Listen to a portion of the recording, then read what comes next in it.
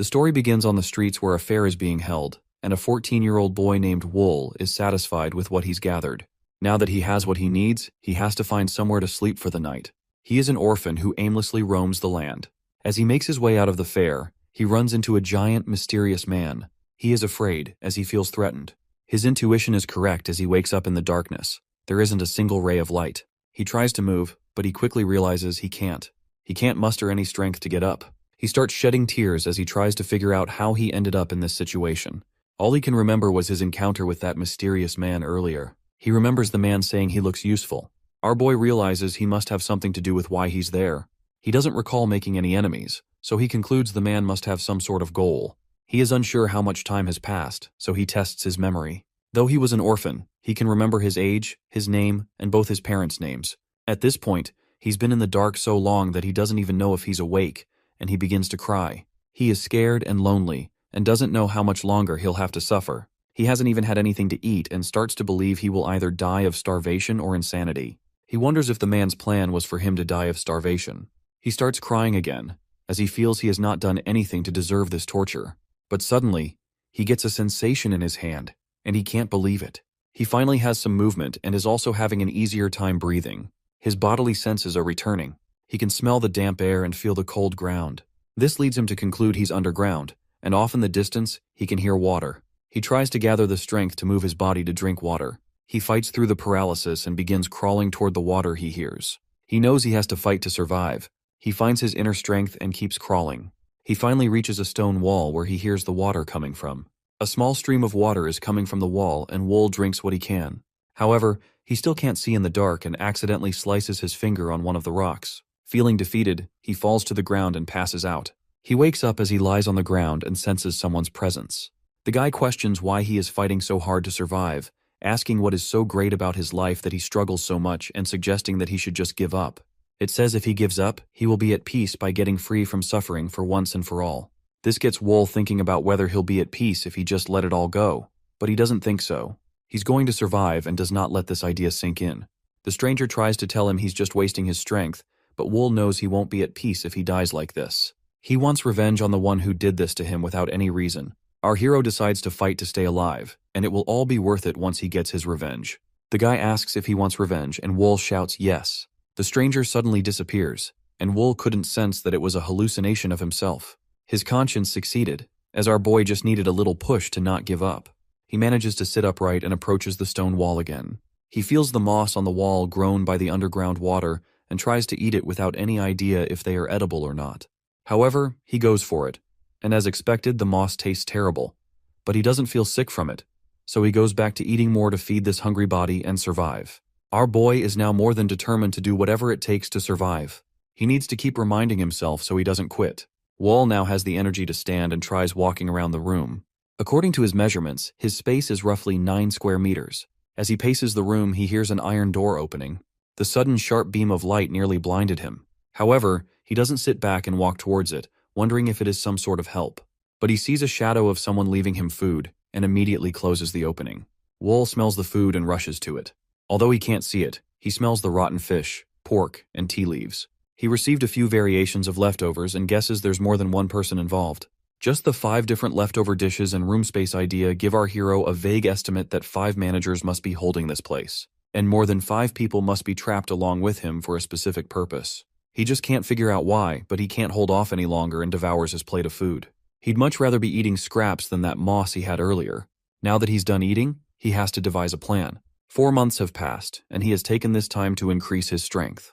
They provide him with food once a day and never say a word. He has yet to see a glimpse of a possible escape. He thinks he will go insane in a situation like this, but his eyes are beginning to adapt to the darkness. He can now see fragments of the pitch-black space around him. Sometimes he wishes he couldn't, as he finds he doesn't live there alone. He notices something from the corner of his eye and assumes it's just more insects, but little did he know it was actually a snake. The snake gets a hold of Wool's arm and begins hissing. The snake bites into his arm without giving our boy a chance to defend himself. Wool shrieks in pain as the venom stings his flesh. His whole body is beginning to feel like it's on fire. The pain is unbearable, but all Wool can do is lie on the ground and suffer the poison running into his blood. Wool's meal arrives, and our boy grabs the bowl as he hopes eating will replenish some of his health. He refuses to let himself die no matter what. Time passes, and Wool is faced with the snake once again.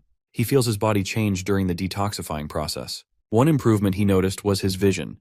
He can now see things in front of him more clearly. Wool sticks his hand toward the hissing snake, believing the snake bite may have made him stronger. He's heard of stories like these before. He hopes to become resistant to the snake's venom and potentially gain a weapon, so he allows the snake to bite him again. He feels like his body is on fire, and this time, his entire arm gets swollen red. The guy wonders if he has done the right thing, but he notices the pain isn't as bad as the first time. He stares into the eyes of the snake as its eyes have degenerated from the darkness. Though its eyes are bright, it's an exceptional hunter that uses its stealth to consume its prey, sometimes even using sound to incapacitate its prey. Though they get a bad reptile, snakes are not greedy. After they finish their meal, they don't make the mistake of chasing their prey away by intimidating them. The snake slithers away, leaving him with a new attribute of poison resistance. Suddenly, the ground begins to shake, and Wool can't believe what's happening. He observes that the door has opened. He rushes to the door and sees more rooms down the hall, which are quite far away, so he has never heard a sound from them. He peeks into one of the rooms and gets a big whiff of rotting flesh. He analyzes the body and assumes the person is around his age. He also wonders if it's the same for the other rooms. He makes his way down the hall and faces the door again. The handles and bolts were removed, but he can open the doors. On the other side of the door, he sees a boy and a girl who seem estranged. Without saying a word, he walks past them and searches through the additional rooms. He sees more corpses, and the girl finally asks who Wool is. She asks him where he came from, as she can't see who Wool is in the dark. Our boy introduces himself and says he is trapped in the adjacent sector. He asks for their names. She says her name is Yoel, and the boy's name is Song. Wool doesn't need to know more and demands they follow him. He says there are probably more places like this, and a few meters down, he runs into another door. They decide to follow him, and another group of people is on the other side of that door. They are all shocked to see each other, but Wool notices fewer people starve to death in this sector. The people in this sector opted to take their own lives instead. He also noticed there were more bowls of food here than where he was. Wool tries to think of why they would be discriminating between the sectors. Yo calls for Wool's attention and says this group was trapped around the same time as them. They continue walking and reach another area underground with a door. Wool opens the door, and they are blinded by the light. They think they're about to go outside at first, but then they realize they're being blinded by a torch. Once their eyes adjust, they cannot believe what they see. It looks like an underground village. They walk through the structures and see no one inside. Wool concludes it must have been made in a hurry because the structures are flimsy. As he tries to figure out the purpose of this village, one of the girls from the new group calls for him. Her name is Lee Min. She says she'll be in his care from now on. Min gets closer to Wool and asks if his eyes are always like that. This village has no mirrors, so Wool is not sure what she's talking about. She tells him his pupils are red, and he figures they must be from the snake bite. Min wants to know what Wool is thinking about, but he won't share any information. This doesn't stop her from talking, and she tells Wool he's different from the others. Wool asks how, and the girl replies that all of them are confused, and that he is the only one who is thinking. Yo interrupts and asks what they're doing. Min says they're just talking, and Yo says the others have decided to group up. Yo asks if Wool is going to stick with them, but Wool isn't sure he wants to group up with anyone just yet.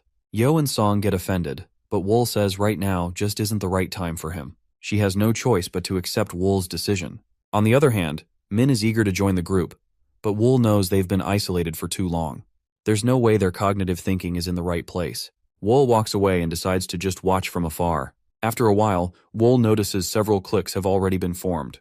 There's a group with Yo and Song as leading members, Kang leading a group, another guy Jung also forming a group, and Yongsun leading another. Then there's Wool, a kid who doesn't belong in any group. The other groups are talking and they're wary of Wool. They believe he might have killed everyone else in his sector, and that's why he doesn't want to join a group. Wool doesn't mind those guys and walks towards one of the walls. He thinks that this underground lair couldn't have been built that long ago.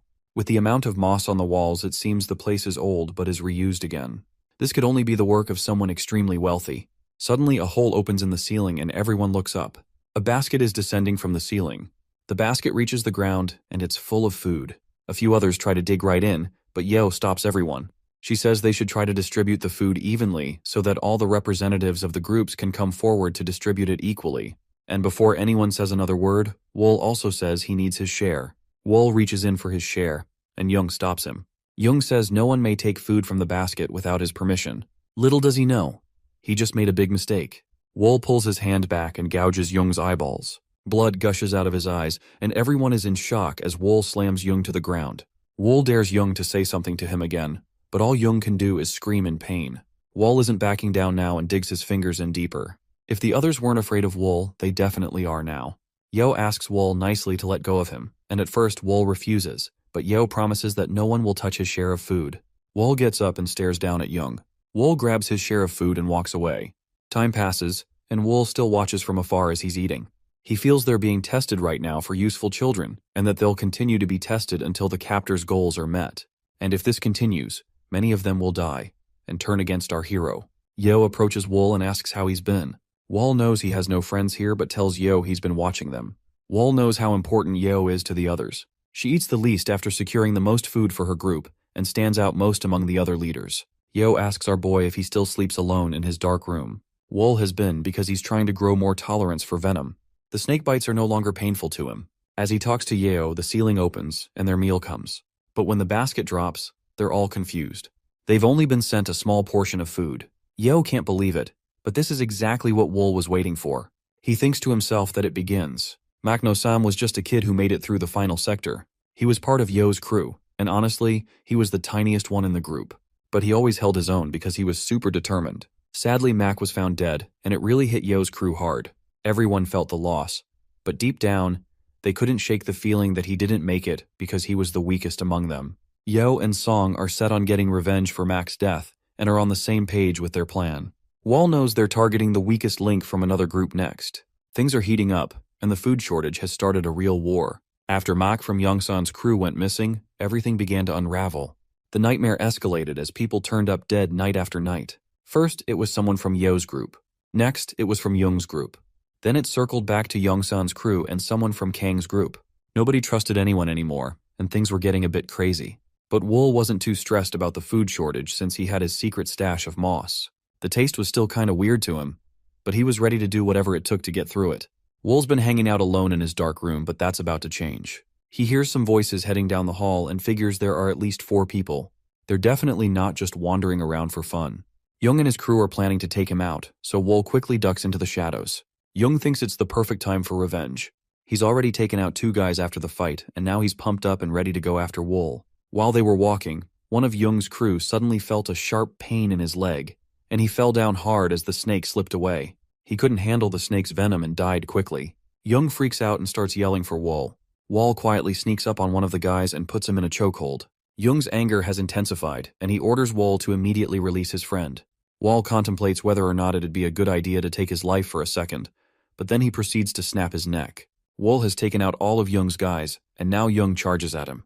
But every time he tries to hit, he misses and ends up losing sight of Wool. Wool sneaks up behind him and says he won't be taking just one eye this time. Jung scampers a little bit but asks Wool to wait. He tries to negotiate with Wool and offers to join forces. The whole situation throws Wool off, but Jung thinks Wool won't last long without him. Jung can tell Wool isn't into his offer and quickly flips the script by saying he'll be his minion. Wool steps closer, insisting there's no way he can trust him. Jung tries to defend himself one last time, but Wool isn't having it. He squats down and lands a massive uppercut on Jung, then goes on to put him in a chokehold until he passes out. Wool mutters to himself that he took Jung's life because he still thinks he's too weak. After Wool's run-in with Jung, the group kind of fell apart. Everyone else realized it was Wool who took them out all on his own. The other leaders were curious about just how strong this guy really was. One thing was clear. They definitely did not want to cross him. He was a smart and pretty ruthless dude. San couldn't help but think that Wool had a knack for putting the fear of God into his enemies. San is still chatting with his group about how bad things have gotten. There is no solution for food distribution. People are killing each other just to survive. Now everyone is a murderer. They know Wool has taken out Jung, so nobody dares to mess with him anymore. San looks at his crew and tells them to back off from Wool. When someone has nothing to lose, they're the scariest of all. His crew gets where he's coming from. Then, another member of the group comes running in and spills that 2 kids from Yo's crew got kicked out and are holding a potato. He says they gotta hurry before those kids munch on it. San can't believe they're about to go all out for a potato, but he tells everyone to prepare. So, San and the crew head over to the Red House and spot the 2 with their potatoes. The group is itching to make a move because they're clearly ready to do whatever it takes for that potato. San tells them to go for it. The 2 see the group charging at them and try to make a run for it, but something feels a little off to San.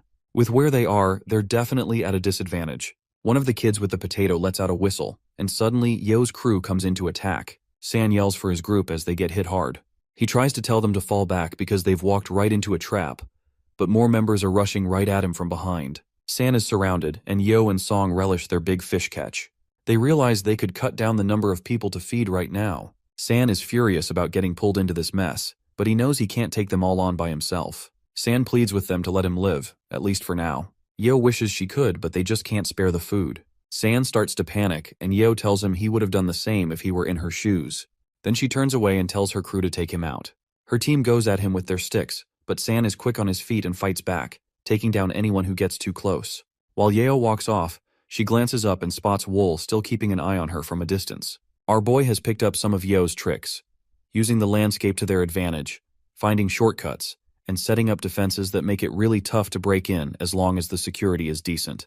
Our hero is thinking about whether the kidnappers have turned this spot into a copy of the original place they took the kids from. It seems likely they're trying to get the kids used to this new environment, while they're caught up in a life-or-death struggle. Wool thinks they might end up using these in a place like this one day, and if there's a big house like this, it probably belongs to a powerful family or some big-time person. The consequences will be massive if they attack this place recklessly. Wool concludes that's why they're using them. They are tools they can throw away after using them once. They were thrown into hell, and their nature has been demolished. They are being raised to be assassins. After wiping out San and his group, Yeo's crew is pumped, celebrating like crazy. They're glad to be on her side, and even Yeo's joining in, feeling on top of the world. She's sure no one's gonna mess with them now. Min's really shaken up by everything.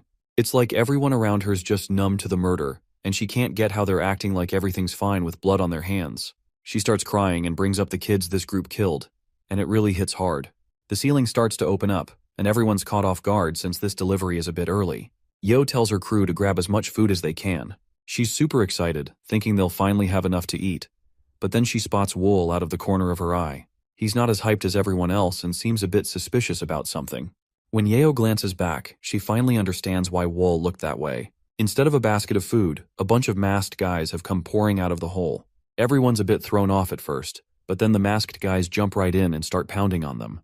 While everyone gets beat up, Wool lies down and tries to hide. He thought it would happen sooner, but he couldn't wrap his head around why they were being so aggressive towards him for no reason, which just made those wild kids even angrier. Despite that, our guy decides to keep quiet and not stir the pot because he doesn't want to attract any unwanted attention. Wall then spots 3 guys in nice clothes standing in front of him. He feels these are the real bosses calling the shots for the masked guys. The real ones stop the beating with just a wave of their hands, and the main guy introduces himself as the First Sword. He tells the kids that their lives are basically in his hands now, and there's no escape from it. One of Yo's members tries to protest and instantly gets beheaded. All the kids are shocked to see blood splashes before their eyes. First, Sword warns that if anyone speaks up without his okay, they're going to face some serious trouble. Wool realizes that things are about to get different. Later, the real ones are hanging out in secret in the village. They're talking about curse poison. When you toss a bunch of poisonous creatures into one jar, they'll fight it out until only one is left. The last one standing has the strongest poison. These real ones are trying to figure out which kid in the group has the most powerful poison.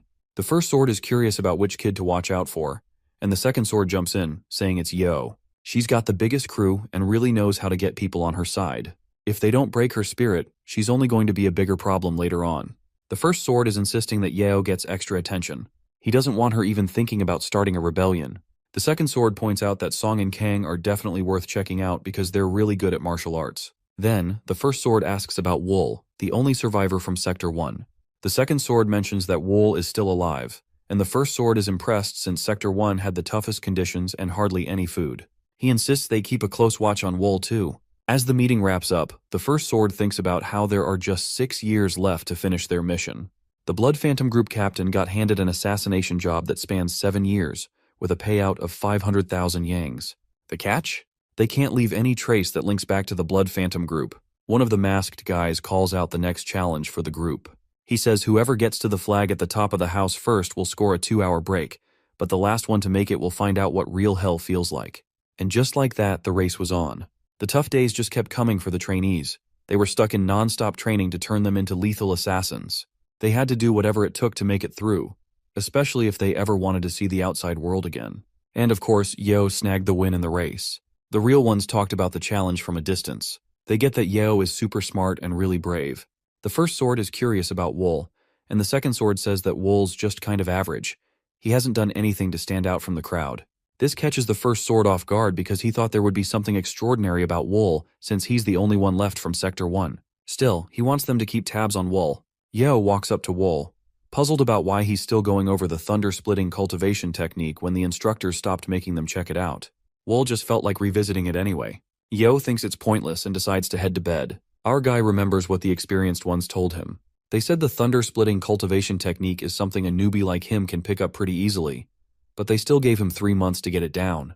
Once he gets the hang of the first step, his body will basically be reborn and able to sense chi and build up internal energy. Wool thinks that the others and the instructors just aren't getting the whole idea behind the technique. Since you can't really separate thunder physically, it seems like it might be about how fast you can think. He thinks that if he learns the technique with this perspective, he might actually get something new out of it. But he knows he shouldn't show off how much he's picked up. He can't afford to come across as either too amazing or completely clueless. Everything was going smoothly until Wool suddenly dodged a knife aimed at his throat, thrown by a guy named So Gyok-san. Wool can't believe another trainee would actually try to take him out. He asks San why he's doing this, and San just shrugs it off, saying he wants some real fight experience instead of all this fake stuff. Wool is thinking about taking up the challenge because the instructors really don't seem to care much, even after training them with swords. So he pulls out his blade, and San charges at him, saying he better do something quick or he'll be done in no time. But San doesn't realize that our hero has really leveled up his fighting skills and easily dodges San's attacks. Wool can't believe how they're using blades and how much effort San is putting into this fight. But our guy has trained hard and knows how to handle all the blades. Out of nowhere, Sans jumps in and tries to stab our guy, but he easily pushes him aside. The mad trainer goes all out, throwing a bunch of fast attacks from every direction, but nothing works as he can't even nick our hero. Sans grits his teeth because his opponent is a seriously tough fighter too. He refuses to back down and tells Wool to join in the fight, and honestly, Wool is fed up too. Wool starts fighting back, and the instructor looks impressed. But San wants to see Wool really give it his all, so now Wool has no choice. He drops his knife and delivers a solid kick right to San's chest. While these two are having it out, the first sword is chatting about how much the group has leveled up with the second sword. The second sword thinks they'll only need 5 years instead of 7. Still, the first sword is bummed that his partner is underestimating their target. This target is the guy with the most talent in all of Sichuan. The first sword wants their trainees pushed even harder. Otherwise, they won't be able to stand against their main opponent, who will even annihilate them if they make a mistake. This is the very reason they are using these kids who had nothing to do with their assassination target. The first sword suggests pushing these kids into inquiring about deadly assassination techniques, even if most of them die while training. Wool's totally dominating his opponent in the fight. He snaps the guy's arm, and the kid just collapses in tears. Everyone's on edge, waiting to see what Wool will do next, but he just stands there and doesn't move. One of the masked guys walks up to Wool and asks if he was the one who did it. Wool says yeah, and suddenly, there's a sword at his neck. He didn't even see the sword come out and was totally blown away by how fast the guy moved.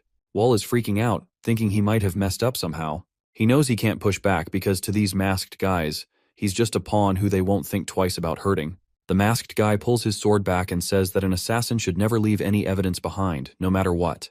Breaking an arm like that just gives away who you are. He wants Wool to remember that for next time. Wool sighs a sigh of relief as the masked man walks off. 6 years later, one of the masked guys is strolling through the village, trying to find the trainees who are supposed to hide from him. He spots one and tells him that he'd be a goner if this were the real deal.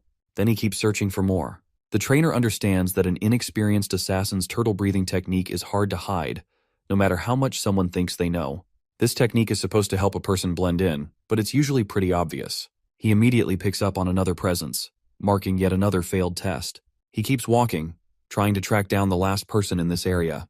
The masked guy looks around but can't spot anyone. He starts thinking that someone might have messed up and claimed an extra person was in this test.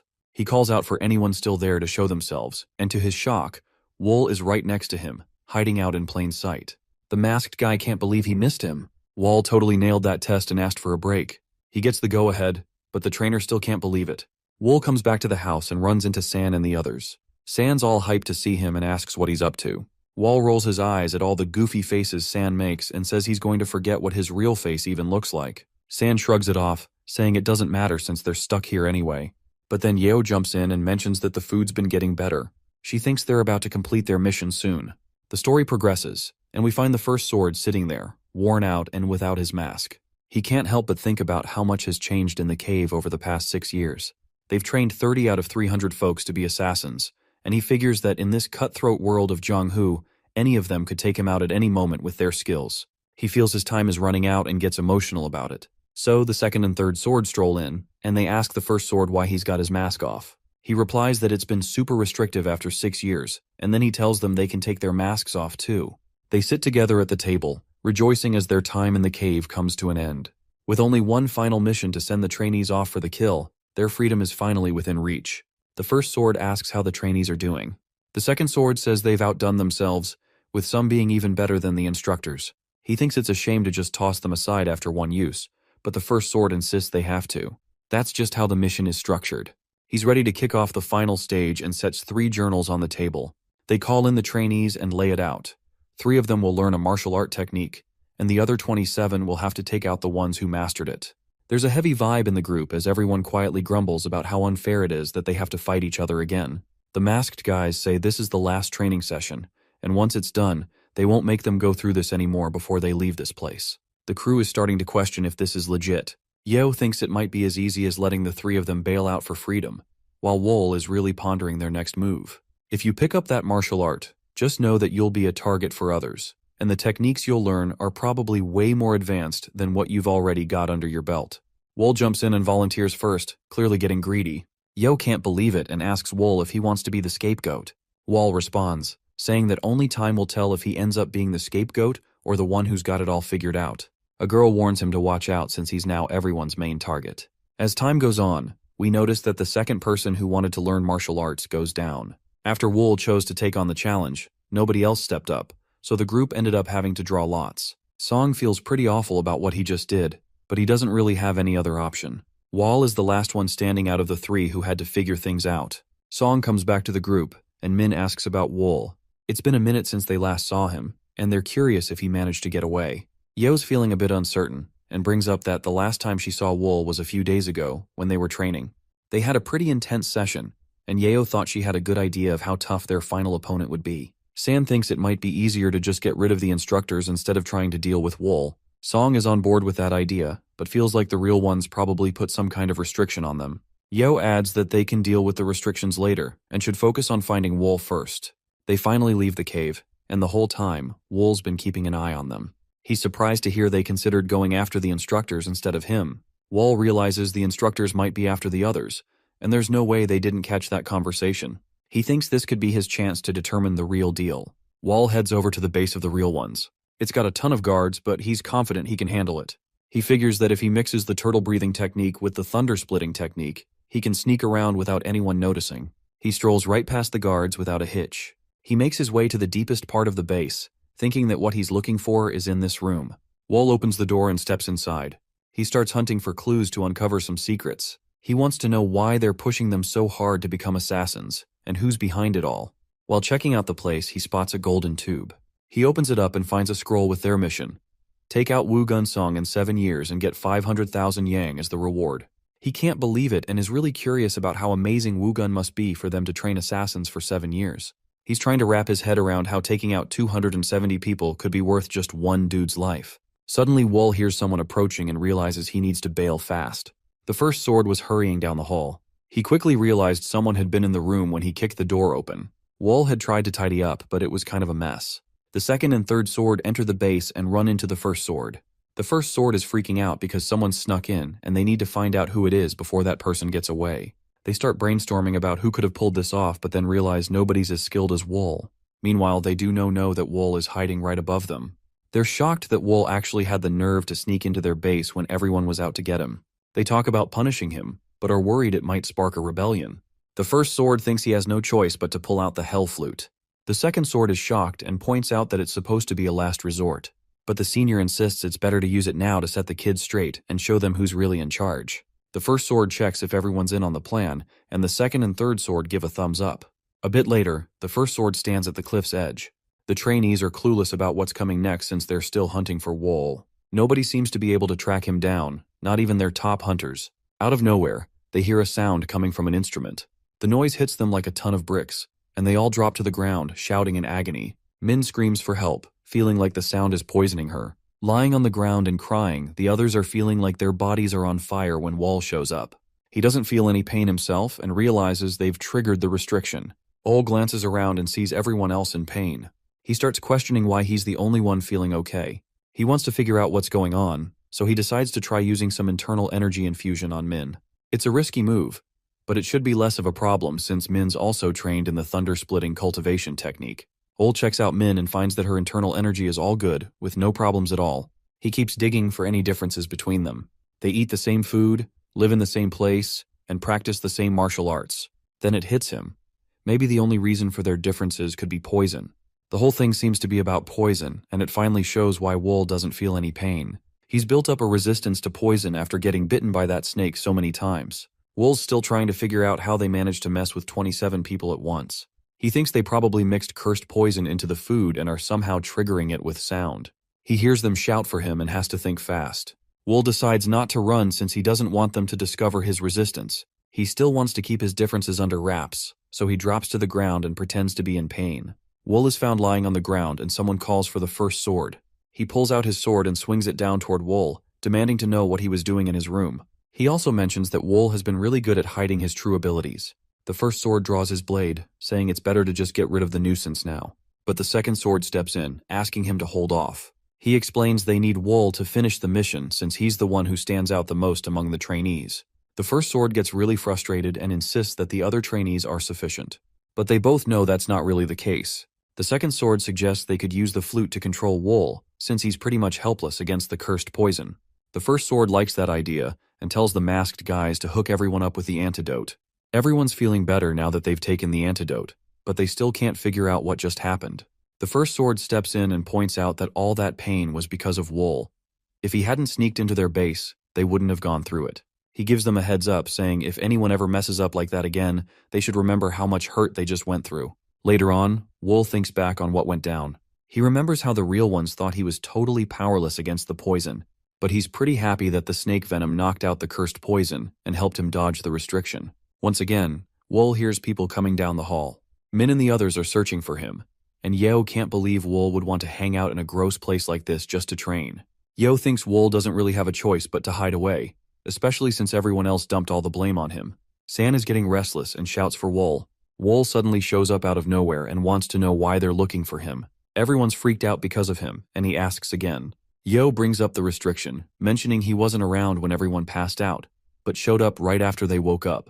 She figures that the restriction barely affected him at all. When Min thinks back to the times she was hurting, she realizes that she got through it because someone shared their inner strength with her. She can't help but wonder if that someone was Wol. Wol finally comes clean and admits he does know. He tells them he's fully aware of the kind of limits they set on him. Yeo is pushing for answers, but Wol is reluctant, wondering why he should bother helping and what's in it for him, and gets really mad and says this isn't how you treat your buddies. Wol jokes that real comrades wouldn't attack each other with so much hate. San gets where Wol is coming from and promises to see him as a buddy and friend, no matter what. Everyone can tell he's not fully convincing, and Wol says he has to do more to earn San's trust. He compliments Wol on his cool silk mask work and says having someone like him around would be great. He invites Wol to join the floral performance troupe if they ever get their freedom and offers to help out. Yeo mentions that if Wol pitches in, she'll consider him a friend and promises her group won't treat him badly. Feeling a bit left out, Min chimes in that she would never turn her back on Wol. Feeling fed up with all the lies, Wol blurted out that the restriction is actually cursed poison. When they asked him to explain, he said they had all been poisoned by a type of nasty organism that usually just hangs out in their bodies. The problem is it kicks into gear when it hears the sound of the hell flute, releasing the poison that spreads through their blood and starts messing with their organs. Yeo asks how Wol can handle the poison. Wol explains that he's usually pretty resistant to it, so it doesn't hit him as hard. He mentions that he's shared all the info they need, and they should be able to figure out how to get rid of the cursed poison by themselves. Wol isn't keen on spilling the whole truth since that could complicate things a lot. Yeo appreciates the info and tells him he can reach out if he ever needs help. Wol mentions he might take her up on that offer someday, and they both head off in different directions. Min stops Wol and tells him her actual name is Lee Seolman. Wol's a bit confused about why he should even care, but she just wants him to keep it in mind. The first sword tells everyone they're finally leaving the cave today. The trainees are pumped but still kinda skeptical about it. He calls out to Yeo, making her the one in charge of leading everyone out. She gets what she needs to do, and then a basket lowers down from the ceiling. As the true masters head out, they can't help but think about how many of their trainees will make it. They trained them really well, but now they're up against a martial artist who's super talented, the best in the Jianghu. The first sword feels a sense of relief, knowing his job is finally done and he can kick back and retire. The real ones finally made it out, and the trainees were super excited because this was the day they'd been waiting for forever. Yo steps up and starts putting together their escape plan. Wall is relieved but can't shake the feeling that it all seems too good to be true. Yo walks up to Wool and asks if he's all set for their mission. Wall replies that he is and brings up the cursed poison. Yo mentions they were detoxed because Min knew a lot about that stuff. Most of the others have finally headed out, so Yo says it's their turn to leave now. The basket drops one last time, and they climb on. As it rises, Wool looks down at the place he spent the last 7 years. It was so deep underground it might as well have been hell. As they near the exit, Wool considers ripping off his arm sleeve. They need to shield their eyes since they haven't seen sunlight in forever. The others catch on and do the same. The light gets brighter as the basket goes up, but they finally make it out. As they were trying to take a look outside, a guy walked up to the basket and said proudly that they must have cooked up some good ones. Wool's eyes were still adjusting, and the guy mentioned that the person who ordered them would be happy with their assassins. Although he couldn't see him, Wool thought the guy's voice sounded totally emotionless. Wall feels this guy is high up in the ranks just by the way he speaks. He figures he's probably the captain of the Blood Phantom group. It turns out he's right because this is Ju Young, the captain. Ju Yuang tells everyone to get ready to head over to Clear Wind Manor.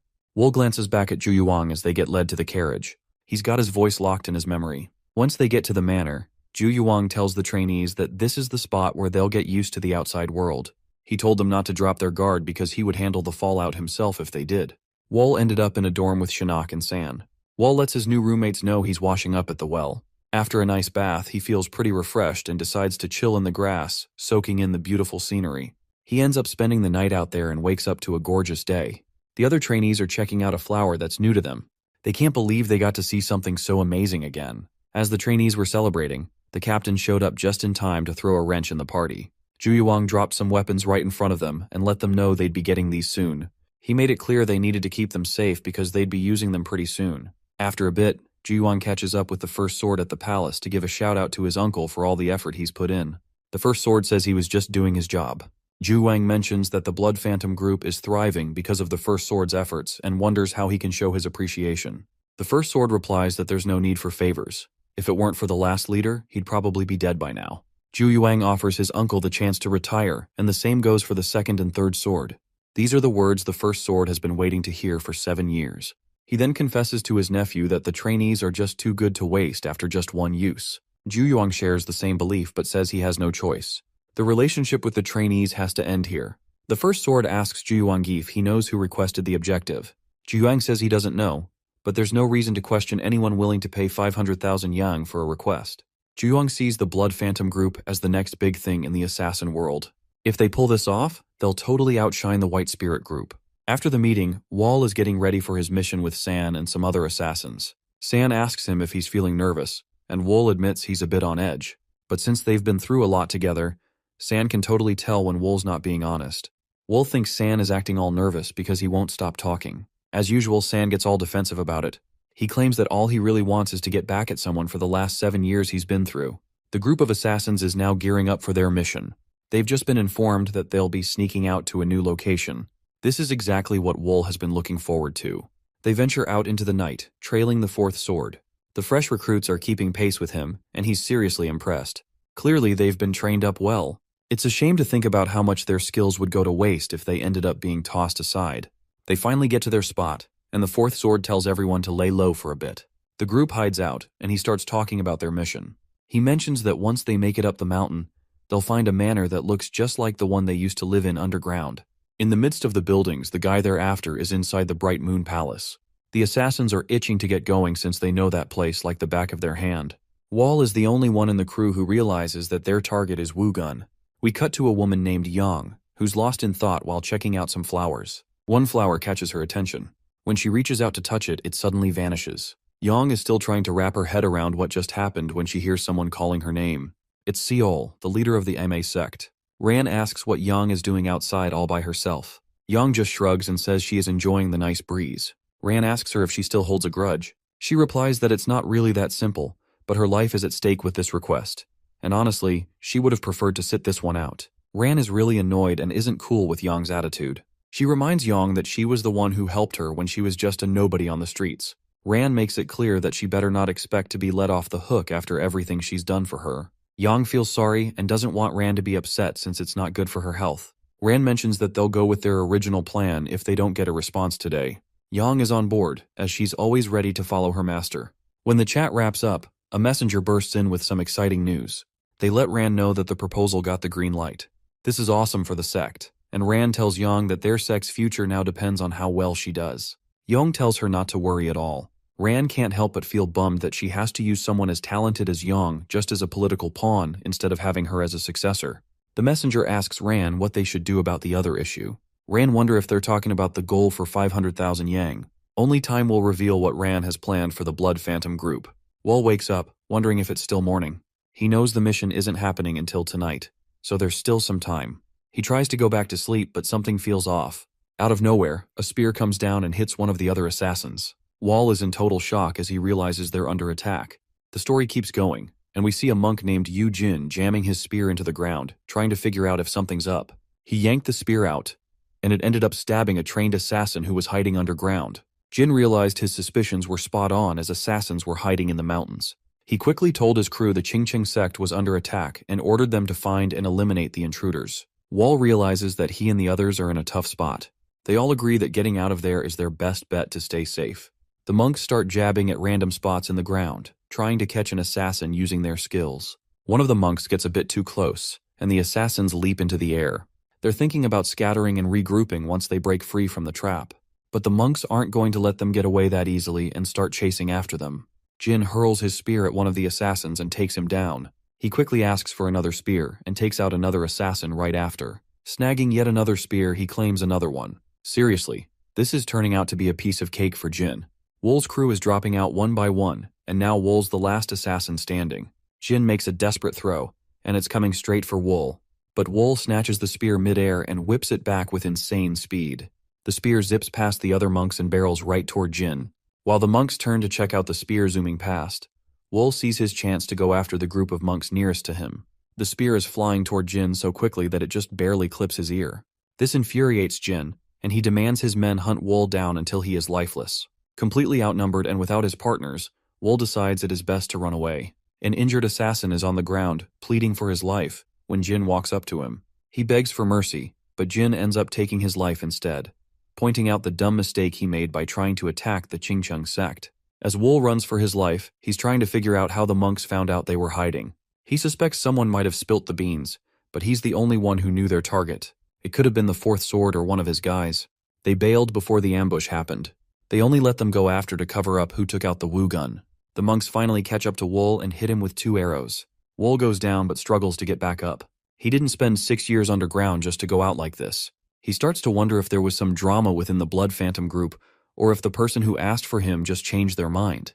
The only thing Wool knows for sure right now is that the Blood Phantom group has ditched him. He reaches the end of the path and needs to hide, but he's leaving a bloody trail behind.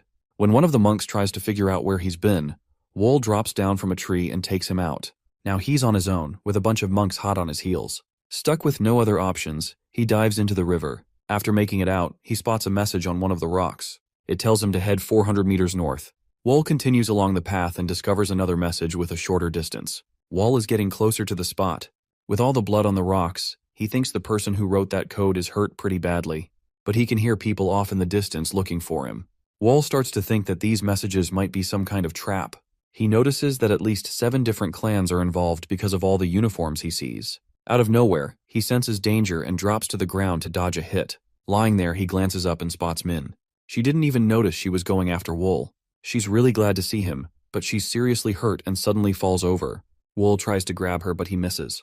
With all the blood she's losing, he's starting to think she might not pull through. He asks where everyone else is, and she replies that most of them are gone. Wool wants to know about Yo and Song, but Min says she has no idea what happened to them since they all went their separate ways. She remembers how they stepped up and told everyone to run while they held their ground. They were true leaders right until the end. Wool gets really emotional as he watches his friends lose their lives. He lays Min down and tells her she doesn't have much time left. He asks if she's scared to die and if she wants to live.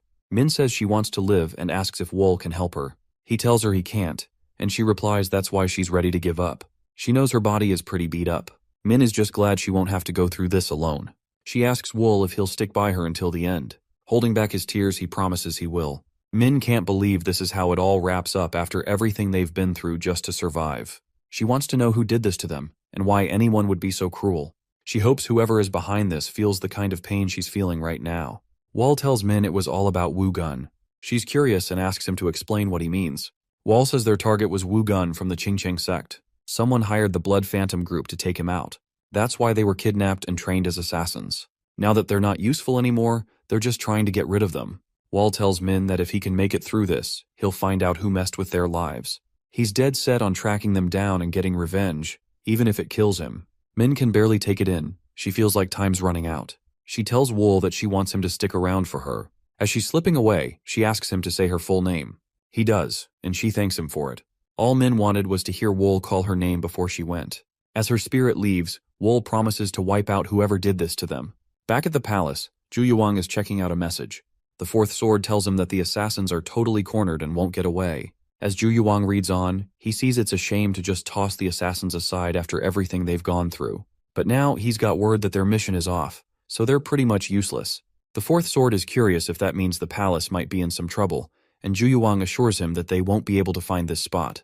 He thinks it's better to just chill here until the storm passes. Then, the fourth sword asks if Zhu Yuang really has no idea who the requester is. Zhu Yuang responds that he can figure it out, but he has to respect some boundaries. Zhu Yuang isn't worried about it since they shot over a message, which was cool. But then the fourth sword looks at the message and completely freaks out. Turns out there was some tracking incense mixed in, and just like that, one of the real ones goes down. The palace is under siege. The first sword steps up, warning the attackers to fall back, saying they're outmatched. But they refuse to back down. One of them shouts to take down all the assassins and break the commandment. The fourth sword tells Zhu Yuang they need to retreat, but Zhu Yuang refuses, saying he can't leave because they're here for him, and there's no way they'll let him escape. Fueled by anger, Zhu Yuang says they've crossed the line and gets ready to fight. He charges at them, cutting through like they're nothing. He warns them that if they bite, they'll get devoured. Zhu Yuang tells everyone to hang in there a little longer, but then he hears someone in the distance say he's not getting that chance. Out of nowhere, the guy drops a ridiculously strong attack. The opponent tries to block it with a heavy sword strike, but it's way too much. He ends up coughing up blood and stumbling back, completely shaken. He can feel the power and asks who the hell this guy is. The woman scoffs, offended that a lowly assassin would dare ask her name. As she steps closer, Zhu Yuang suddenly realizes who she is, Zhonghua, the life-ending toxic heart. Just as Zhu Yuang is about to ask if she's the one who put out the request, she cuts him off, warning him to keep his mouth shut unless he wants her to rip out his tongue. She gets ready to make her next move. Zhu Yuang finally pieces it all together and realizes that the person asking for help was from the Ime sect. Now he's kicking himself for not digging deeper into who it was. This mistake has led to a big mess, but he's not about to go down alone.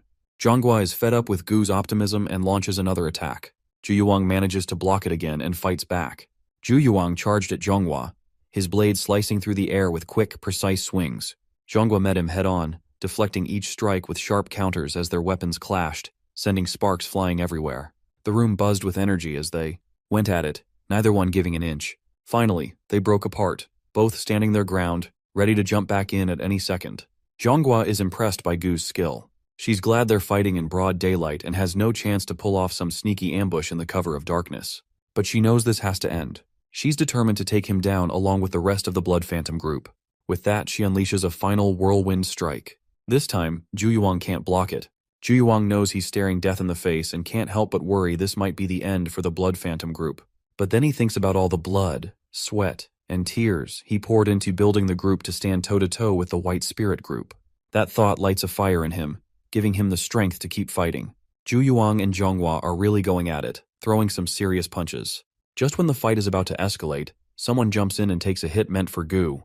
The whole vibe shifts, in an instant, and everyone just freezes, not really knowing what to make of it. Zhu Yuang yells out for Elderly Master, totally lost about why she'd do this to him after asking for his group. She's in tears, accusing Elderly Master of betraying her, but Elderly Master is over it and cuts Zhu Yuang off. Acting all confused, like she didn't have a clue what Zhu Yuang was rambling about, she tells her group to wrap things up. The first sword takes a brutal stab from behind and goes crashing to the ground, shouting at the Ime sect. He realizes that ever since the Elderly Master became their leader, they've been building up their forces way too fast. He demands to know the name of the woman who just took him out. She tells him she's called Yang. He mentions that he heard one of Rand's disciples had amazing beauty and talent, so it must be her. Yong responds that those are just exaggerated rumors. The first sword takes his last breath and finds it pretty ironic that after being an assassin for years, he couldn't handle a disciple from the Ime sect. Meanwhile, Yong heads off to tell her sister that the first sword has been taken out. We then shift to the fourth sword being brought in front of Ran. The captives claim that he's the one who led the newly recruited assassins to the nearby Qingcheng mountain area. The elderly master asks him how many assassins he brought up the mountain. He replies with a question, asking why she wants to know. She presses him for an answer, but he insists he doesn't know.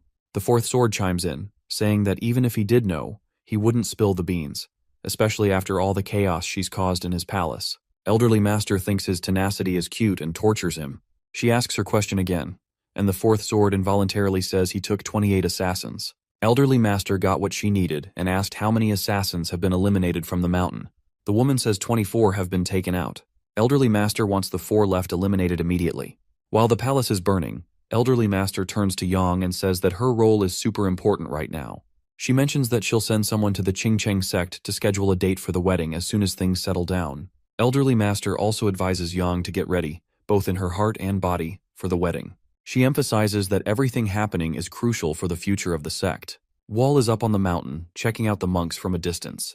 Their security's pretty on point at the entrance, so he's thinking about sneaking in from the inside. He figures they're eager to go down as natural enemies of the Zhonghu, so he might as well fit right in with that plan. In their base, a monk is gearing up to head out and collect some herbs. His friends warn him to be careful since things have been a bit wild lately. But the monk feels pretty confident that no one would mess with the Qingcheng sect.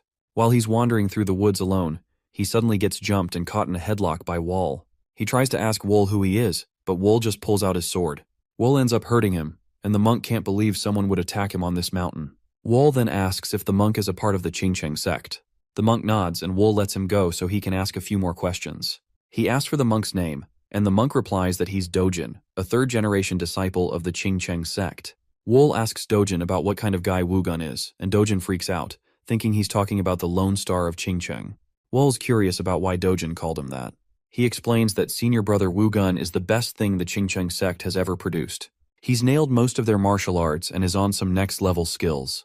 Dojin even heard that past masters from the Qingcheng sect are interested in him and are sharing their teachings with him. Wool is having a moment, thinking about how the Qingcheng sect is shaping up, and finally gets why they put so much effort into training for this crazy tough opponent. Dojin begs Wool to let him live since he's spilled all the info he has. But when he turns to face Wool, he freaks out. Wool is changing, and Dojin is suddenly really worried. He has no clue what Wool is up to, and when he looks back at him, he sees his own face staring back. Dojin starts to panic as he tries to figure out what Wool is planning. But when he locks eyes with Wool's dark gaze, it clicks, and Wool's about to impersonate him, and he totally messes up by trusting an assassin.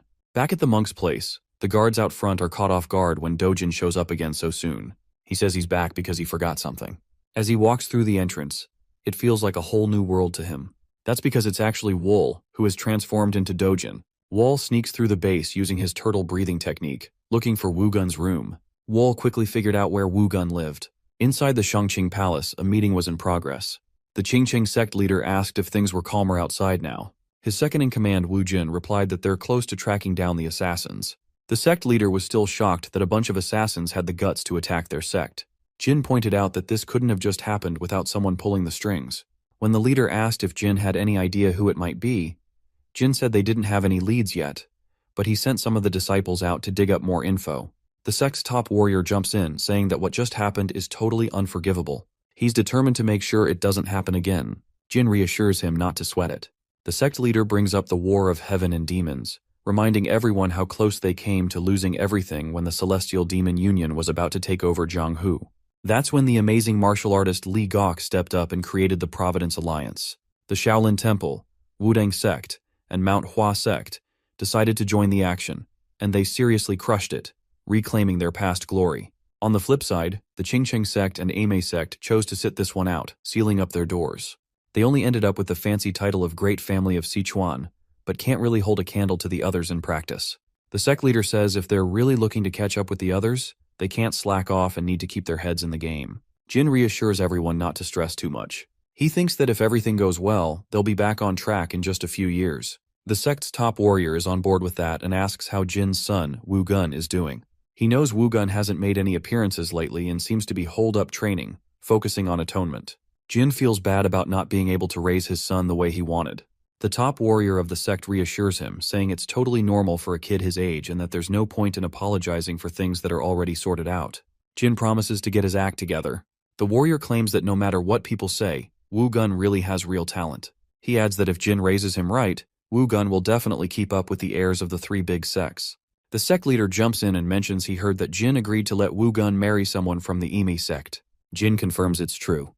The sect leader thinks marrying into the Ime sect isn't a bad idea and asks if the bride is Ran's disciple. Jin replies that she's actually his youngest disciple. He also mentions that there are rumors she's both pretty and smart, which could make her a good match for Wu Gun.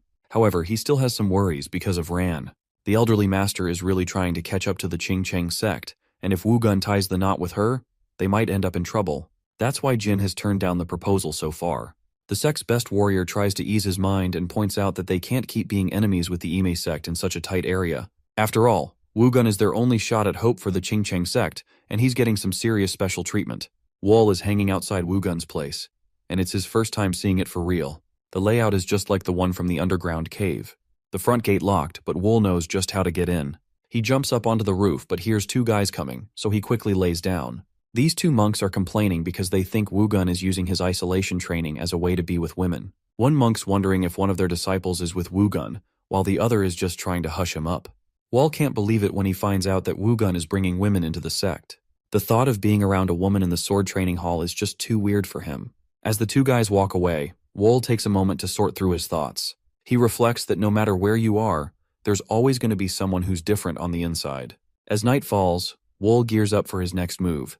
He dashes along the building and sneaks inside, but he can't seem to find Wu Gun anywhere. So, Wall figures he'll crawl through the vents, hoping to track him down. In another room, swords are just scattered everywhere, and beneath the vent, a guy is laying with a girl. Wall peeks through the vent and recognizes the guy as it's Wu Gun. He can tell just by looking that Wu Gun is on a whole different level compared to the Blood Shadow group captain. But he's still just a guy. So Wall thinks if he hits him on the death pressure point, he could take him out. Wall starts lowering a rope from the vent, trying to carefully wrap it around Wu. Just as he gets the rope in place, Wu suddenly wakes up. Realizing he has to act fast, Wall yanks the rope. As Wu gets pulled up and is in danger of being choked, he quickly uses his hand to slice through the rope. Wu finally breaks free from the rope and stands right in front of Wall. He asks him who he is, and Wall responds by pulling out his blades. He charges at Wu, but Wu doesn't look worried at all. He raises two fingers and easily blocks Wall's attack, catching him off guard with his strength. Now it's Wu's turn to fight back.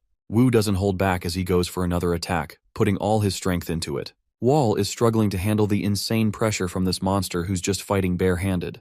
It feels like he might black out from all the energy he's trying to block. He can't wrap his head around how someone can do all this without any weapons. He knows he's running out of time to escape this situation, and it's only going to get worse. He tries another slice with his blade, but once again, Wu just stops it with two fingers. Wu takes a moment to give a shout out to Wall's skills. He asks our boy who sent him, but Wall can't catch his breath and doesn't answer. Wu chuckles and wonders if that girl's dad is the one who sent him. Wall just looks confused. The story takes a look at Wu Gun's life. He has got martial arts down as it just comes naturally to him, but honestly, he is not really into it.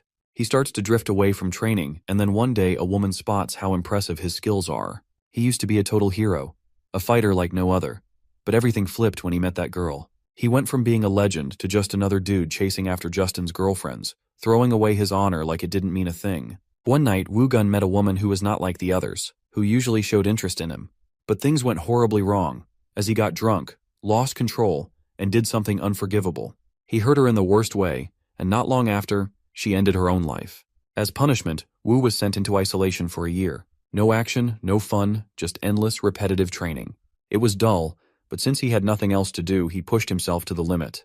By the time that year was over, his skills were on a whole new level. Wu is now staring down our guy, who spent pretty much his whole life training to take him out.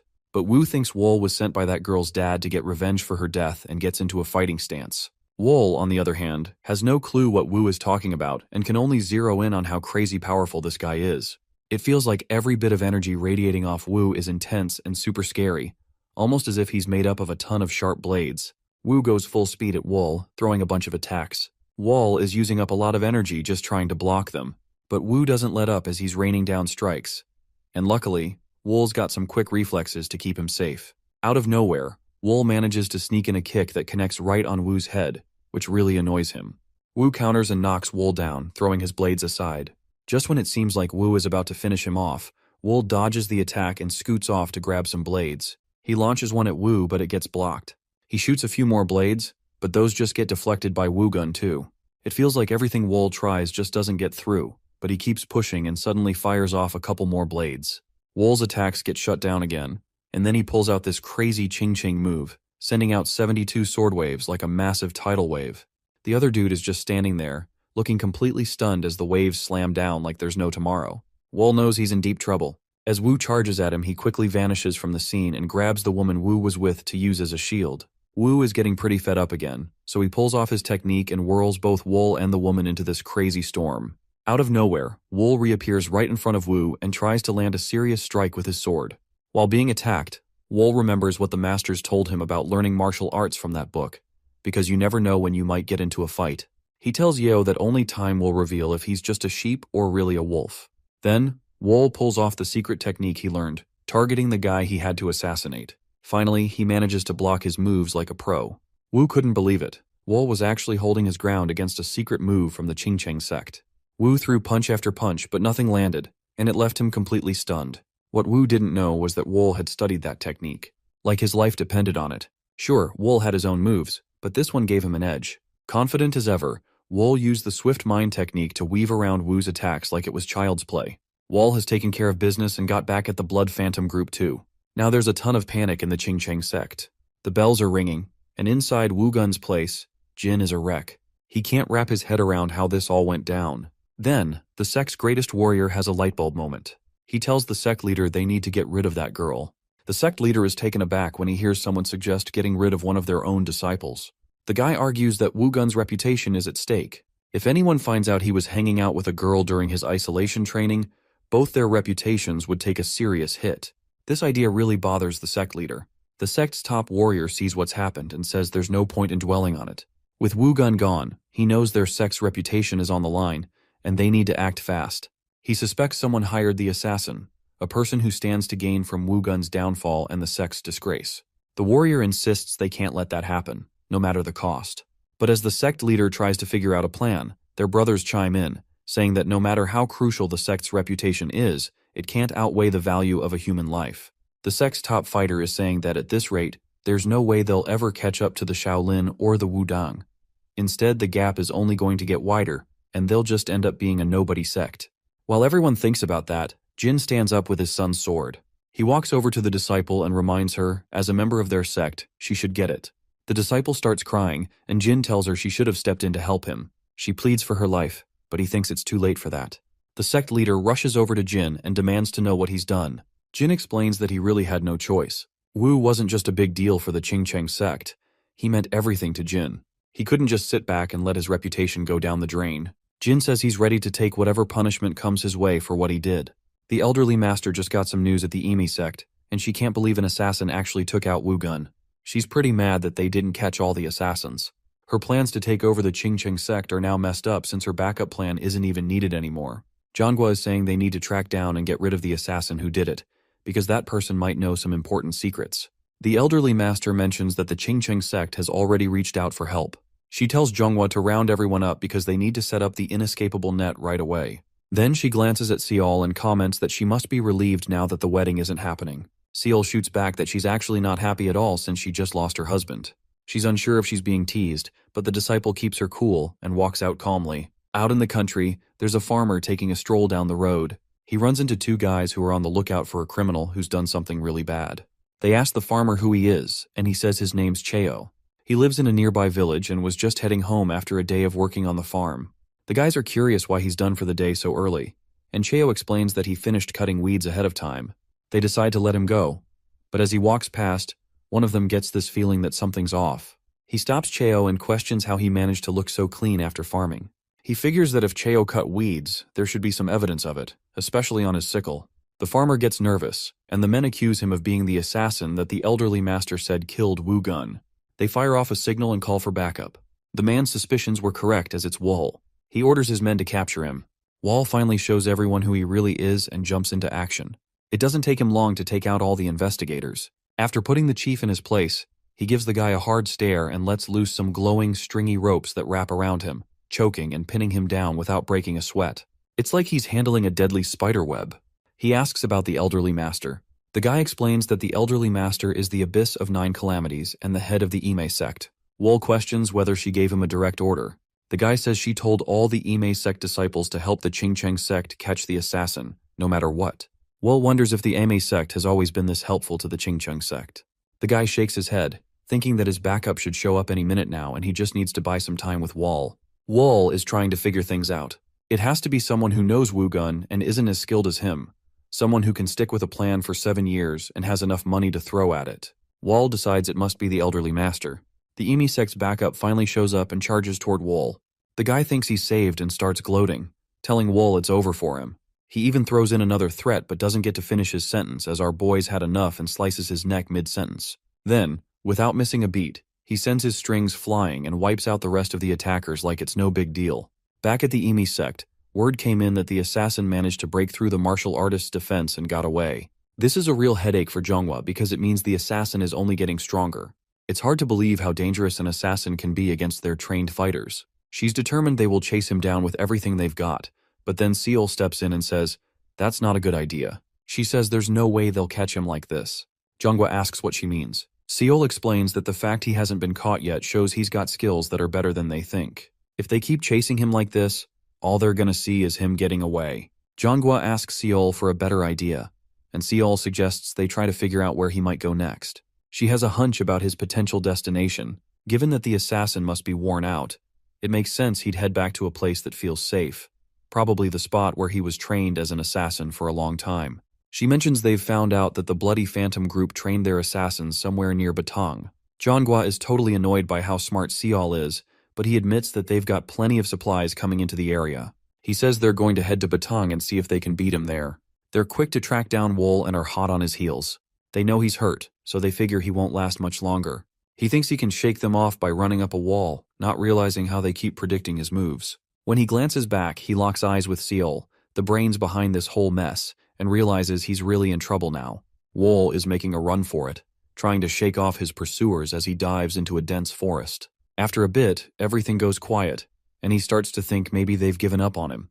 But when he glances back, he sees a huge blast coming straight at him, followed by a massive explosion. As the dust settles, the Qingcheng warrior steps forward. He knows his attack was reckless and brutal, but his rage drowns out any second thoughts. Still, he needs to capture Wool alive, and figuring out who ordered the hit is the real priority. He tells his crew to check if Wool is still alive, and up above, Zhonghua spots him and rushes in to attack. This lady's got some serious strength as she throws a lightning blade at our guy, causing another explosion. Everyone is on edge, waiting to see what happens next. The Qingcheng warrior notices that Zhonghua is not holding back and is aiming to take him out. She gives the order to find the assassin, making sure he has nowhere to escape. While searching, they find an entrance leading underground and assume that's where Wool went. The Qingcheng warrior orders his disciples to climb down the rope, reminding them the assassin must be captured alive. Watching from the shadows, Zhonghua tells her disciples to follow suit, but her orders are clear: the assassin doesn't leave alive. Both groups head down and are completely taken aback to find out this is where the Bloody Phantom group trained their assassins. Then, the Qingcheng warrior makes a wild discovery when they come across a perfect copy of the Qingcheng sect. Zhonghua spots the building and starts to feel anxious. A Qingcheng sect disciple catches sight of it too, and gets really mad. He tells his master that they can't just ignore this. The warrior realizes this means Wugun's assassination has been in the works for a while, and there's no way they could keep a spot like that hidden without some help. He figures someone must have been protecting them all along. Zhonghua just stands there, totally speechless. The warrior starts laughing like a total maniac, and tells his disciples that catching the assassin is their top priority right now. He makes it clear that they have to nab him alive. The disciples nod, getting what he means, and set off on their mission. Zhonghua steps up and says she'll rally her own group to do the same. The warrior reminds her that she needs to catch him alive too. He adds that she can do whatever she wants with him after that, but he has to be taken in alive. Zhonghua nods, feeling a bit nervous, and agrees to his request. As she walks away, he mentions that if the assassin ends up dead, he's going to be really upset. It seems like someone's been looking down on their sect. He's planning to track them down, even if it means going after one of the 5 great sects. Zhonghua feels a bit uneasy. She can tell he's suspicious of the Ime sect since they're not even looking at each other. She's sweating, anxious to find the assassin before the Qingcheng sect does, because she knows she has to act fast, no matter what. As Seol walks into the cave, she instantly feels a chill of danger. This place belongs to the assassins, and while everyone is itching to catch the guy, she knows both sects are way out of their league here. Meanwhile, the Qingcheng warrior stumbles upon the real one's base. He looks around, impressed by how huge this place is. As he explores the base, he starts to doubt that the assassins built this all by themselves. He can't figure out who might have helped them create something like this. Finally, he makes his way to the last room in the base. The warrior strolls in and starts searching for hints right away. He runs his hand along the wall and feels a hidden pressure plate. That triggers a secret spot on the wall, revealing a golden tube inside. He opens it up and checks out the message inside, which turns out to be a request to take out Wu Gun.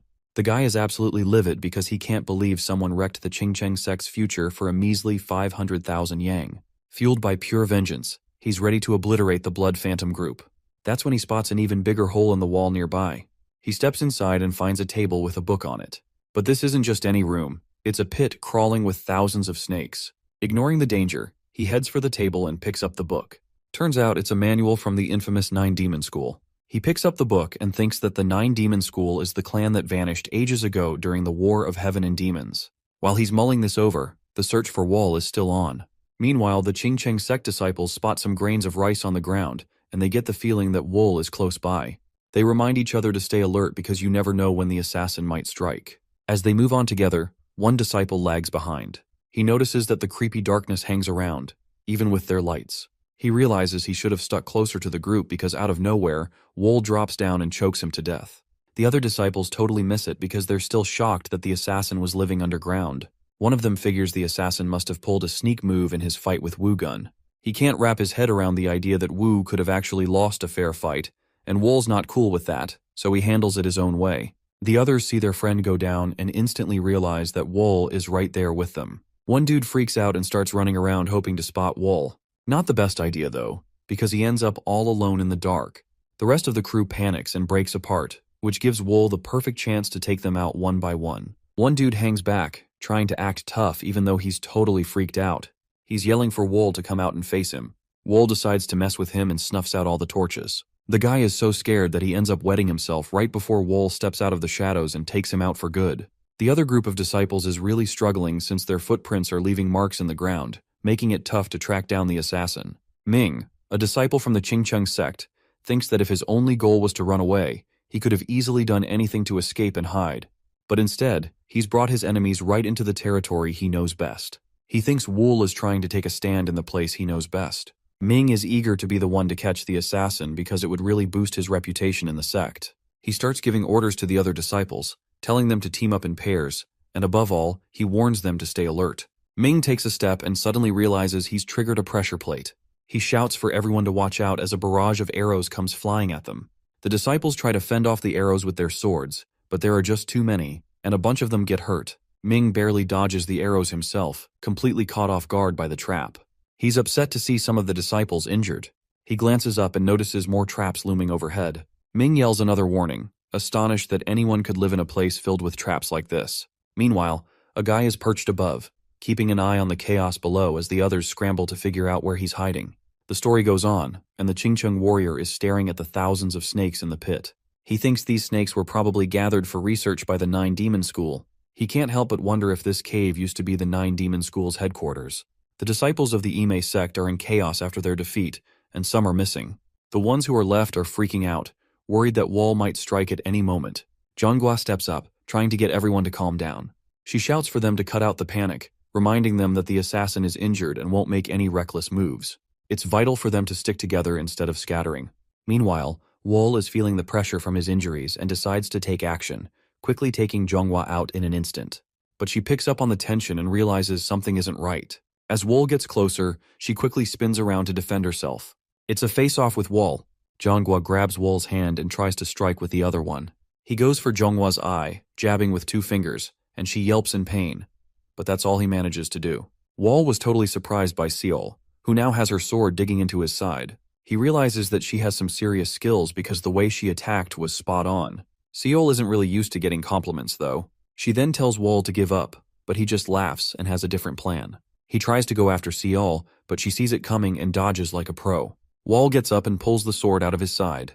He glances back at Seol and asks if she'll let him go if he gives up. Seol pauses for a moment. but Wool knows she won't. He points out that if she were willing to show mercy, she wouldn't have taken out the rest of the Blood Phantom crew. Seol asks Wool how much he knows, and he casually replies that he's aware she, the Abyss of 9 Calamities, is connected to everything. Jeonghwa, not wanting any secrets to get out, immediately tells Seol to kill him. After a moment of hesitation, Seol admits she's not exactly a fan of her master either, but she owes it to her fiancé, Woo Gun, to take revenge. With that, she unleashes a powerful surge of energy at Wool.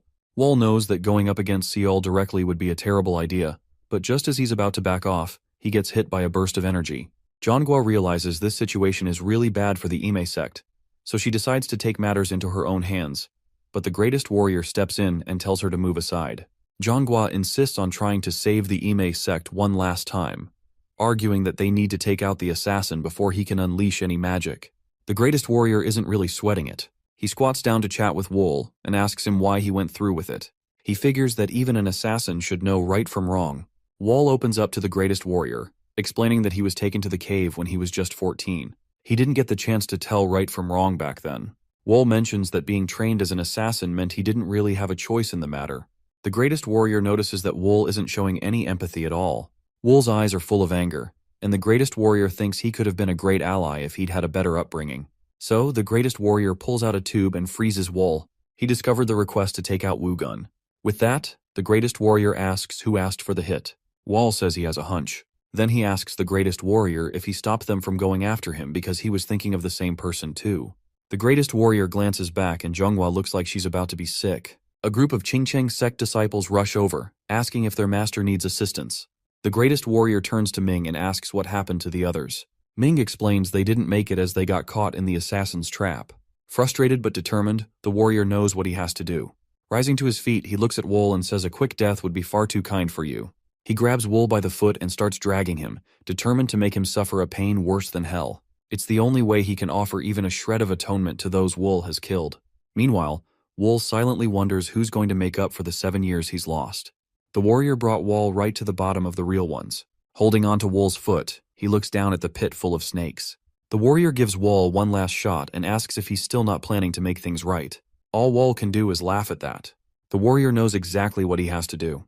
He looks at Wool and tells him he has no place in this world.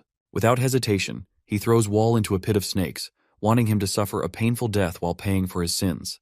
Turning to the others, the warrior says it's time to leave the cave. He orders the entrance sealed so no one can ever use this place again. Wool is left alone to die in the snake pit, and the snakes waste no time sinking their fangs into him. But as the starved snakes take turns attacking, Wool doesn't even flinch. Instead, he starts hissing back at them. Grabbing one of the snakes, he shows them who's boss and bites its head clean off. Time goes by, and Wool ends up spending years all by himself in the cave. He managed to escape the snake pit and picked up martial arts moves from the Qingcheng and Ame sects by reading the books left behind on the dead bodies. After so much time hanging out with the snakes underground, Wool started taking on some of their traits. Wool has totally changed as he's got lighter skin and hair now. His body went through a lot after switching to a snake-only diet. Right now, he's just waiting for the chance to get back at those above ground. In Batang, there's this guy who just got tossed out from the top floor of a brothel. Wool is the one who did it, finally out of the cave. He's telling the boss he needs 3 days to himself, and she's not taking it well. She's confused about who this guy is and where he even came from. One of her guards tries to intimidate Wool for tossing a martial artist from the Sapphire House in Batang out of the window. But Wool couldn't care less and takes on both guards with his soul-reaping thread. The woman looks totally shaken since Wool just took them down with a simple flick of his wrist. She couldn't remember ever seeing anyone like him in Sichuan. Now she definitely saw Wool as way more than just an ordinary guy. The boss quickly asked for Wool's forgiveness, saying he could hang around as long as he wanted. She promised to get him anything he needed and begged him to let her guards go. Wool paused for a moment, but all the boss could think about was how calm his eyes were. To her, it felt like she was staring down a massive snake from the rainforest. Wool said he just needed 3 days. He freed the guards and asked if everyone could please leave him alone. The boss agreed to his terms and asked what his name was. He replied, "I'm Pio Wool." After 3 days, Wool is finally set to bounce from the brothel. When he first stumbled out of the cave, he was totally bare, but the boss was chill enough to hook him up with some clothes. They even packed him a lunchbox for when he starts feeling hungry. As Wool walks out, the boss is still trying to wrap her head around who she just met. Her employee explains that Wool is just a guest who happened to drop by their brothel. The boss can't help but think that a new star of death has popped up in the Jianghu. Wool takes a break on his journey to grab a bite and escape the rain. He finds himself enjoying nature, something he's really missed for so long. It hits him that 7 whole years have gone by. He knows he can't forget his past, but he realizes that if he keeps holding on to it, he won't be able to move forward. To truly break free, he feels like the Qingcheng sect and the Ame sect need to pay for ruining his life. Wall figures if he heads to Chengdu, he might uncover more about those sects. Wall is chilling on his break when a group of people walks up, looking for a spot to escape the rain. Once they're under the roof, they start arguing about how soaked they are. After tossing blame around, they notice Wall just sitting there, watching them. They're a bit shocked to see someone else up in the mountains. The woman quickly tells Wall he's really handsome.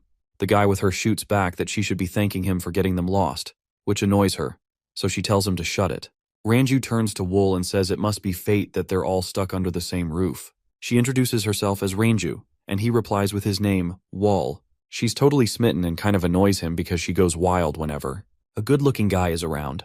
Then, a guy jumps in and introduces himself as Daoshi, while a monk chimes in with his name, Huel. Ranju asks Wall where he's headed, and he says he's off to Chengdu. Coincidentally, that's where Ranju and the crew are headed too. She thinks it'd be awesome to travel together, but Wall seems a bit hesitant. They're a weird mix of people at first glance, but they all know how to work together when it counts. He's curious if Ranju is the main one holding it all together, even though she doesn't seem like the boss. Wall is up for it and decides to go with the flow. He feels like there's a strong bond or something deeper that connects them all, and he wants to dig into that more. They're all set to start their trip and manage to find a crew to hop on with. Daoshi mentions they'll be leaving in about an hour. Ranju starts griping about how uncomfortable rice cargo ships are. She loves getting under Daoshi's skin. Then she turns to Wall asking why he's off to Chengdu. Wall says he's got to meet up with someone. Ranju's curious and presses him for more info, so he explains he's meeting up with folks who owe him a favor. She asks if he's in debt, and he quickly clarifies that it's the other way around because he's the one owed. Wall asks Ranju why she's going to Chengdu, and she replies that it's for business. Wall points out he doesn't see any goods with her. Ranju chuckles and says sometimes you can sell what you can't see. Then Daoshi jumps in and asks Wall which clan he's from. Wall tells him he's not in a clan, which surprises them. He asks if that's an issue, and Daoshi says it isn't, but he's definitely left curious about who Wall really is. Everything feels chill and peaceful out on the water. People are chatting and enjoying each other's company. Wall is soaking it all in after being alone for so long, but his moment of calm is cut short when Ranju starts pestering him. She wants to know what's got him so lost in thought, saying he has this sentimental look on his face. Wall tells her to back off if she's just going to keep talking nonsense. Ranju laughs and teases that he's playing with her heart like a fiddle. Daoshi and Hyul are just watching, and Hyul asks if they should step in. Daoshi tells him not to worry, saying the powerful blood spider isn't going to fall for some guy's charms. He notes that everything she does is planned out, and even though she's acting all cute, she's still got a pretty nasty attitude, like a spider ready to pounce. Daoshi thinks Wall is pretty shady. Then suddenly the current gets super strong and messes up their trip. They glance out and spot an approaching boat. It's a gang of pirates looking to snag their rice. One of the sailors shouts for everyone to grab a weapon. They're definitely in a tough situation, but then Daoshi steps in and asks the sailor if he needs help. The sailor questions who Daoshi is, and Daoshi just replies that it doesn't really matter who he is. What counts is what he can actually do. The monk jumps off the boat and lands right on the pirate's ship. The pirates are a bit surprised at first, but then they rush to attack. Hyul takes them all on by himself, which leaves the sailors and his buddies stunned. This isn't anything Daoshi hasn't seen before, though. He tells the sailor it'll cost 500 yangs to settle this. Hyul doesn't waste any time after he makes his first move. He unleashes a flurry of kicks, taking down the pirates as if they were nothing, and he finishes the job on the last one who's still twitching with a quick hit. Once everything's wrapped up, he jumps back onto his ship like it's just another regular day. Daoshi gave a shout out to Hyul for his work, and Hyul suggested getting Ranju to handle it next time. Daoshi just laughed it off, saying he'd be glad if she didn't go all crazy on him for asking. They both looked around for her, and she was still trying to catch Wall's eye. Ranju begged Wall to stick around in Chengdu, but he insisted that he felt better on his own. The girl totally digs his laid-back vibe. As Daoshi and Hyul get their pay, they can't believe Ranju is still at it. Daoshi figures that Wall isn't your typical person. Anyone else would freak out in this kind of situation. He thinks only someone who's been through a lot of chaos could have that kind of look in their eyes. Ranju gives it one last shot and hits Wall with her puppy eyes. Wall is totally confused, and Ranju can't believe he's actually saying no. He tells her he's just not into poisonous roses, no matter how pretty they look. Her tears dry up fast because she's stoked that Wall thinks she's beautiful. That alone makes her happy. Meanwhile, Wall sees these folks as wanderers who sell their muscle for cash. They just flexed enough to get some rumors buzzing around about their skills in Chengdu. He's starting to wonder if that means there's some big conflict going down that needs these wanderers to step in. He doesn't think the Imi sect and the Qingchang sect would let any kind of fight happen in Chengdu. But then he wonders, what if things aren't going so well for them? He recalls his last moments with the Qingchang sect and the Ime sect. Wool wants to make them pay for their mistakes just like he had to. They finally dock the boat and are ready to head to Chengdu. Daoshi says they need to get there by morning and asks Wool what his plan is. Wool replies that he's planning to stay here for the night. Ranju looks upset and asks if he's really sure he can't go with them. Wool tells her he has something he needs to sort out on his own. He tries to give her a little hope and says he'll reach out when he gets to Chengdu. Ranju makes him promise and he does. Wool heads out and makes his way into town, where he ducks into a lodge. As soon as he walks in, he catches some people staring. An employee asks if he's looking for food or a place to stay, and Wool says he wants both, but he'd like to eat first. They bring his meal over, but a group of guys starts chatting about his clothes from the other side of the room. Just when Wool is about to dig in, a guy interrupts him. This guy, Jiang, introduces himself as the main escort for the Nine Treasures Escort Corps. He asks Wool why he's dressed in women's clothes if he's a dude. Jiang claims he made a bet with his friends to figure it out. Wool casually replies that Jiang just lost his cash. Jiang, not backing down, says he still can't tell if Wool's being honest. Then his buddies challenge him to strip Wool so they can know for sure. As Jiang gets tempted by the pressure, Wool flicks a chopstick right into Jiang's eye. Jiang's crew starts freaking out when they see him tearing up. Turns out he just got stabbed in the eye over a joke gone wrong and thanks to peer pressure. Wool does not hold back and thinks that since he cannot see now anyway, it is best to take out the other eye as well. Jiang's begging for mercy, but Wool's already driving another chopstick in. Jiang's screams say it all. Jiang's friends finally come to help him out, but Wool grabs a bunch of chopsticks. He launches them and takes out the bullies in no time, basically blinding them. He tells them they need to own up to what they've done. Later on, in the village of Chengdu, Ranju and the crew are hanging out. They notice that a bunch of people in the streets are packing weapons. Ranju thinks it's the perfect chance for them.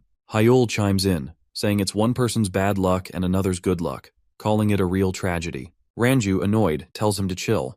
When Hyul asks why, Ranju calls out who's the most obsessed with money among them. Without missing a beat, everyone points at Daoshi, who snaps at them to knock it off. The group finally arrives at their destination, and Ranju is excited to see her captain, Moriang. He gives her a nod as his vice captain and mentions that she made it right on time. Hyul and Daoshi also say hello, pointing out how long it's been since they last caught up, and he responds with a warm greeting back. The four of them are chilling around a table, and Daoshi brings up that he needs some cash, especially after taking a long break. Moriang points out that the whole gathering was meant to tackle that. Daoshi, feeling unsure, asks if they're really planning to get involved in this. Moriang raises an eyebrow, wondering if it's too much for him, saying he can bail if he wants. Daoshi laughs it off and assures everyone he never meant to suggest he wanted to dip out. Ranju brings up the Qingchang sect and the Ime sect, wondering if there's some connection between them. Daoshi jumps in, pointing out that everyone knows about the ongoing feud between the two sects that's been going on for 7 years now. Moriang chimes in to say that no one really knows why it all started, but things have definitely escalated over time. The clashes range from martial artists getting into fights to huge battles, which have split everyone up across Jianghu and Sichuan. Moriang thinks a big showdown between the sects is just around the corner, but Ranju is curious about why they're even fighting in the first place. Moriang brushes it off, saying the reason doesn't matter. What's important to him is that this chaos might finally give him a shot at making his dream a reality. Later, we see Wool heading out of the lodge. The owner remembers Wool's earlier actions and starts to feel nervous, hoping Wool will just leave without any trouble. Wool walks up to the owner and asks who knows the most about what's going on in Sichuan. The owner is a bit confused and asks what Wool means by internal affairs. Wool clarifies that he's looking to find out what's happening between the sects. The owner suggests that Wool check out the workshop, especially the Fire Dragon Room. It's a place where Sichuan's artisans came together ages ago. They've been working with all the local sects for a while, so if Wool buys a weapon from them, they'll happily answer any questions he has. So, Wool heads over to the workshop. A guy starts shouting at his worker for using a hammer without asking, reminding him that he wasn't supposed to do that. He gives the worker a kick in the back of the head and tells him to stick to his regular chores. The guy yells at the worker to explain why he's just standing there and tells him to head to the back to finish up his tasks. He makes it clear that the worker isn't allowed to come back until he's called. Then he spots Wool watching the whole thing happen. The guy shifts his attention to Wool and asks what he's looking to buy, but Wool is more curious about what the worker did wrong. The guy admits the worker's behavior isn't great, mentioning there's a rumor that the worker is from the Tang clan, but he still tried to use the hammer without asking first. Wool asks if Tang clan descendants can't use hammers. The guy replies by asking if it's Wool's first time in Sichuan, and Wool says it basically is. Then the guy starts explaining how the Tang clan went downhill ages ago because they teamed up with the demon cult. Because of that, they got shut down by someone known as the strongest in history, which led to the clan's quick drop and fall. The Sichuan folks see the Tang clan as traitors to their community, so no workshop is willing to share their techniques with them. They're worried that history might just repeat itself. One guy says the Tang clan has to deal with the mistakes of their ancestors, asking why they chose to team up with the demon cult and claiming their fate is basically their own fault. The guy asks Wool again what he's looking to buy. Wool replies that he's on the hunt for a flying sword. The man tells him to follow him, saying that all the workshop's weapons are in the back. As they stroll to the back, Wool asks the guy if he's been getting a lot of orders lately. The man chuckles and says that their orders have shot up since the Imei sect and the Qingcheng sect started throwing punches at each other. He explains that even though things are getting wild in Sichuan, their business is actually booming. He goes on to say that all the craftsmen in their shop are swamped with making weapons for different sects. While the guy keeps talking, Wool spots a descendant of the Tang clan getting beaten up nearby. The guys who are beating up Sochu think that the Tang clan fell apart because they didn't stick to the rules. They feel like they're showing Sochu where he belongs. While he's getting hit, he spots a dagger lying nearby on the ground. Wool walks up to the group and comments that people can be worse than animals when they let themselves be treated badly. He says that putting up with abuse makes you live like a worthless dog. Then, Wool turns to Sochu and asks him how he plans to live his life. The guys want to know who Wool is and tell him to leave, saying this is about the fire dragon room. Wool brushes them off and asks Sochu his question again. The guys are getting annoyed and start accusing Wool of ignoring them. While they're distracted, Sochu suddenly leaps up and bites one of them on the neck, taking him down. The guy is confused and asks what Sochu is doing, but Sochu just grabs a dagger and holds it right above his eye. The others are totally taken aback and start calling Sochu a beast. He stands up and points out that they've never treated him like a person, always seeing him as just an animal. He warns them that he is tired of being punched for no reason and threatens to cut the throat of the following person who messes with him. As the guys head off, Sochu starts to almost fall over from being so tired, but Wool steps in and catches him. Later, Wool walks Sochu home and takes a quick peek around his place, saying it looks awesome. Sochu, caught off guard by the compliment, wonders if Wool is just messing with him. Wool reassures him that his house is like a palace while his own home is more like a den full of snakes. Sochu thinks Wool is just trying to lift his spirits. Wool says he has to bounce because he's got plans. Sochu wants to know where he's headed, but Wool dodges the question and wonders why Sochu suddenly cares about what others are up to. Sochu chuckles and replies that Wool would have asked the same thing. Wool nods and explains that some people owe him big time since they used him, ditched him, and hunted him down. Curious, Sochu asks who these people are and if Wool's actually thinking about getting revenge. Wool lists names like the Qingcheng sect, the Imei sect, and a few others backing them up. Sochu can't believe it and says it's crazy, questioning if Wool really plans to go against all of Sichuan by himself. Wool just shrugs and admits he might be a bit out there. Wool asks Sochu for the flying dagger he lent him, saying he'll need it back. Sochu jokes around, calling the dagger a worthless piece of junk, but Wool stands up for it, mentioning he spent a whole tile of silver on it.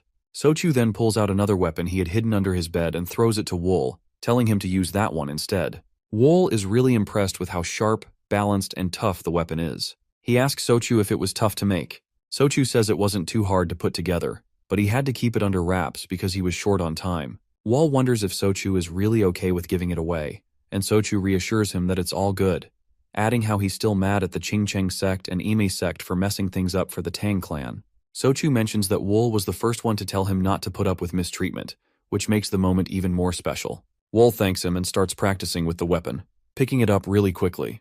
Sochu watches in awe, convinced that the flying blades seem to have a mind of their own. Wool decides to call the weapon the Phantom Dagger.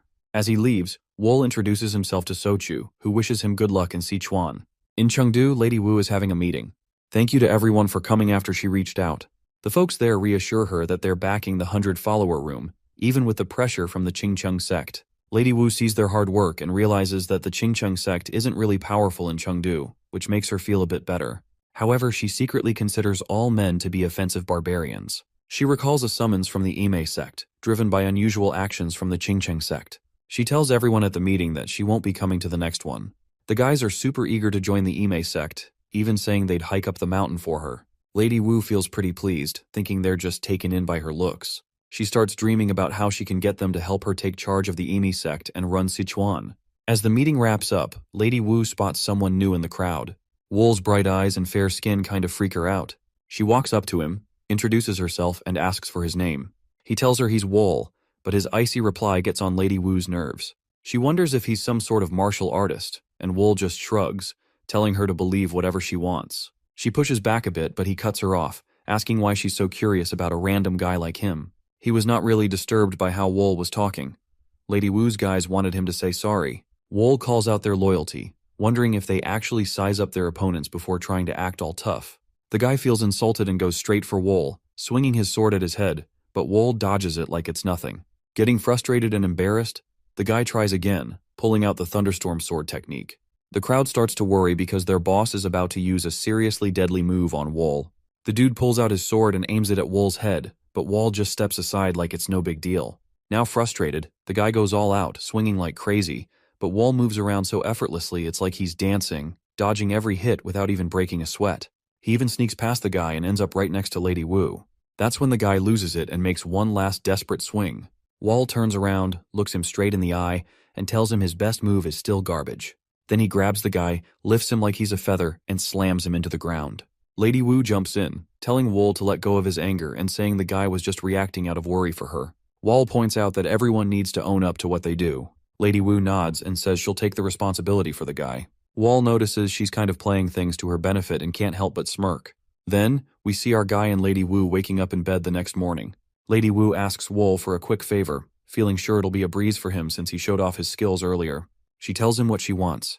She wants Wool to take out Nam Ho-san. The next in line for ThunderClan shares that not too long ago, their leader, Tae Janho, suggested a marriage between her and Nam Ho-san. They really put pressure on the 100-follower room and the Ime sect by saying they'd back the Qingcheng sect if the proposal didn't go through, which made things tough for both groups. Wool realizes that since he has no connection with the 100 Flowers room, Lady Wu thinks she can just pretend she doesn't know him if he messes up. She tells Wool that if he takes out Nam Ho-san for her, she'll put in a good word with her aunt and make sure he gets a nice reward. Wool is curious about his aunt's background. Lady Wu lets him know that she's one of the top disciples of the Ime sect leader and also the pavilion master, Zhonghua. This makes Wool think of his own amazing assassin buddy, and he smiles back at her. On Mount Emi, Ranju and one of her comrades arrive. The view from the mountain is breathtaking, but Ranju reflects on how meaningless it will be if they lose to the Qingcheng sect in the impending war. Ranju and her comrade are visiting the Ime sect for a meeting that includes Zhonghua, Yang, and the Abbess of 9 Calamities. The elderly master gets straight to the point, saying that a bunch of vagabonds wouldn't just spill blood for nothing. Ranju chimes in, agreeing that they can't take any losses, and notes that the group is asking for a whopping 500,000 gold yangs. The Ime sect disciples are furious, claiming that paying that kind of money is ridiculous. The elderly master steps in, and everyone lowers their heads and falls silent. The old master is wondering if Ranju really thinks her offer will be taken seriously, pointing out that with the same amount of cash, she could hire a bunch of other groups. Ranju shoots back that none of those groups would be as tough as the Blood Cloud Corps. The old master pushes her, asking what would happen if they still said no. Ranju reveals that someone from their team has probably already made it to Mount Qingcheng. The elderly master lashes out at Ranju, accusing her of playing both sides, making her and her buddy cough up blood from the heat of the moment. The master demands to know the truth and what the actual offer is. Ranju finally spills the beans, saying they're just wanderers who sell their strength to whoever's got the cash, pointing out that their master will go with whoever pays even just one more yang. The elderly master is thinking it over, realizing the Qingcheng sect is already in a good spot, and bringing in the vagabonds could really tip the scales in their favor. She flirts with the idea of letting them go but decides not to, knowing she might need all the backup she can get if things blow up. So she tells Zhonghua to go talk to the vagabonds and work something out. Two guys are chatting about their business with the Thunder Clan, and they're both pretty fed up with how tough the clan is to deal with. One guy is venting about how worn out he feels every time they have to negotiate, wondering how much more the clan can ask for, especially since they've got all that grain stored up. They're calling the clan stingy even though they've got plenty of money. Wool watches from afar, waiting for the Black Cloud Corps to come back. Moryang is thinking about how tiring it is to stay neutral between the Ame sect and the Qingcheng sect, and he's considering retiring once everything settles down. Daoshi comes back, saying he got held up because he ran into someone he recognized. He reminds Moryang about that guy named Wool, whom they bumped into by chance while traveling. Moryang nods and admits he feels a bit on edge about it, suspecting it might be linked to the shaky situation between their two sects. Daoshi believes that Moryang's worry is something to take seriously, so he suggests sending some free members to follow Wool out of curiosity. Moryang thinks that's a smart move and agrees. At the same time, Zhonghua and the Ime sect crew show up. Muryang greets them warmly, seeing their visit as a sign that the Ime sect is ready to talk things over. Zhonghua warns Muryang not to try to pull any fast ones on her sect, or there will be serious consequences, even if it means delaying their fight against the Qingcheng sect. Muryang grins and invites them in, kicking off the negotiations.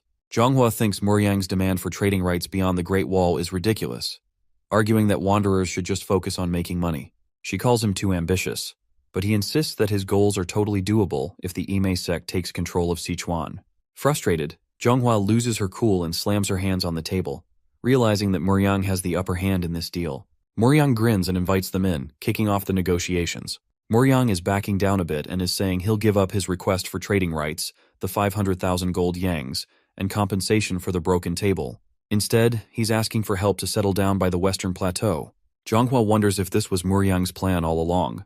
Muryang nods and explains that since they're vagabonds, no sect wants them close by. Zhonghua admits her sect feels the same way. Muryang points out that the Western Plateau is far enough to steer clear of any trouble and asks if she's on board with it.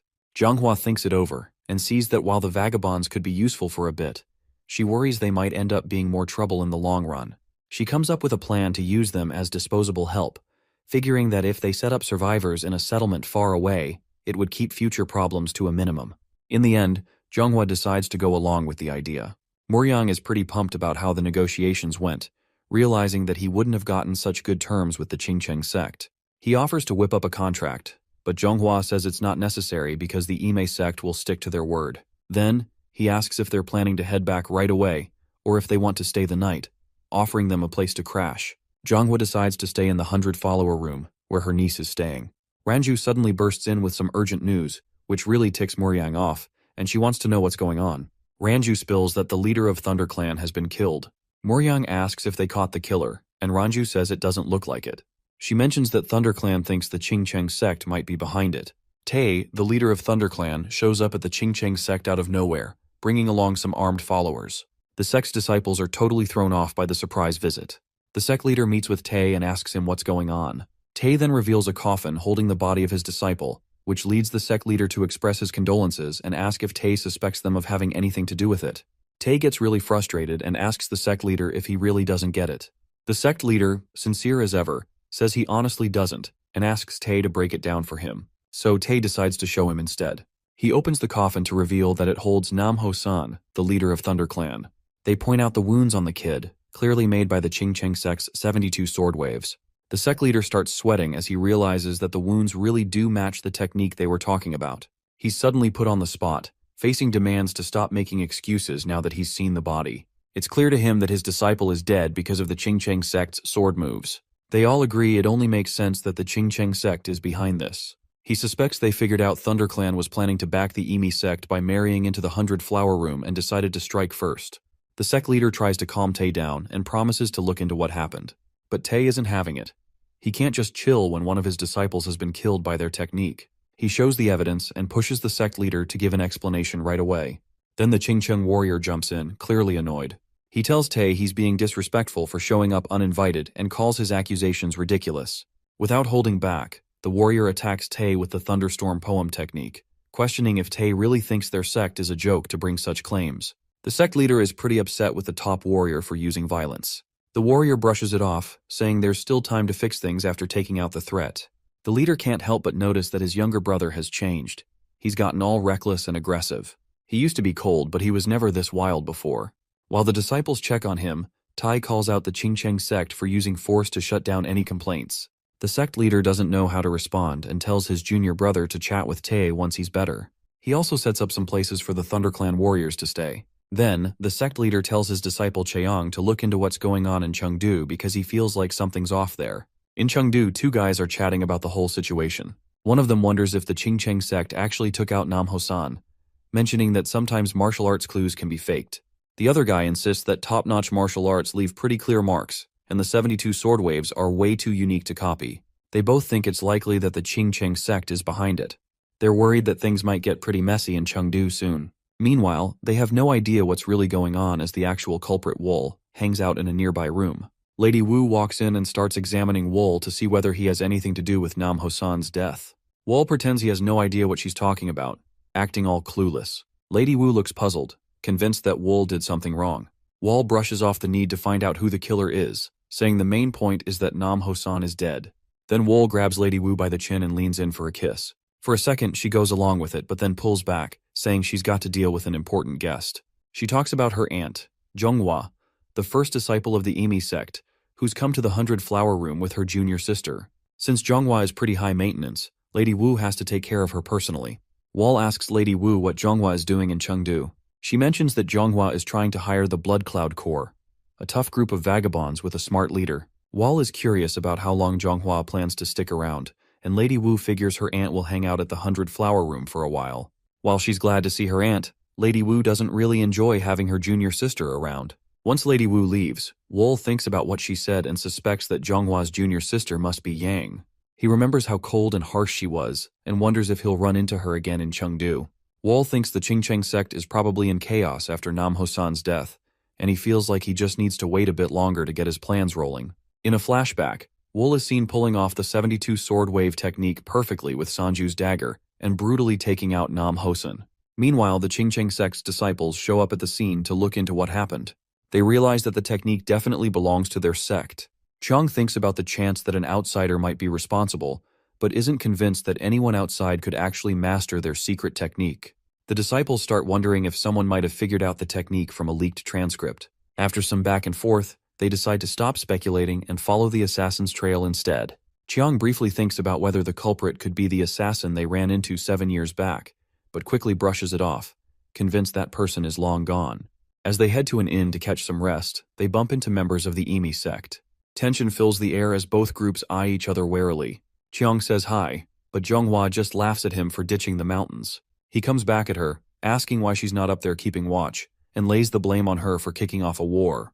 Zhonghua tries to shut him down, but he brushes her off. A younger girl tells Zhonghua to back off, but she's not backing down against the Qingcheng crew.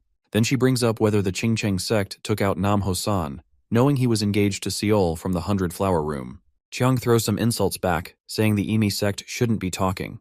Yang thinks about their past together and wonders where things went off the rails. She remembers starting this mess but never expected it to blow up like this. Her mind drifts to Wool, the mysterious guy behind the scenes, whose name she doesn't even know. As Yang sharpened her focus, she felt someone nearby but couldn't see anyone. Wool, hiding in the shadows, recognizes Yang's keen instincts. He reflects on how he sparked this conflict and feels pretty pleased with the chaos that's starting to unfold. Later that night, under a starry sky in Chengdu, Ranju calls Wool out for not being around. Wool ends up at a dinner meeting with Moryang and Daoshi. Moryang introduces himself as the captain of the Black Cloud Corps. Moryang tells Wool that he's heard a lot about him and mentions that Ranju is really interested in meeting him at least once. Now that they're finally face to face, Moryang notices how strong Wool is.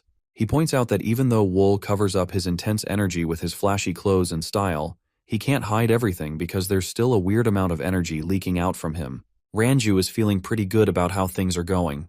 Moryang cuts to the chase and tries to recruit Wool for the Black Cloud Corps. He mentions that a lot of people see the Corps as a bunch of outcasts, but he has this vision of turning it into a recognized group.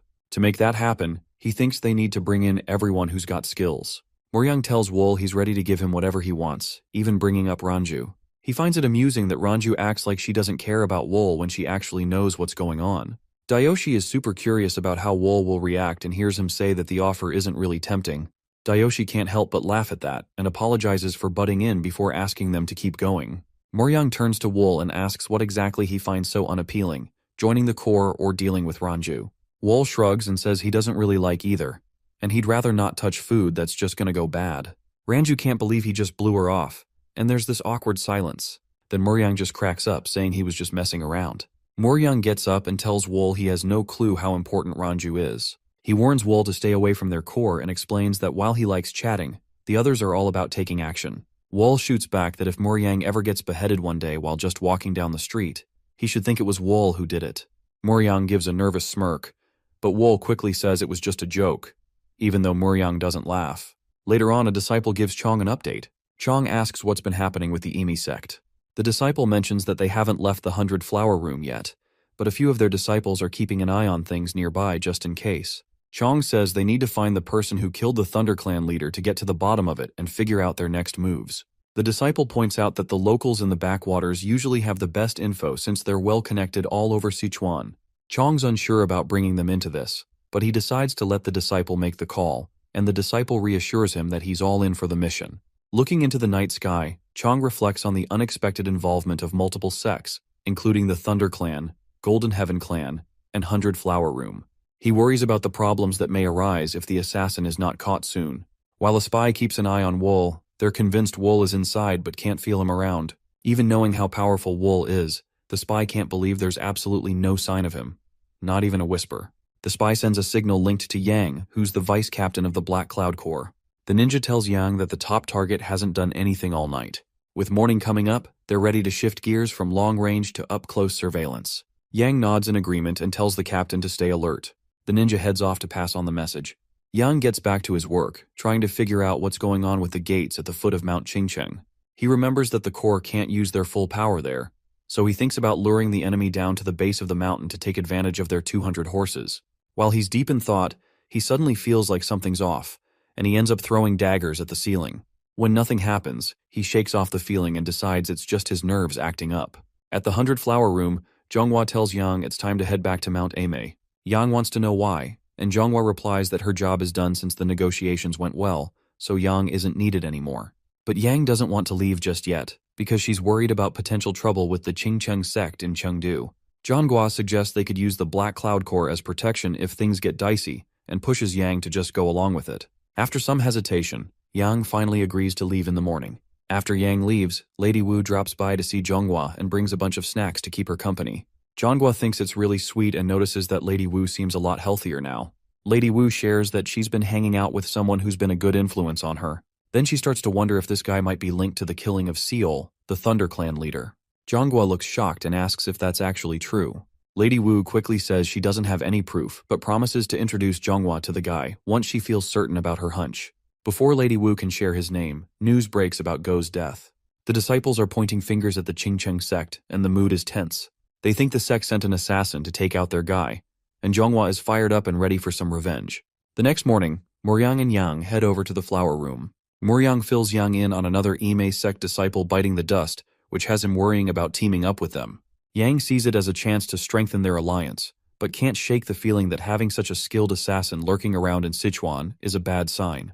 Moryang thinks about how there's been a lack of assassin groups ever since the Blood Shadow group went down 7 years ago. He brushes off the thought that the Qingcheng sect might hire someone to do the job and wonders if a third party is involved. For a moment, Wool pops into his head, but Yang reassures him that Wool hasn't been active in days. Trusting Yang, Moryang shifts his attention to keeping an eye on the Qingcheng sect. Moryang and Yang meet Zhonghua to express their condolences. Zhonghua asks them to check out her disciple's wounds, which she thought were nothing serious at first. Moryang takes a closer look and realizes the cuts are way too thin and sharp to have come from a sword or dao. He considers that it could be from a silver wire, but isn't sure how it could leave the skin looking so intact. Zhonghua asks Moryang if he's ever seen injuries like these, even with all his experience, and he has to admit he hasn't. When she wonders if he has any suspects in mind, he briefly thinks of Wool, but quickly brushes it off and apologizes for not being able to give Zhonghua the answers she needs. Zhonghua asked Moryang when all his forces would be back in Chengdu.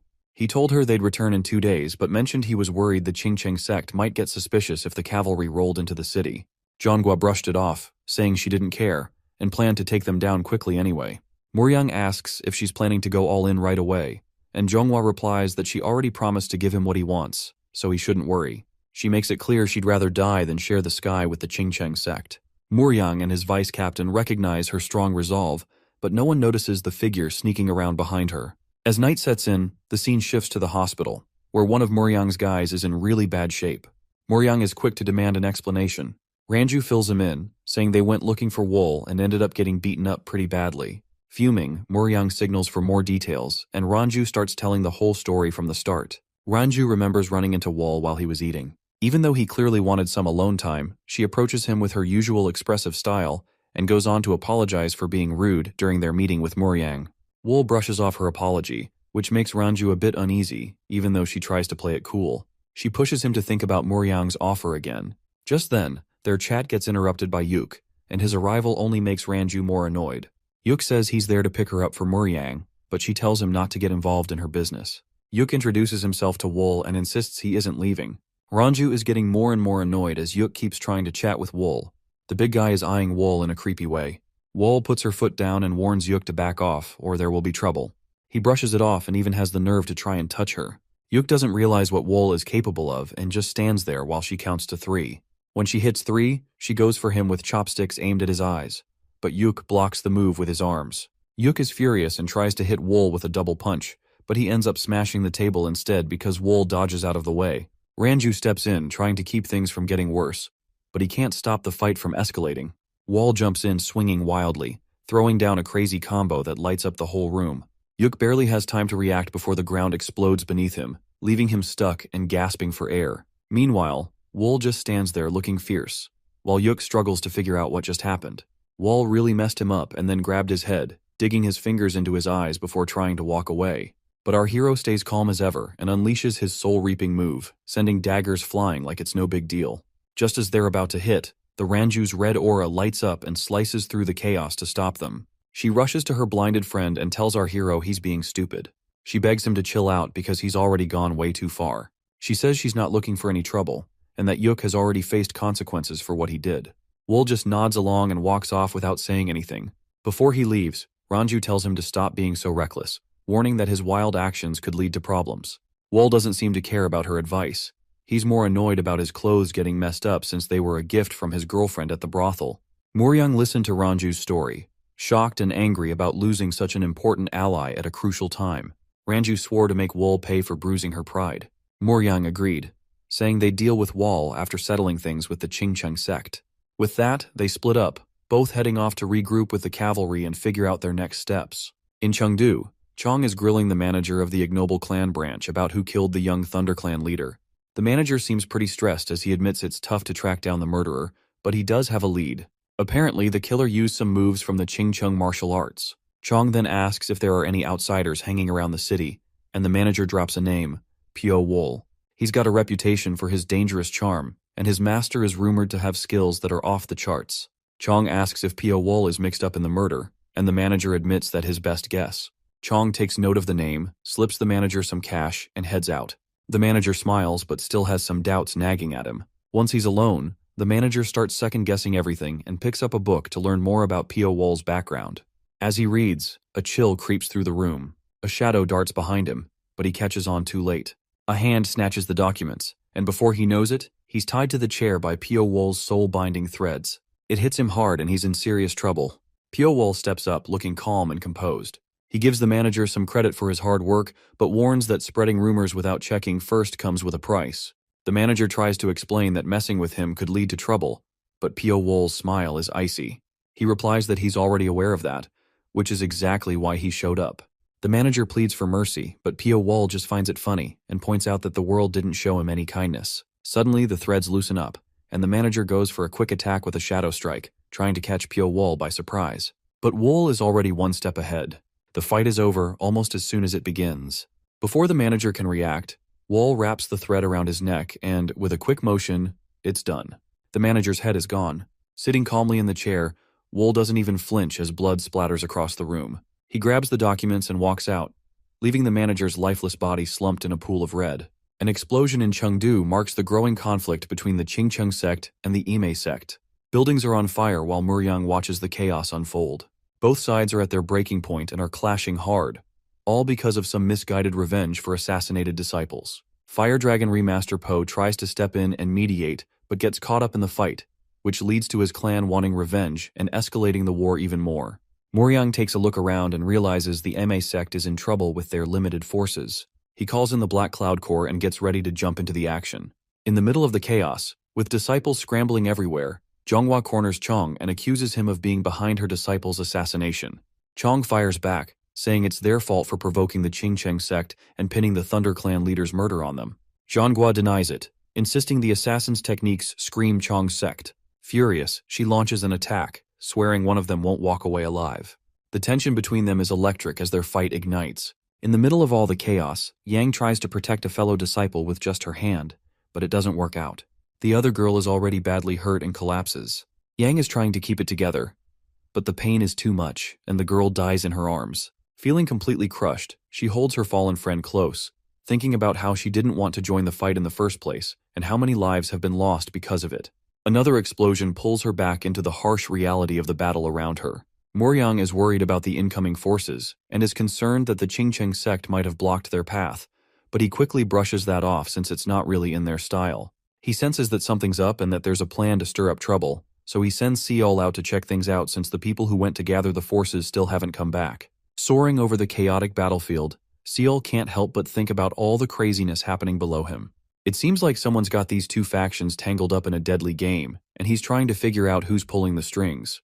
As he glides by, he sees buildings getting blown apart and wonders if the mastermind is smart enough to steer clear of the collapsing chaos. He spots this sacred tree in Chengdu that overlooks everything around it.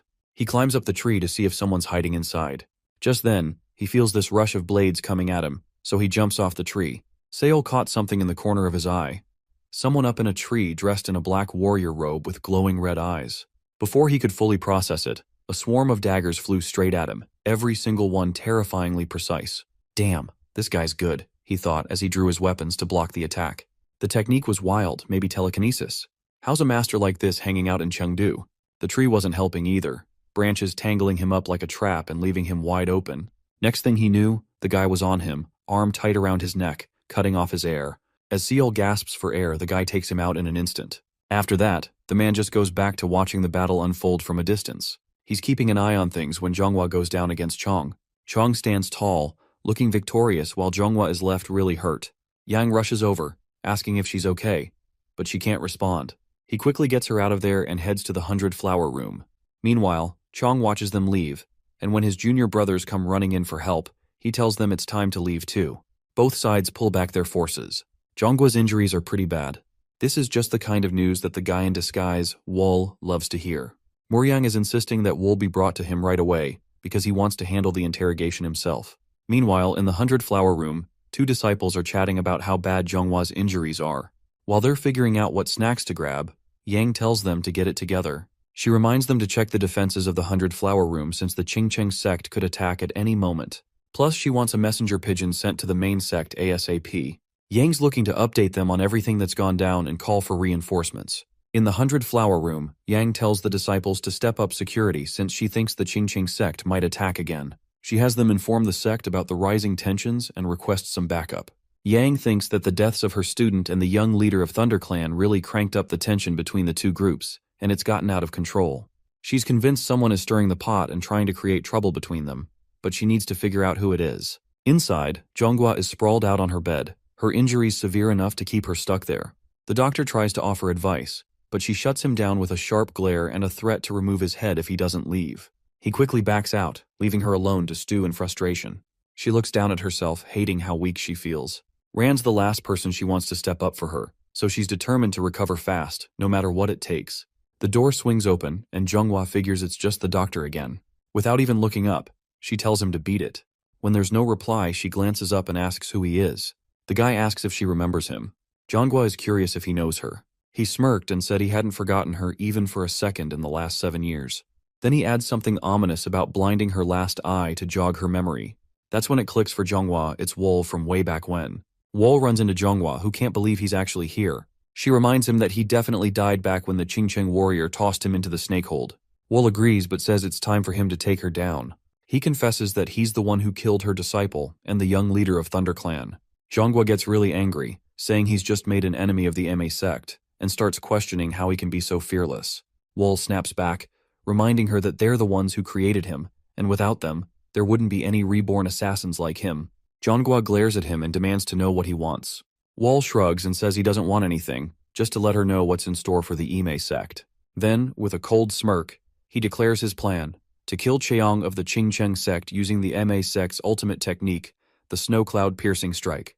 He's always joking around with her, just throwing it out there that Seol's go-to move is the Snow Cloud Piercing Strike. Zhonghua glares at Wool and threatens to kill him, but her body betrays her. She is too weak to move, let alone carry out her threat.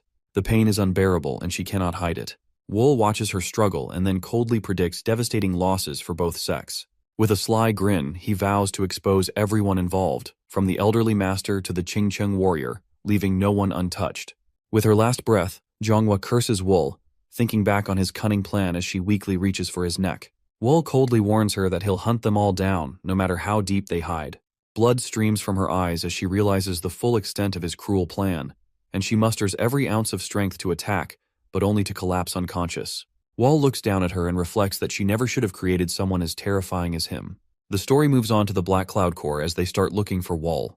They realize that Wall managed to slip away before their surprise raid, but it turns out Wall paid for the room and never actually showed up. Ranju curses herself for being dumb enough to fall for Wall's good looks and swears she'll skin him alive if they ever cross paths again. Meanwhile, Daoshi and Hyul do their best to stay focused, but it's clear they're on edge, worried about whatever mess Wall might be stirring up next.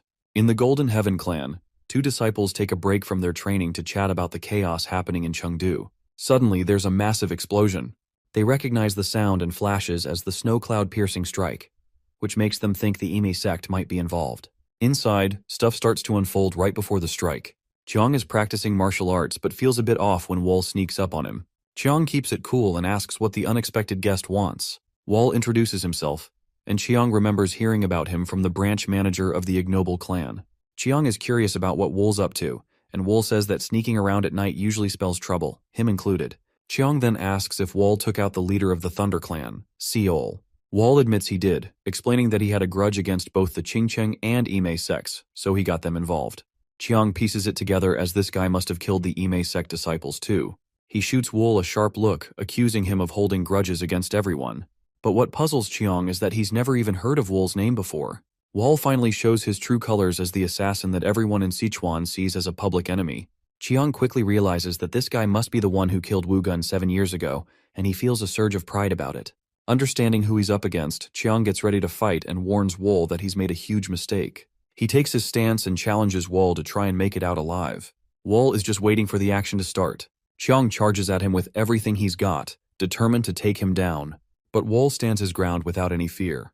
He's got this soul-reaping thread wrapped around him, looking like it's protecting him for the fight ahead. Chiang doesn't hold back, unleashing his signature move.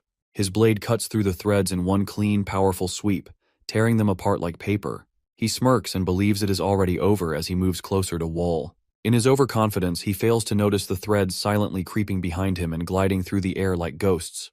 With a swift motion of Wall's hand, the threads wrap around Cheong and lift him into the air. He is completely trapped in a sinister soul-reaping web. Wall yanks the threads tight, and the snow cloud-piercing strike slices through the air. The hit lands hard and fast, leaving Cheong seriously hurt. Chong realizes he is no match and uses his final breath to tell Wall they have created a complete monster. The disciples quickly blame the Ime sect, falling perfectly into Wall's plan.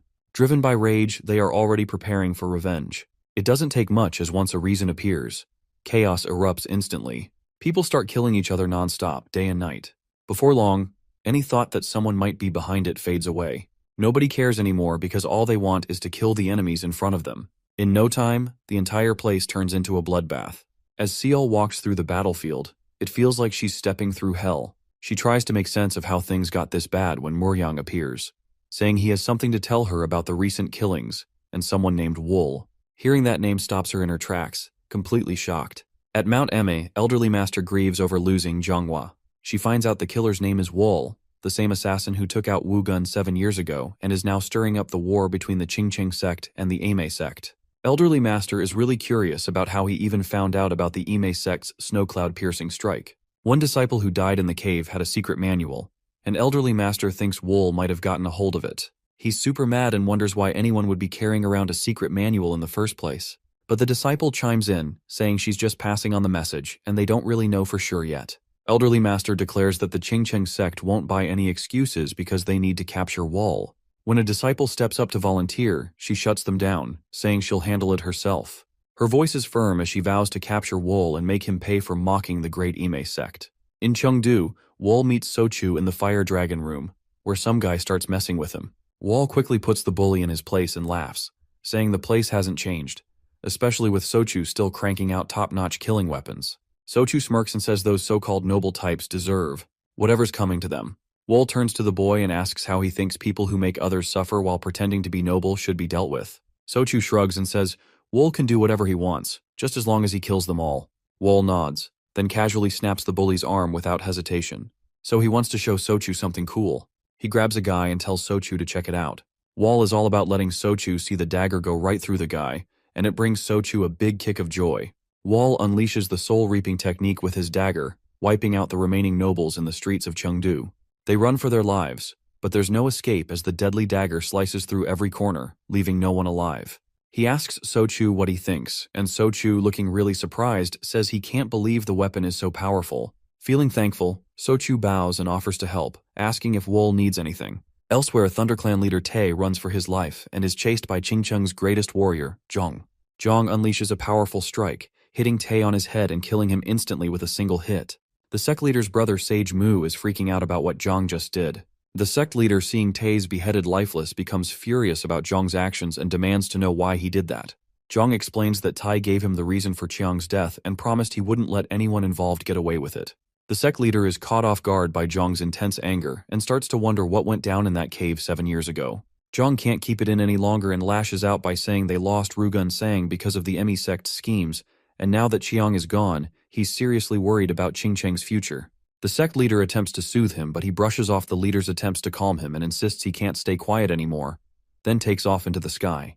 The leader's brother, Sage Mu, is pretty worried about the trouble Zhong might stir up if he teams up with Jin, who's been isolated since his son passed away 7 years ago. Sage Mu has a feeling that if those two get together, it could lead to some serious chaos all over Sichuan. So he offers to dig a little deeper and senses something weird that might uncover the truth.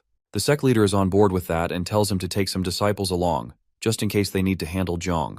He really stresses the importance of helping him sort out his inner demons. As Sage Mu heads out, the leader reminds him that the future of the Qingcheng sect is resting on his shoulders. At some inn, 2 guys from the Black Cloud Corps are chatting about how crazy the prices have gotten for a night's stay. It's all because the conditions in Chengdu State are pretty rough, thanks to the Qingcheng and Emi sect messing things up. Wall is checking out the book from the Ignoble Clan's branch manager and stumbles upon details about the Black Cloud Corps, which is headed by Ma Young. He makes a mental note to keep an eye out for Daoshi and Hayu. The info about Chengdu and Sichuan martial artists really impresses him, and he figures that memorizing it could come in handy. When he glances at a picture on the wall showing what the city looked like during the war, he thinks about the conflict and all the lives that were lost. But he doesn't feel any guilt for the deaths he's caused. His time stuck in that cave taught him one thing, which was to just survive. It's too late for him to change anything now. All he knows is to keep pushing forward, even if it means his end comes in flames. At the 100 Flower Room, the Emi sect disciples are running low on medicine while helping the injured and feeling unsure about getting more. Seol steps in, reassuring them that she's already arranged for a fresh supply to arrive by noon. She tells them to concentrate on treatment and recovery for now. Moryang is impressed by how resourceful Seol is and wonders why he hasn't heard of her before. Daoshi explains that the Emi sect's biggest talent over the last century had to stay under the radar because of Zhonghua's caution. But now that Zhonghua is gone, Seol can finally show what she's capable of. Daoshi thinks that if she takes over as the Emi sect leader, it could really make a comeback. Their chat stops when they sense someone approaching. Daoshi warns everyone about the unusual presence. When the door opens, it's Ran, the Emi sect leader who has just arrived in Chengdu. The Emi sect disciples greet her respectfully. Moryang realizes it must be serious if the elderly master is getting involved personally. Seol also shows her respect, and Lady Wu from the 100 Flower Room shows up right after, worried she might have messed up. The elderly master tells everyone to head inside and asks Moryang and Daoshi to join her. The 2 guys feel a bit anxious and wonder if it's too late to back out. However, they know they can't escape now. Inside, Seol fills the elderly master in on what happened with Wool. As soon as the elderly master mentions his name, Lady Wu looks pretty nervous. She asks her if she has anything to say, and when she apologizes, she presses her about her connection to Wool. She tells her to look him in the eye and accuses her of being restless just at the mention of him. Lady Wu stammers, saying she only wanted to use him and never expected things to turn out like this. She confidently offers to go after Wool herself, sure that he'll fall for her trap. Then the elderly master grabs Lady Wu and demands to know who ordered the death of the ThunderClan leader. He scolds her for thinking she could step outside her place among men. Lady Wu claims she'll live like a flower, but Seol senses something bad is about to go down and calls out to Ran. But it's too late. Ran kills Wu with a single blow of thunder through her head. Everyone is terrified after seeing the sight happen in front of them. Lady Wu lies lifeless. Seol unleashes her powers and insists the killing is unnecessary, but Moryang silently admires Seol's strength as she unleashes her true powers, while the elderly master smirks at Seol's reaction. She tells her she must learn that once exceptions are made, even just 1 or 2, they will continue to be made. For any wrongdoing deserving death, the wrongdoer must die. The elderly master continues and says that one day she'll understand her stance when he rises to her level. She tells her to stop acting like a child, leave and take Lady Wu's body away. She mentions that the 100 Flower Room and the Emi sect share roots, so she will take them in again. Distressed by her actions, Seol leaves the room. Moryung starts to suspect that elderly master might have actually wanted to take out Lady Wu from the get-go, trying to get a grip on the 100-flower room. He realizes that not only is elderly master the toughest martial artist in Sichuan, but he's also pretty clever with his moves. Moryung figures that keeping control over her won't be as easy as he thought. The elderly master gives Moryung a call, letting him know she needs him to spring into action. Both Moryung and Daoshi are curious about what's up, and the elderly master tells them she wants the Black Cloud Corps to track down Wool for her. Later, two disciples dispose of Lady Wu's body, leaving her in the forest where stray animals can eat her. After they leave, someone comes over. It's Wool. He starts picking up rocks and digs a proper grave for her. After he's done, he takes a moment to sit next to her. He tells her he's not going to apologize since they were just using each other, but he promises to get back at the ones who did this to her. Sage Mu from the Qingqing sect comes knocking on Jin's door. Jin's manager answers and sees Sage Mu there. Sage Mu checks in on Jin's well-being, and the manager is curious about what he needs. Sage Mu asks if he can see Jin, explaining that the Qingqing sect is in a tough spot and needs Jin's help. The manager gets it and goes to get Jin. Meanwhile, Sage Mu thinks about how Jin has shut himself away after Wu Gun was killed and let everything fall apart. This is kind of like how Jin feels inside. Finally, Jin shows up and greets Ha. When Sage Mu asks how he's doing, Jin says he's managing and invites them inside. As they catch up, Sage Mu reveals that the assassin who took out the Thunder Clan's Seol leader used the 72 sword waves technique. It is the same technique that got Jin's son. Before Sage Mu can dig deeper, Jin cuts him off and says he knows why Sage Mu is there. He confirms that the same killer took both Seol and his son. Sage Mu wants to know what Jin plans to do about it. Jin responds that parents who lose kids just go through the motions, and he's determined to avenge his son. That day, Jin's sadness turns into pure anger. In Chengdu, Wool is chilling by a well and practicing with his daggers and soul-reaping thread. He suddenly feels someone drawing near. He turns around to see it's Ranju, who greets him and playfully mentions that he's looking more handsome since they last met. Ranju says she was curious about what he's been up to and didn't think he'd be hiding out so close to the 100-flower room. Wool cuts to the chase and knows that since she's brought friends along, this isn't just a friendly catch-up. Daoshi and Huel show up with Ranju, greeting Wool and complimenting his keen instincts. Ranju then explains that this is his last shot to join the Black Cloud Corps. Wool questions what happens if he refuses, and Ranju replies that they'll have to fulfill their client's request to kill him. Their argument heats up as Hyul insists that Wool should just accept Ranju's proposal if he wants to stay alive. But Daoshi steps in to calm him down and says they're not here to kill anyone. Wool then asks if they'll back off the mission. Daoshi tries to strike a deal and mentions that he knows who Wool is and what he's done, and hints that he just needs to be a bit better at hiding. He explains that they already told the Emi sect Wool is dead, so if he gets caught, they can cover it up. Even if the Emi sect finds out he's still breathing, he'll be strong enough by then that no one in Sichuan will be able to take him down. Daoshi also tells Wool that the Emi sect is actually their client, which Wool probably already guessed. Wool calls out Daoshi for being willing to betray clients, pointing out that having credibility is super important for a group like theirs. Daoshi just laughs it off, saying that credibility doesn't matter with all the chaos going on in Chengdu. He admits he actually likes Wool and doesn't want to kill him, so he'd rather have him join the Black Cloud Corps. Wool isn't having it though, insisting that credibility is key for an assassin. As she listens to this, Ranju starts to think that maybe someone hired Wool to stir up trouble in Chengdu. Wool gets lost in memories of his friend Min's last words, wishing that those responsible would feel the same helplessness he did when faced with overwhelming strength. That's when it hits Ranju that Wool's client must be a woman. She thinks a guy would only throw himself into danger if a woman was involved. Daoshi makes a comment about her being sentimental, and Ranju gets fiery, demanding to know who this woman is while throwing an attack at him. Wool isn't bothered at all by her attack, but it ends up shattering a nearby well and causing some chaos, giving them a moment of distraction. When they turn back, Wool has vanished. Moryung steps out from his hiding spot and reminds her that he told her chatting with Wool was a waste of time. He nods towards Wool, who's now just hanging out on a roof. He orders his men to kill him. Everyone pops out from the bushes and charges at Wool from all sides. Wool snaps his fingers, releasing his soul-reaping thread to take them all out in one go. Not feeling satisfied, Wool thinks to himself that Moryung must have brought way more people to try and take him down. Moryung chimes in about how many he's gathered, and Wool shoots back that they should have stayed out of his fight. But he's not fazed and gets ready to take them all on again. Two guys are chatting when suddenly they hear a big ruckus and see Wool running away from the Black Cloud Corps.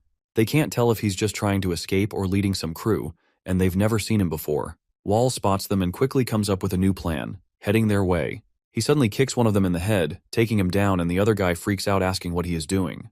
Wall silences him and then goes after another guy nearby, hitting him hard enough to knock him out for good. Bystanders start gathering around, calling him crazy.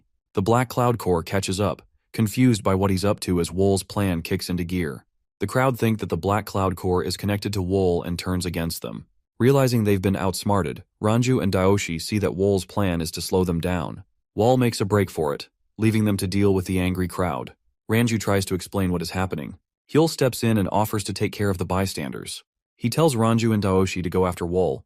They urge him to stay safe, and Hyul promises he'll follow their orders. The crowd goes wild, charging at Hyul with a vengeance.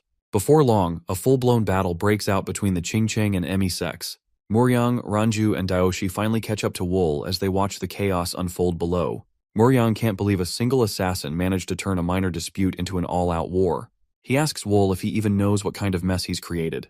Wool wonders if everyone has joined the fight, even those who are hiding out, and he realizes the whole situation has turned out even better than he expected due to the Black Cloud Corps. He feels grateful, declaring that the battlefield is about to get even more intense. Ranju, fed up with everything, pulls out her weapon and goes for Wool, but he dodges her attack without breaking a sweat. Daoshi steps in too, ready to put an end to this.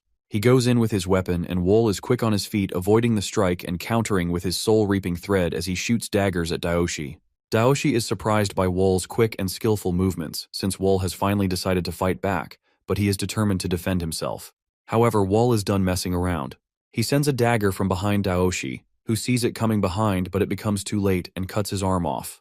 Daoshi lets out a painful scream, while Wool surrounds Ranju with a bunch of extra daggers. She cannot believe how fast they are moving because it is crazy that she cannot even see them. Ranju notices Wool is acting way more serious than when they were fighting before. She looks up and sees him glaring down at Daoshi. She shouts for Wool to stop, but it's like he doesn't even hear her. As he's about to finish off Daoshi, Muryang jumps in and hurls his spear at Wool with everything he's got. Just as the spear is flying toward him, Wool grabs Daoshi and uses him as a human shield. Muryang's attack has just impaled Daoshi. Wool looks at the wounded Daoshi and takes off from the scene. Ranju rushes over to Daoshi, pleading with him not to die. As he starts to fade, Daoshi reassures him that he's not going anywhere. Tearfully, Ranju shouts for Muryang to chase after Wool. She says to catch him and rip him to shreds. Muryang is determined to avenge Daoshi and takes off. Ranju starts tearing up and leans her head on Daoshi, letting the tears flow. The elderly master is watching the chaotic battle between Seol and the Emi sect from a distance, feeling pretty confused by the whole scene. Seol insists they have to quickly rescue their ally, the Qingcheng sect, and get things under control ASAP. The elderly master agrees that things are worse than she initially thought. She tells everyone to move into the Fire Dragon Room. Once they reach the Fire Dragon Room, there's a knock from the elderly master and the Emi sect. The Fire Dragon Room master, Pio, realizes they're at a disadvantage if they open the door. Frustrated, the elderly master just kicks it down. Pio calls her a witch, which doesn't sit well with the elderly master. Pio tells her to have her team back off since this mess is between the Fire Dragon Room and the Qingcheng sect. He claims it's not the Emi sect's fight to jump into. Elderly master says everyone knows how the Qingcheng sect and the Emi sect are related, and when Pio tries to respond, elderly master tries to silence him. But Pio was ready. As Pio defends, he realizes he didn't know elderly master was this strong. A violent duel starts between both of them, but in no time elderly master hits Pio powerfully, causing him to cough blood. The elderly master has had enough and jumps up to deal her final blow. She says with this, it's over. Just as the elderly master is about to land the final blow, Zhang the Qingcheng warrior steps in and blocks her strike. The elderly master looks surprised, not expecting her powerful attack to be halted. She notices Zhang after such a long time and acknowledges him. Zhang comments on how weird it is to see each other again under these circumstances. The elderly master isn't thrilled to see him, and Zhang mentions he's been waiting 7 years for this moment. He remembers how his senior brothers turned down his plan to wipe out the Emi sect all those years ago, which could have brought them together much sooner. The elderly master picks up on the new, mysterious energy around Zhang, recognizing it as something powerful and different, almost as if he's had some kind of awakening. Zhang downplays it, saying he has just picked up some new martial arts skills. The elderly master reflects on how she never thought the Qingcheng sect had such deep and extensive martial abilities, especially one that feels so impure. Zhang urges her not to judge the Qingcheng sect by her own standards, arguing that its potential is way greater and broader than that of the Emi sect. The old master throws down a challenge, saying that even an assassin managed to make the Qingcheng sect look bad. When Zhang asks what she's talking about, the elderly master drops the bombshell that the assassin he thought he defeated back in the underground cave is still very much alive. She wonders if he even looked at the body, and Zhang realizes he totally didn't, admitting that's why they're in this mess. It's hard for him to wrap his head around the fact that he's actually alive. Elderly Master continues to explain that the assassin is responsible for killing the Seol leader of the Thunder Clan Zhonghua from her sect and Cheong from his, which implies that they have all been outwitted by one man. Zhang can't believe they're being messed with by just an assassin. But the elderly master insists it's true. He suggests they sort out their issues later after taking care of this assassin, who's probably up to no good right now. But Zhang isn't having it. He gets ready to fight and states that the person behind Wu Gun Hit is right in front of him, and he's not going to let this chance slip away. He gets the 7 swords of Qingcheng together to help the Fire Dragon Room kick out the Wicked Witch from the Emi sect. Slowly but surely, he moves forward with the Fire Dragon army by his side, facing a whole army. The old master thinks he's pretty stubborn and has definitely picked the tough path and must pay for his crimes with his life. They rush at each other, preparing for a big showdown while not too far away, Wool takes a break from his run. He looks off in the distance and sees the brawl between Zhang and Ran, and a grin spreads across his face. Wool keeps on running, and a group of people is chasing him down on horses. Moryang can't believe he's struggling to catch up, even though he's on a horse. He starts to wonder if Wool is somehow making energy threads and then stepping on them in midair. Regardless of whatever method Wool is using, Moryang is determined to catch up to him and kill him. He suddenly flashes back to his Seoler days, remembering the first time he met Daoshi. It still stings that Wool killed him. Daoshi was like a mentor to him. Moryang calls for an attack and the Black Cloud Corps launches its spears at Wool. Wool feels the spears coming and turns back to face them. Everyone is confused and wondering why Wool is charging at the spears as if he has lost them, and then out of nowhere Wool vanishes. As they scramble to figure out where he went, Wool suddenly appears right above them. When they look up, Wool unleashes his attack and starts killing them. He is slicing the heads of them with daggers. Moryang just got outplayed by Wool again. Wool's not backing down this time. He's surrounded by Moryang and the Black Cloud Corps. Moryang says he will make sure to kill him with his own hands. Wool looks a bit lost and asks if this isn't just how everyone lives, hinting that it's the usual way in the Jianghu. He points out that Moryang and the Qingcheng sect along with the Emi sect kill people all the time, and he questions how they are any different from him. He's just thinking out loud about how many folks the Qingcheng sect and the Emi sect must have sacrificed to get where they are now. Then he switches gears and brings up the Black Cloud Corps, asking if they really haven't taken out at least 10 times the number of people here just to keep their big group of outsiders going. Wool says he just set things up for them and wonders if everything's gone so sideways because of everyone's greed and ambitions. Irritated, Moryang mutters that Wool has really lost it. Then he takes a closer look at Wool's dagger and realizes it's shining brighter than before. He wonders if Wool has infused some energy into it to make it gleam. Moryang starts questioning what Wool stands to gain by showing off his weapon. All of a sudden, Moryang picks up on some approaching vibes. He can definitely tell one of them is Ran, the Emi sect leader, but the other one has a similar energy he can't quite place. Since Wool usually flies solo, there's no way they would be on his side. It turns out that Zhang the Qingcheng warrior is chasing after Ran. While they're fighting above Wool and Moryang, they spot Wool's dagger. Curious, they pause and wonder what's going on. Seol also realizes who's down there. When the Elder Master asks her if she knows who it is, she responds that it's the assassin Wool.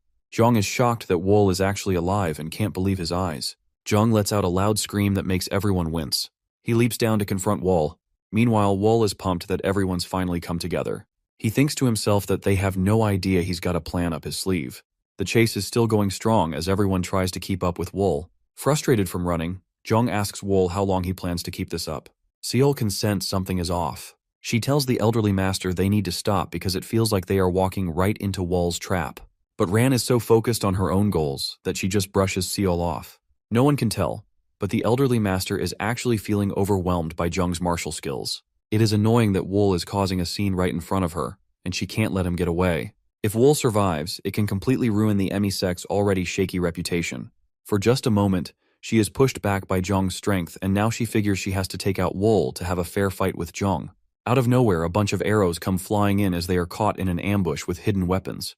Moryang is confused about where they are, noticing traps everywhere. He discovers they have arrived at the Tang Clan estate, which is the home turf of Wool's friend Sochu. Zhang is furious about being led there. Wool appears on the rooftop and he and Zhang share a moment, staring each other down. Just then, the elderly master chimes in and asks Wool what he's doing. Wool tells them they need to remember this moment because it's his unbreakable heavenly trap. Meanwhile, one of the Black Cloud Corps guys tries to sneak up on Wool for an attack. Wool counters by launching some hidden daggers at him. The guy manages to block a few, but he starts getting a bit overconfident. More daggers come flying at him, catching him off guard. He fights back against a few more, but in the end, he just can't keep up.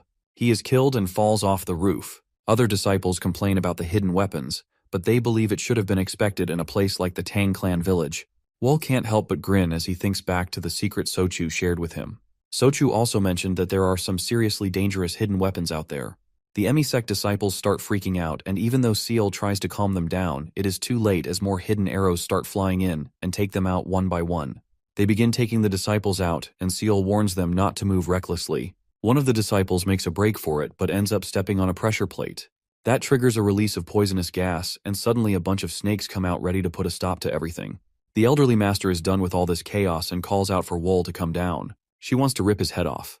Wol says to wait as the best is saved for last. Not willing to wait as snakes approach him, Zhang becomes angry and starts blowing their heads off. He tells Wol he is the one who clipped the Qingcheng sect's wings, and he's ready to make him pay with his life. Wol wonders about paying with his life and questions if Zhang didn't make him pay for it 7 years ago. He thinks about how he's finally free of any debts in this worn-out world, and figures his only goal now is to collect what people owe him. Wol jumps off the roof and heads straight for Zhang. Wol is ready to confront Zhang, who stands his ground, watching him come closer.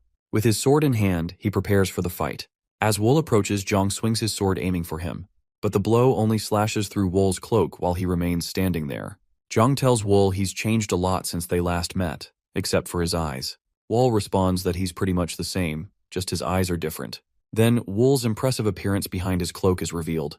Zhang pulls out his sword and tells Wol he won't let him get away this time. He readies his Azure Cloud Crimson Dawn slash, gearing up for an attack.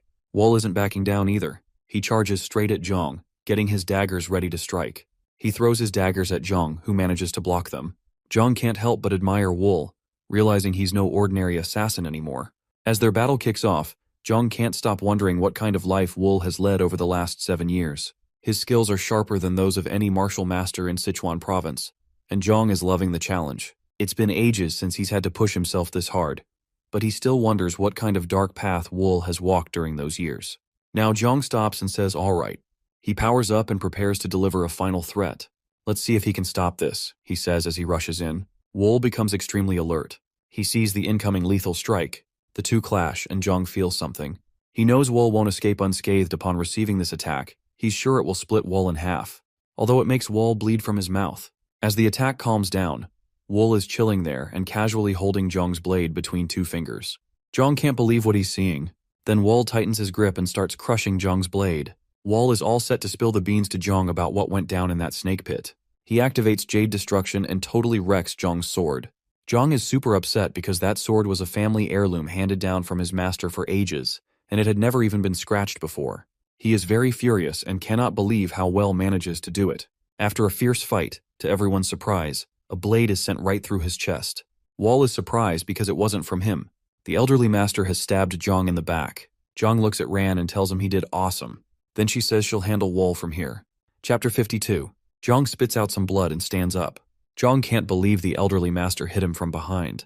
She brushes it off, saying that in the Jianghu only the winner counts, and he should just blame himself for not dodging. Zhang turns to Ran, calling her out as the leader of the Emi-sect and saying she should be embarrassed about all this in front of everyone. The elderly master chimes in, saying all the crowd saw was the Emi-sect claiming victory and taking charge of Sichuan province. No matter what else happened, they'd only talk about that in the afterlife. Zhang starts shouting at her, demanding to know if she really believes the Emi-sect will keep going strong. He insists that it's getting weaker, and it's all her fault. The elderly master asks if he's finished talking. Then she attacks him again, telling him to worry about the Qingcheng sect instead, because she is determined to make the Emi-sect last forever, while the Qingcheng sect will crumble without its pillar Zhang. Zhang has taken a fall, and the Qingcheng sect disciples don't really know what to say. The elderly master then turns to Wol. She gives him a look and says she's sort of grateful because their actions really shook things up, and it was actually thanks to Wol that a crazy opportunity popped up. As thanks for that, she says she'll grant him pain that he won't forget even in death. As they face off, Wol points out that if she had not been so greedy, he would have happily lived a regular life just roaming around. He genuinely wishes he could have been a normal person. But her ambition turned him into an assassin. Wol charges at the elderly master and tells her to look at him and see the monster she made and how terrible it has become. Wol and the elderly master go head-to-head, trading some serious punches. Wol charges in with all his strength, trying to land a hit, but she blocks him with her spear. The sounds of their blows echo around them. Seol is worried about her master, but the old master just laughs, saying Wall doesn't stand a chance at this level. She then pulls out her golden rampant strike and unleashes it on Wall, causing a massive explosion. Wall braces himself with his soul-reaping thread as the dust settles. He manages to stay on his feet and readies his soul-reaping thread once more. The elderly master tries to attack, but Wall is getting the upper hand. As Daggers flies toward him, she plants her spear firmly into the ground and blocks all of Wall's thread attacks. The elderly master then breaks through the chaos and taunts Wall, asking if that's all he's got. Wall replies to find it out. He sends his soul-reaping thread snaking through the ground, confusing the elderly master. Just then, Wall grabs a hold of Rand's leg with his threads. Wall charges at him, dragging her leg stuck in the threads. The elderly master realizes she's really got herself in a bind because Wall's coming at her full force with his swift mind and black lightning move ready. He figures if he cranks up his thinking speed with swift mind and powers up his physical abilities with black lightning, he can move as fast as sound. Wall hits the elderly master with a crazy amount of strength, tossing her back. He stands over her, just watching as she lies there defenseless. Seol cries out for her master while crawling on the ground. The old master is totally lost about what just went down. She didn't even see Wall's attack coming. It's hard to believe she got taken down in one hit. Now she's wondering if it was really just a fluke that he was able to hold his own against Zhong, the Qingcheng warrior. She can't help but think about what kind of monster they created. At this rate, she's pretty sure she'll end up meeting the same fate as Zhong. The elderly master calls over Seol and the Black Cloud Corps captain, telling them to take out Wall. They definitely look nervous about it, but there's no way they're going to say no to the elderly master. Wall points out how messed up this is and accuses her of trying to throw 2 people under the bus just to save herself. He challenges her, asking if she really thinks he's going to let this chance slip away. Wall then charges at her again and pushes past Muryang, heading straight for Seol and the elderly master, who's clearly scared for her own life. Muryang tries to sneak up on Wall from behind, but he catches her move and uses his soul-reaping thread to throw a dagger right at her. It clips Muryang, but she just brushes it off like it's nothing serious. However, more daggers quickly follow this time, and Muryang is hit as the daggers pierce through his body. He drops to the ground as Wall charges at Ran. Seol jumps in to help, trying to attack and telling Wall to stop. Wall easily dodges her move. She swings at him again, yelling for him to halt, but he slips right past her while giving her cheek a light graze. Instead of fighting back, he just takes off running past her. Seol stands there, completely shocked as she tries to figure out why he just ignored her. Wall finally makes it to elderly master and looks down at her. While she's lying there, she calls him a bastard. Seol feels the tension and begs Wall to back off. In a final wild move, Wall turns into a snake and wraps himself around Ran completely. When elderly master opens her eyes, she's greeted by a bunch of snakes surrounding her. She shoots a glare at Wall and bitterly says that Sichuan could have been hers if it weren't for him. Wall then drops down, ending Ran's life. Standing over her lifeless body, he questions if that was everything she had to say before she went. His final words to her are a request for her to just vanish from his life for good, marking the long-awaited payback from the Blood Phantom group. Seol and Muryang are left hanging, not really sure what's going to happen next. The Qingcheng sect's disciples are still stunned over their fallen master, struggling to believe he's really gone. Everyone is just standing there, caught up in the shock, and the fighting suddenly stops. People start mumbling about who Wall really is and where he came from, wondering if he's even human since he took down Ran so easily. Wall notices all the eyes on him and rolls his eyes at the disciples. Fear starts spreading among them, and they can't help but think about how they're supposed to handle him. When he turns his gaze towards them, one disciple panics and bolts. He is convinced they don't stand a chance against Wall. Seol knows they're all at Wall's mercy now. That assassin whom everyone hated took down the leaders of both the Emi sect and the Qingcheng sect in no time and completely takes over Sichuan. Seol can't help but think about what's next for the Emi sect. As she weighs their options, Wall suddenly turns to her and their eyes lock. Seol starts to say his name but gets cut off by a loud shout. The toughest fighter from the Qingcheng sect, Zhong, has come back and he doesn't look quite alive. Fueled by anger, Zhong is ready for a rematch against Wall. Both Seol and Wall watch as Zhong transforms into some kind of beast mode. The other disciples try to check in on him, but his terrifying new look sends chills down their spines. The energy coming off of Zhong feels demonic and the disciples are freaked out, worried he might have dabbled in some forbidden dark arts. Zhong charges at Wall with a speed and smoothness that feels strangely familiar. Wall notices that Zhong's technique has really improved and can sense the dark energy surrounding him. The other disciples are begging Zhong to stop, but he totally ignores them. Wall realizes that Zhong is faster now, and there are no gaps in his attacks. Feeling the demonic influence affecting his mind, Wall stays alert and on guard. He uses his soul-reaping thread to shoot daggers at Zhong and actually ends up catching him. As Zhang is about to strike Wool, the daggers pierce through his body. Even with his new strength, Zhang falls down and coughs up blood. Again, he's no match for Wool and ends up collapsing. A member of the Qingcheng sect comes up to Wool, telling him to back off. Sage Mu rushes over to Zhang, who's coughing a lot but manages to say a few words. Sage Mu jumps in, wanting to know why Zhang turned to demonic magic. Zhang's last words reveal he did it for the Qingcheng sect. He starts fading fast and eventually passes away. Sage Mu is heartbroken over Zhang's foolishness, feeling that the sect's reputation is now ruined. He regrets that Zhang took the Book of the Nine Demon School from the underground cave. With both the elderly master and Zhang gone, the remaining disciples are completely lost. They're shocked that despite Rand's sneaky moves and Zhang's dark powers, they couldn't even take down one assassin. The power dynamics in Sichuan have totally changed because of one guy, Wool. As everything settles down, Wool takes in the aftermath. Sage Mu is speechless as he looks down at Zhang, while Seol realizes she has to step in and approaches Wool. She asks for permission for the Emi sect to get their fallen leader's body. Even with her disciples pushing back and saying harsh things, she insists they need to let go of revenge if they want to survive. Sage Mu stands up and backs her up, asking if they can take Zhang's body. Even Sage Mu, who's usually all business, lowers his head, knowing that continuing this fight would be the end for both groups. Wool questions if they can really be trusted not to go for revenge. Seol promises that the Emi sect won't seek revenge, and Sage Mu backs her up on that. Wool is still skeptical and wonders how he's supposed to trust them. Seol insists she'll prove it to him, and Sage Mu agrees as well. Wool thinks it over for a moment and looks up at the sky before finally deciding to let them go as he wants a fresh start. This situation sends Sichuan into total chaos. The Emi sect and Qingcheng sect, who used to be rivals, pull back to regroup, and other sects follow their lead as they shut themselves in to lick their wounds. Even with all the destruction, nobody dares to hunt down Wool because he is the legendary Reaper who completely changed everything. One sunny day, Wool is just chilling on his sailboat, soaking in the sun. Suddenly, Sochu shows up on the shore and shouts out to him, but Wool barely lifts his head and goes right back to his relaxing mode. Then it cuts to this guy who's seriously struggling to wrap his head around the fact that one assassin took down the whole Sichuan Murim.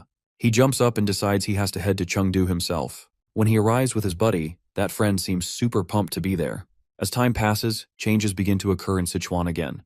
The sun shines brightly over a bustling street. At the counter, a man announces a half-price sale to celebrate the store's reopening. Handing out goods, a guy proudly says they offer the best quality and the most accessories. Only a stranger walks down the street. He approaches the entrance of a building, smiling as he nears a girl. She greets him and asks how she can help. He approaches and says he wants to meet the owner. Taken aback, she explains that it is difficult without an appointment.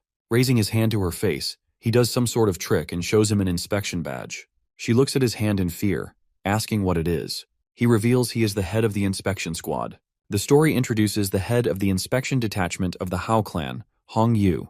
He asks her to be quiet and bring the owner with all documents about what recently happened in Chengdu. She quickly leaves, saying she understands. Hong imagines a corpse and wonders about the death of the branch manager, considering if it is related to the assassin who wreaked havoc in Sichuan. The guy's face clearly shows the dead intent of vengeance. A stranger in a cape walks through the shopping district. A tray of goods overturns. People are startled. A man in chains angrily asks how someone dares sell such items to him. Glaring at the merchant, he accuses him of treating him differently because of his hump. Kneeling, the frightened merchant denies it, insisting he meant no disrespect. Holding a pendant, Hunchback demands to know why they sold it for 3 silver yang. The merchant explains that, considering the high materials and labor, the price is already low. People gather to watch. Hunchback insists it be sold for 1 silver yang. The merchant begs for mercy, saying he is new to business. Hunchback calls him a fool. A stranger approaches, grinning at the scene. An old man interrupts, asking why the Iron Hunchback has returned and tells him to stop bullying the merchant. He offers to pay if necessary. The Hunchback turns furiously towards him and asks if the old man is Yu Xin and asks why he is there. The story introduces Shadowless practitioner Xin and Li Soha. Smiling, Xin explains he is walking with his niece and accidentally meets him. Holding a fan, he tells Soha to show respect, noting the Hunchback's fame in Jianghu and Henan. Xin introduces the Iron Hunchback, Kyungwol, from the Hall of 7 Stars. Bowing, Soha respectfully greets him. Thoughtful, Xin offers to buy him an accessory if he wants one. Kyungwol turns away angrily. The merchant catches the jewelry and Kyungwol tells him to forget it, saying he is no beggar. As he leaves, he tells the crowd to stop staring and declares the show over. Watching him go, Xin remarks that since Kyungwol is here, the arrival of the other 6 stars is only a matter of time. Standing in the street, he observes that something always happens in this place, and calls it a strange turn of events. The sun shines on the blue water and our boy sits by the shore. He narrows his eyes, focusing on a fish splashing in the water. He draws it out with his thread and catches it. But some birds fly above his head and he throws the fish into the water and walks towards the city. Back at the bustling city, Wool sits at the table. Hong stands opposite him and asks if he is Pio Wool. Our hero continues to eat and confirms. Hong remarks with surprise that Wool is even more handsome than rumored and has a very beautiful face. Wool says that if Hong came to talk nonsense, he should leave. Hong apologizes while explaining that he was so surprised he forgot to introduce himself. He adds that he spent a lot of time and effort trying to find Wool. Hong introduces himself. Wool asks his name and comments that he has never heard of him before. Hong explains that it is not surprising since it is the first time he has introduced himself outside the Hao clan by his real name. Wool asks what questions the Hao clan has for him. Taken aback, Hong asks if Wool truly doesn't know. He explains that he will put it simply as he asks if Wool killed the manager of the Jianghu branch of the Hao clan. Wool admits that he did, if that man was indeed from the Hao clan. Hong is stunned and asks why Wool killed him. Our hero replies that the manager was collecting and selling information about him.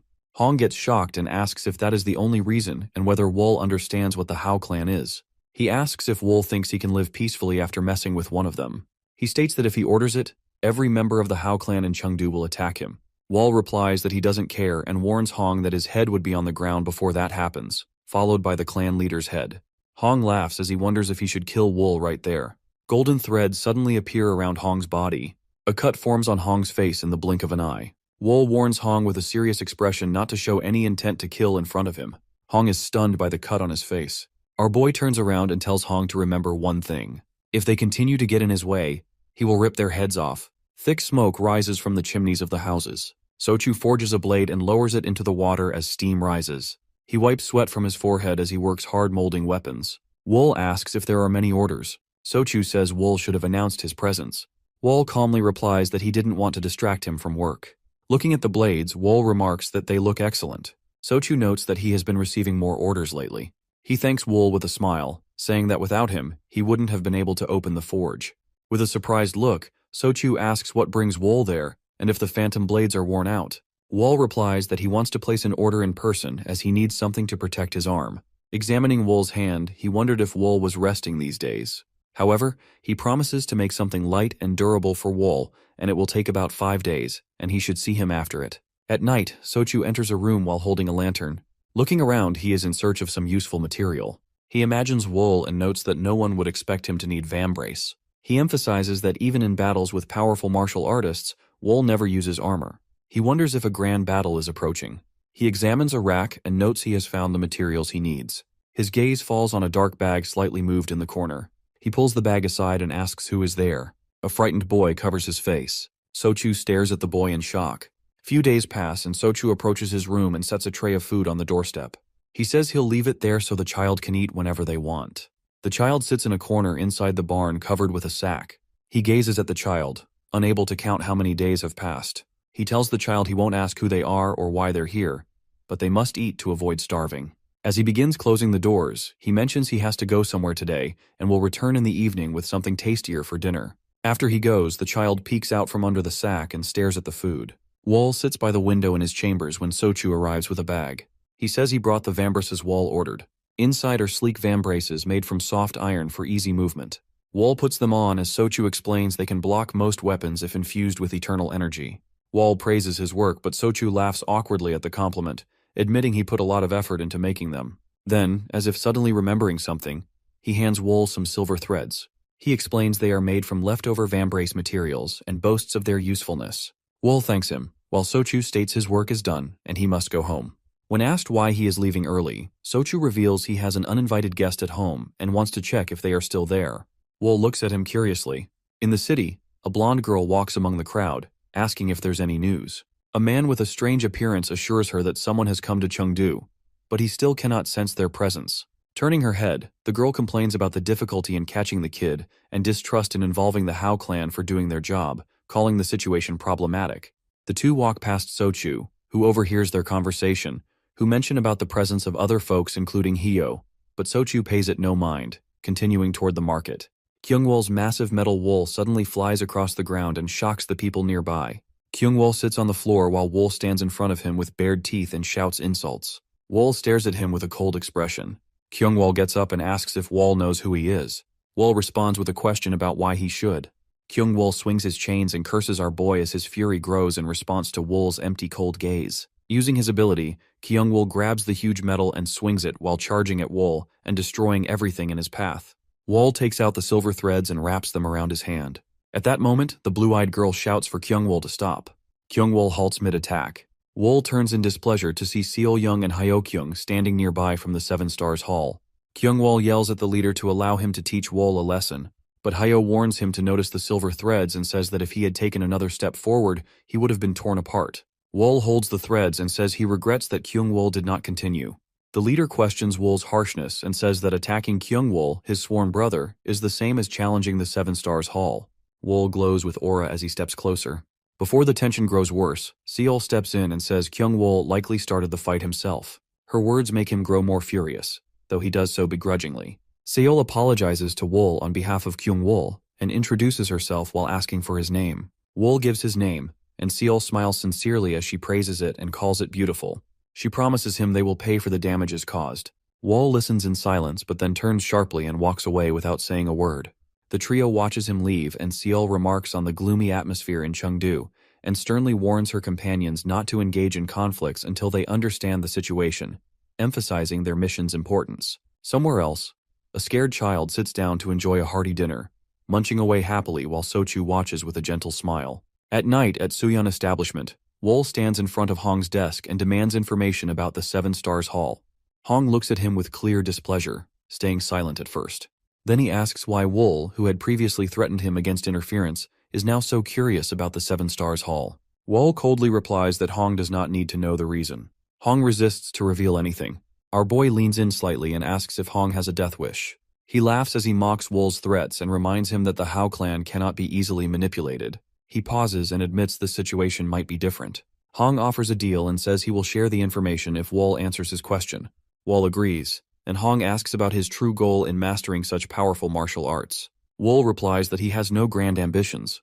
This surprises Hong, who asks how someone with such skills could lack a goal and suggests ambitions like ruling Sichuan. Wol resumes reading and states that he learned martial arts only to survive and seek revenge. Now that his revenge is complete, he has no aspirations left. He adds that the only thing he still enjoys is reading books. Hong finds it hard to believe but feels relieved that Wol harbors no grand plans. He remarks that revenge is an interesting topic and suggests discussing it another time. He then asks what Wol wants to know about the Seven Stars Hall. Wol replies that he wants to know why they are in the area. Wol listens as Hong promises to investigate, explaining that the Hao clan is also curious about their sudden arrival. Wol picks up a few books and informs Hong that he will be staying in Chengdu for a while and should be contacted as soon as there is news. Hong bids him farewell. Wol sits reading and a young woman peels fruit beside him. She offers him a piece of apple, which he absent-mindedly eats while reading. She asks about the taste, mentioning it was specially ordered. Suddenly she collapses, murmuring that the fruit is fresh and delicious. Wol catches her just in time. As he places her on the bed, a voice comments on how her scent fills the room. An older man steps inside and asks how Wol spends all day in such a confined space. Wol glances at him and retorts that it is better than living in the mountains and surviving on vegetables. The bald man laughs, remarking that what feels like heaven to some can be boring to others. He then asks if Wol knows who he is. Wol replies that he does not know and does not care, because if he had shown any hostility, he would already be dead. He observes Wol and wonders aloud why Mu Zhong is so obsessed with him. Wol responds that it is no surprise Wol is from Qingcheng sect. Introducing himself as Mu Zhong's mentor, Go Yob, the swordsman mustachioed, who explains he is not here for revenge. Wol crosses his arms and asks why he has come. Yob recalls the destruction of the Qingcheng sect and blames Wol for its downfall. Wol calmly questions how it was his fault. Yob accuses him again, but Wol states that while he does not deny his involvement, the sect's ruin was self-inflicted. Zhong pursued demonic arts of his own will, and Wol insists the clan's reputation was destroyed from within. Goab admits he came intending to kill Wol to restore the clan's honor, but sensing no evil energy from Wol, he changes his perspective. Yob admires Wol's resilience, noting that appearances can deceive as not all bright ones are righteous, nor all dark ones evil. He believes everything has a purpose, including Wol's existence. Acknowledging the Qingcheng sect's downfall as a punishment for losing its purity, he vows they'll no longer interfere with Wol. Yob then asks Wol to promise that unrighteous people don't seize power, warning that such chaos could threaten not just Sichuan, but the entire world. Wol turns away, refusing to make a promise. He accepts his past, but insists he has no right to intervene. Yob urges World to live as someone who opposes evil and protects the deserving. As Yob disappears, Wol mutters that he will never pity anyone. Night falls, and we return to Sochu's barn. The frightened boy introduces himself as Shinwoo. Sochu compliments and asks where he is from. Shinwoo says he is from Hefei, a place thousands of kilometers away from here. Sochu gets puzzled as he marvels at how the boy traveled so far. Shinwoo admits he does not know. Sochu asks if someone was chasing him. Shinwoo looks up, recalling men in black suits. Before he can explain, a sudden strike from a katana slices into his shoulder. Shinwoo's blood splatters onto Sochu, who freezes in shock. Tears stream down Shinwoo's face as he weakly murmurs. Sochu is very scared, seeing Shinwoo fall dead. The man standing right in front of Shinwoo's corpse thinks maybe they should have brought him back alive after all. He is 7-star Hall Bloodsword Joe Sam. He looks at the dead man and the boy and says he could get at least half the reward if he brings back his remains. But then he notices how Shinwoo's hands begin to move. He looks at him with great surprise and wonders what is happening. At that same second, Shinwoo's body begins to twitch violently, and he starts to scream. The brutally assaulted young kid just stood up right in front of him and gazed back at him. Sam looks at Shinwoo, surprise filling his face. He then becomes happy and claps his hands together, saying he has no idea what just happened, but is glad that Shinwoo survived. Sam grabs him by the head, saying he could get the entire reward if he brings him alive. Shinwoo's eyes are clouded as Sam holds onto his hair. At that moment, he grabs Sam's hand, squeezing it with all his might and lifts him and slams him into the ground with force. The impact is so strong that blood flows from Sam's mouth, and Sochu looks on in shock. Sam rises from the ground and thinks this was supposed to be an ordinary child who didn't know any martial arts. So what kind of strength does he have? He looks at the place where he had wounded Shinwoo and realizes that, despite his strength, Shinwoo was able to completely heal his wound. Sam grins wildly, realizing this mission isn't ordinary. He says the high pay now makes sense. Stabbing his sword into the ground, he radiates an aura and declares he won't hold back since Shinwoo won't die easily. He taunts Shinwoo to keep fighting, vowing to see if he survives after losing all his limbs. But then Sochu appears right behind him. Taking Sam in his grip, he yells at Shinwoo to run away. Hearing this scream, Shinwoo returns to his normal state and begins to understand what is happening. Sam looks at him with displeasure and shouts to Sochu to let him go. Shinwoo is still confused and doesn't know what to do. Sochu frantically shouts at him to stop standing like a pillar and immediately run away. Sam gets enraged and begins calling Sochu names and strikes him, throwing him far away. As he turns his head, he notices that Shinwoo has managed to sneak away. Sam gets ready to find this kid once again. From the force of the blow, Sochu crashes into the wall and gets unconscious. In the chamber, Hong mentions the Hall of 7 Stars is searching for a skinny 15-year-old child. Curious, Wol asks why, but Hong admits they don't know yet. He adds that the secretive Hao clan is already involved. Suddenly, there are loud knocks on the door and shouting to let them in. A girl with black hair enters and informs him that a guest named Sochu is trying to break through. Before she finishes speaking, 2 guards bring Sochu into the room. Wol asks what happened. The guards let him go and he falls to his knees, grabbing Wol and begging for help. He repeats his plea, asking if Wol will help him. Wol tells him he will help if he can. Sochu recalls the events and says a child was hiding in his workshop when martial artists broke in and tried to kidnap him. His pupils narrow with fear as he explains there was something strange. He remembers how Shinwoo stood up from the ground after being severely wounded in the shoulder by a sword. The wound was so serious that it seemed the blade had cut through bone. Yet Shinwoo did not die and instead started squirming strangely before he jumped to his feet fully healed. Hong mentions that the martial artist was likely Sam, the youngest of the 7 Stars Hall. Hong speculates that since Shinwoo survived the sword strike, he might have come back to life. Imagining a demonic figure looming behind Shinwoo, Hong suggests there could be a connection with the Demon King. They say the Demon King is a guy who lived over 10 years ago and stirs up a lot of drama in Jianghu with his insane ability to heal. No matter what kind of martial artist he faces or how messed up he gets, he always comes back to life. It's something nobody can figure out. A rumor is spreading through Jianghu.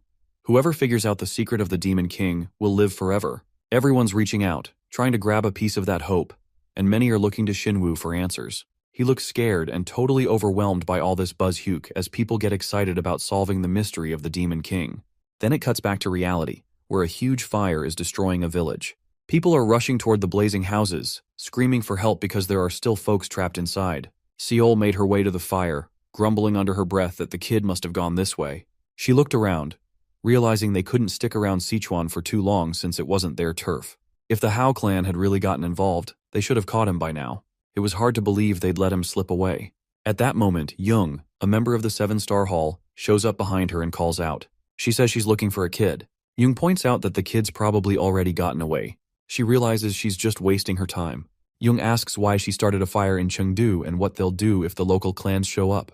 With a sly grin, she replies that they won't dare step in because Wool has them too scared to act outside their turf, cause his name alone sends chills down their spines. Jung scoffed at the stories about the martial artists across the street in Chengdu being terrified of a nameless master. He drew his katana with a smirk and declared that if he ever crossed paths with Wool, he would take his head off with his blood wool sword in a single swing. There would be no chance to react. Seol walked beside him through the smoldering ruins and said she looked forward to the day his head fell instead. Jung laughed at her words and promised she would be the first to witness it when he took Wool's head. The two seem completely unhinged as Seol casually mentions how the sound of people screaming always brings her comfort. Out of nowhere, silver threads snap around Jung's neck and yank him upward in an instant. Seol spins around in a panic but sees no one. When she looks up, Jung's body is dangling above the building, his neck trapped in two silver threads. He thrashes and claws at them, but they only tighten, choking the life out of him. Seol shouts his name, but before she can do anything, his neck snaps. His head hits the ground with a sickening thud, and blood splatters everywhere. The scene shifts to a bunch of panicked villagers running away from their burning homes. Some are just standing there, shocked at the destruction. Soha watches in disbelief, struggling to wrap her head around everything. When Shin comes over, she asks him what's going on. He admits he has no idea but senses something really bad is happening. As the fire rages on, tearing through buildings, Shin remembers hearing about a similar disaster in Chengdu that involved fire too, which makes everything feel even more alarming. As they turn their heads, they spot a blindfolded guy named Gam, the bamboo swordsman from the Seven Stars Hall, with scars peeking out from under the blindfold. He walks by them without saying a word and turns a corner. Soha and Shin decide to follow him, feeling the heavy tension and the intense bloodlust around him. Shin asks Soha how she picks up on it so easily. She replies that when the urge to spill blood is this strong, there's no way to ignore it. Shin stares at her in disbelief as Soha insists they should keep following him. The two make their way through the burning village, searching for Gam. They glance around, trying to figure out where he might have gone. Shin starts to wonder if Gam noticed they were trailing him. Soha shakes her head and says a swordsman like him wouldn't just disappear that fast. They turn a corner and stop dead in their tracks, eyes widening at the sight of a massive bloodstain on the ground. Both of them freeze when they see Gam's lifeless body sprawled out, drenched in blood. Shin looks at the scene and wonders how this even happened. Soha, noticing she lost sight of Gam for just a moment, can't believe it and questions if it's even possible. She says she just can't accept that a master like Gam was defeated so easily. He stares at her in disbelief and says that the world has killers at this level. He turns to Soha and wonders if he's talking about Wall. Soha nods and mentions that he's the guy who recently caused chaos in Chengdu. She adds that Wool is the one who's rumored to have taken down all the sects in Sichuan province by himself. Shin admits he thought it was just some wild gossip, but now he can't brush it off. He's worried that something huge is about to go down in Sichuan province. As sunlight pours over the city and leaves swirl through the air, Shinwoo clutches the ground with bloody hands. His clothes are drenched in blood as he struggles to crawl forward. Sam walks behind him, taking in the scene with a grin and casually commenting on Shinwoo's impressive. Sam grips several blades in his hand and launches them into Shinwoo's back.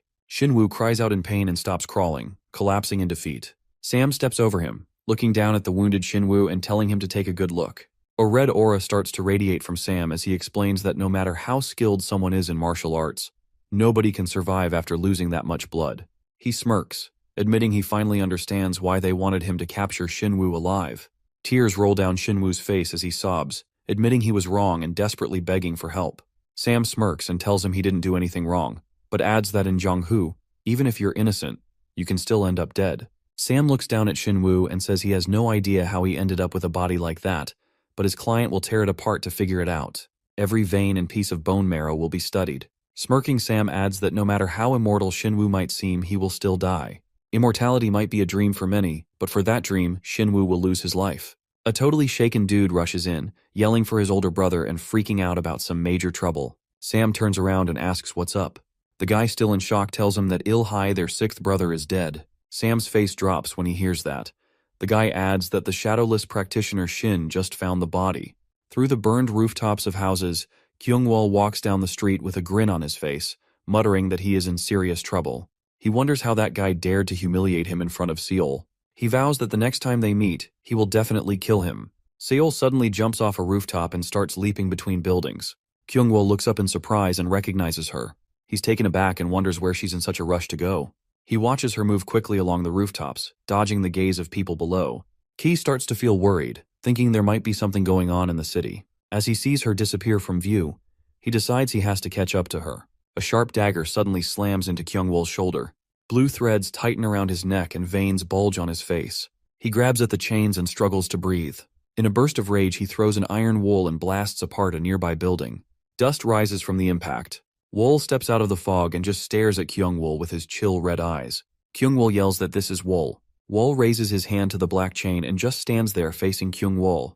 Kyungwol's anger boils over as he shoots Wool an intense glare. Thick smoke rises into the sky while vultures circle above the buildings. It is no surprise that the Iron Hunchback's bloody body lies sprawled on the ground in a pool of blood. Sokka is shocked and yells for her uncle while pointing at the body. Shin stares at Kyungwol's dead body and wonders if it's an Iron Hunchback. He's starting to think the killer might be aiming for the 7 stars on the down low. Soha is surprised and asks Shin if he thinks the killer has a grudge against them. She wonders if an alliance of ghosts might be behind it. Shin says the 100 Ghosts Alliance has never worked in Sichuan. He thinks it's probably that infamous killer causing trouble. Shin looks at Kyungwol's corpse and says he does not believe it is the work of an ordinary killer. Sokka asks who this monster could be and where it learned to kill like this. Shin says witnesses describe the killer as young and handsome. Sokka gets angry and asks how someone so beautiful could commit such terrible acts. Shin says the killer is really determined to keep going. Sokka wonders if they are getting involved in other people's business, but adds that he can't just stand by and watch disasters unfold. He points out that even though the 7 stars are a bit strange, they are part of the legit organization and can't ignore this mess. Sokka agrees, and Shin looks at the distant fire wondering how far it is spreading. Hyo warns the rest of the 7 stars who are trying to escape into the thick forest to stay alive. He keeps reminding them to stay sharp, knowing the killer could appear at any moment. He feels guilty for not taking out Wool when he can do so during the fight with Kyungwol. He thinks about the lost members and realizes he stayed quiet to avoid trouble with Ching Cheng and the Amy sect, but it cost him 2 younger brothers. He isn't so sure the others would have done any better. Sam asks why Wool is coming after them now, thinking it might be because of the recent fight. Sanwi believes that if that were the case, Wool would have acted sooner, so he wonders if it has something to do with Shinwoo. He tries to calm him down, saying it's never too late to get back at someone. Sanwi suggests they hand over the boy to get some backup and then deal with Wool later. Hyo is determined to get rid of his shame by sending Wool to hell. Seo notices they are being a bit careless but thinks it's fun. Hyo looks around and feels like something isn't right. Seol asks what's wrong, amazed by his reaction, while Hyo notices the forest getting darker.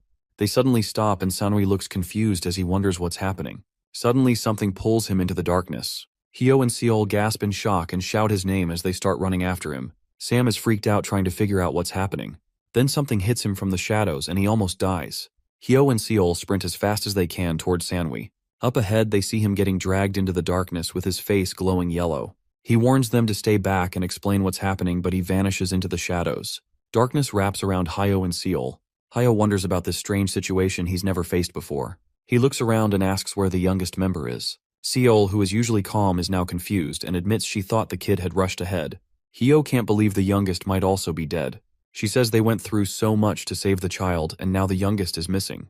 Sanwi is tied up and bleeding as he calls out weakly to his older brother. The group looks at him in fear while he hangs above them with injuries all over. He whispers "Big brother," but before Hyo can do anything, Sanwi is cut to pieces right in front of him. Hyo cries as his brother's head lies just inches away. The Battle of Shadows is coming to an end as our threat finally shows up. Seol is shaking with fear. Hyo's so mad that he glows with this yellow aura. He starts yelling and unleashing his energy like crazy. He charges at Wool like a shark ready to attack, but Wool stands there totally relaxed and ready for him. Hyo jumps off the ground and throws a punch at Wool, sending out a blast of yellow energy. Hyo is filled with anger and yells in frustration, unleashing a flurry of powerful hits.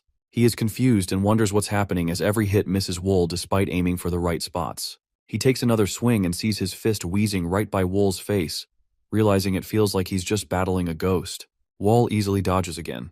Hyo starts gathering energy in his fists to deliver a serious punch. When he finally lets it loose, a huge explosion shakes the area. Dust flies up everywhere, making it hard to see. Wool takes cover behind the thick cloud. Hyo is caught off guard when Wool suddenly appears right before him. Hyo is really frustrated by this. Wool is dodging his moves like he knows what Hyo's about to do. Seol is watching the fight when she calls out to her older brother, who catches Wool's attention. Blades fly from his hand straight at her. She panics and raises her hands to shield her face just in time to dodge the dagger. Blue mana surrounds her as she sprints toward Wool. But before she gets close, Hyo is trapped in Wool's deadly threads. Wool grabs Hyo and demands to know why they kidnapped Shinwoo. Seol realizes Wool is after him because of this situation. Wool grips Hyo's head tightly as he keeps pushing for answers. Hyo spins around and replies that he doesn't know anything because he was told to go after the kid. Wool tightens his hold even more. Seol steps in with an upset face and tells Wool to hold on for a second. She asks him to chill and tries to talk things out without being so scary. With a little grin, she says they don't really know much and pleads with him to stop the killing. Wool looks at Seol for a moment before letting Hyo go. Hyo is waiting for the perfect moment to strike, and he quickly flips the script to catch Wool off guard. But instead of landing a hit, he is left stunned by Seol's final scream as Wool's blade delivers the fatal blow. Talk about a harsh lesson. Wool just teaches them why you shouldn't try to deceive him. Hyo totally loses it and bursts into tears. He goes on about his family and swears to take down Wool. The dude's aura is leaking out of every pore. He charges at Wool again. Wool keeps a close eye on him and starts to transform. Hyo's eyes widen as Wool charges up and delivers a crushing blow that sends a hole straight through his chest. As Hyo falls to the ground, he locks eyes with Wool and calls him a Reaper.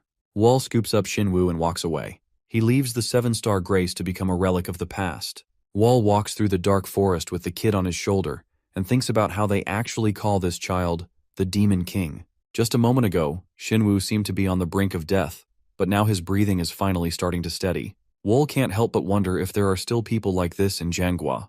Wool believes that Shinwoo will eventually die because he is a man, which is simply how things are. He isn't sure if it's even possible to change that rule and wonders what it would cost if it could be done. Out of nowhere, a guy shows up in front of Wool but raises an eyebrow because he doesn't recognize him. Even though the man is right there, Wool feels he has no presence, and it is strange because he has never experienced anything like that. He carefully puts Shinwoo down on the ground. Suddenly, strong gusts of wind whip around him and he strangely feels them as if picturing a dragon flying above. Wool can't help but wonder if the stranger will start attacking, and if he'll actually be able to stay calm. White snakes start flying alongside the dragons. Wool shoots a fierce look at the guy who just showed up. The stranger smirks as he steps closer and easily takes out the snakes. Wool raged as the stranger commented that this was just a copy of another incredible technique.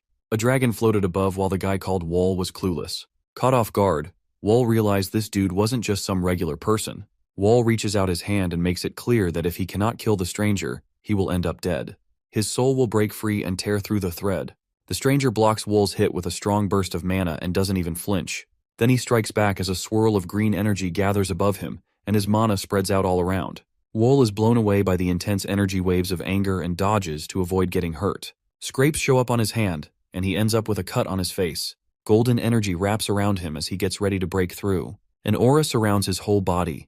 The guy smirks and asks if Wool is up for it. He remarks that Wool has turned from a peace-loving herbivore into a fierce predator in no time. As he watches Wool, he cannot help but be surprised by how strong his defense is. Wool radiates vibrant energy while the stranger grins and asks if he's finally helped the kid tap into their potential. Wool is wrapped in a storm of wild mana with energy crackling in his hands. The stranger watches him closely while the green mana swirls around him as if it is alive. Energy radiates from Wool as the air around him buzzes with tension. He tilts his head a bit to brace himself against the wild winds created by his magic.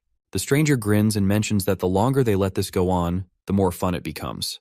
With a casual flick of his wrist, he calls forth a giant dragon whose ghostly form is descending toward him. He warns that if they wait any longer, he'll get himself destroyed.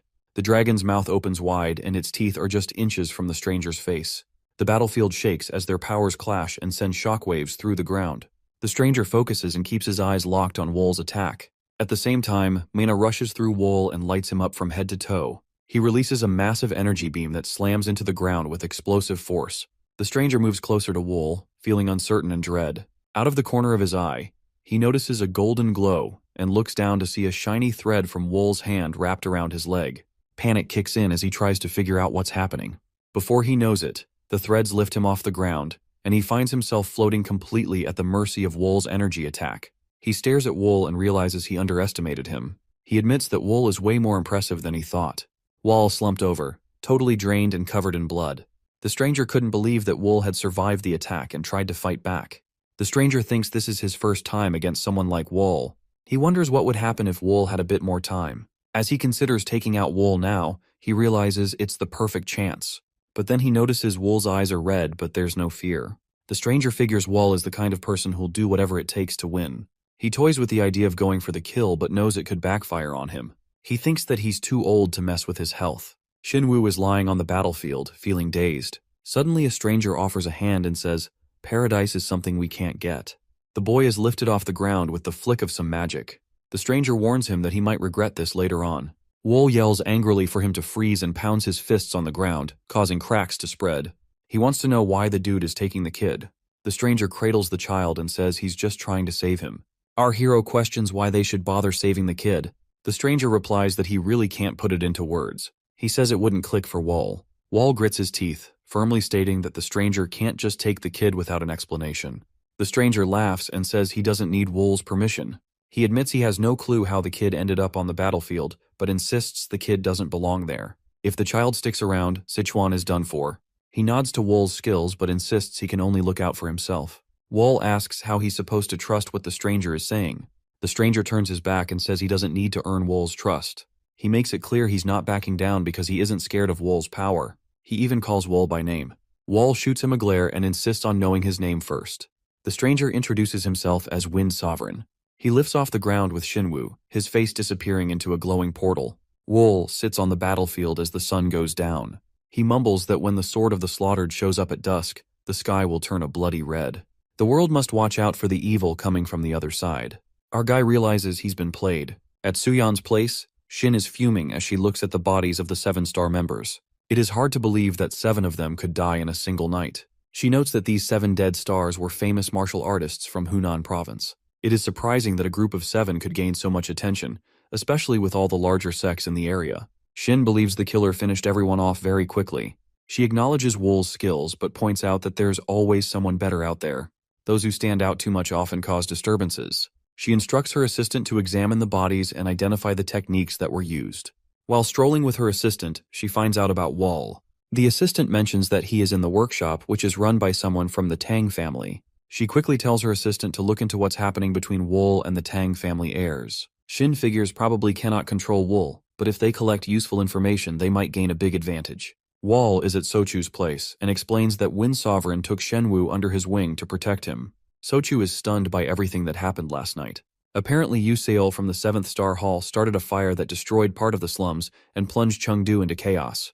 Sochu finds it hard to believe the 7th Star Hall would do something like that just because of Shindu. He wonders what kind of secret Shindu holds that could draw the attention of such powerful figures, including Wind Sovereign. When Wool heard that, he asked Sochu if he knew who Shindu was. Sochu replied that he did and explained that Shindu was one of the strongest martial artists, ranking at the same level as the top 2 trio sets, the trio Manners, and the 3 rulers. Even children had heard of him.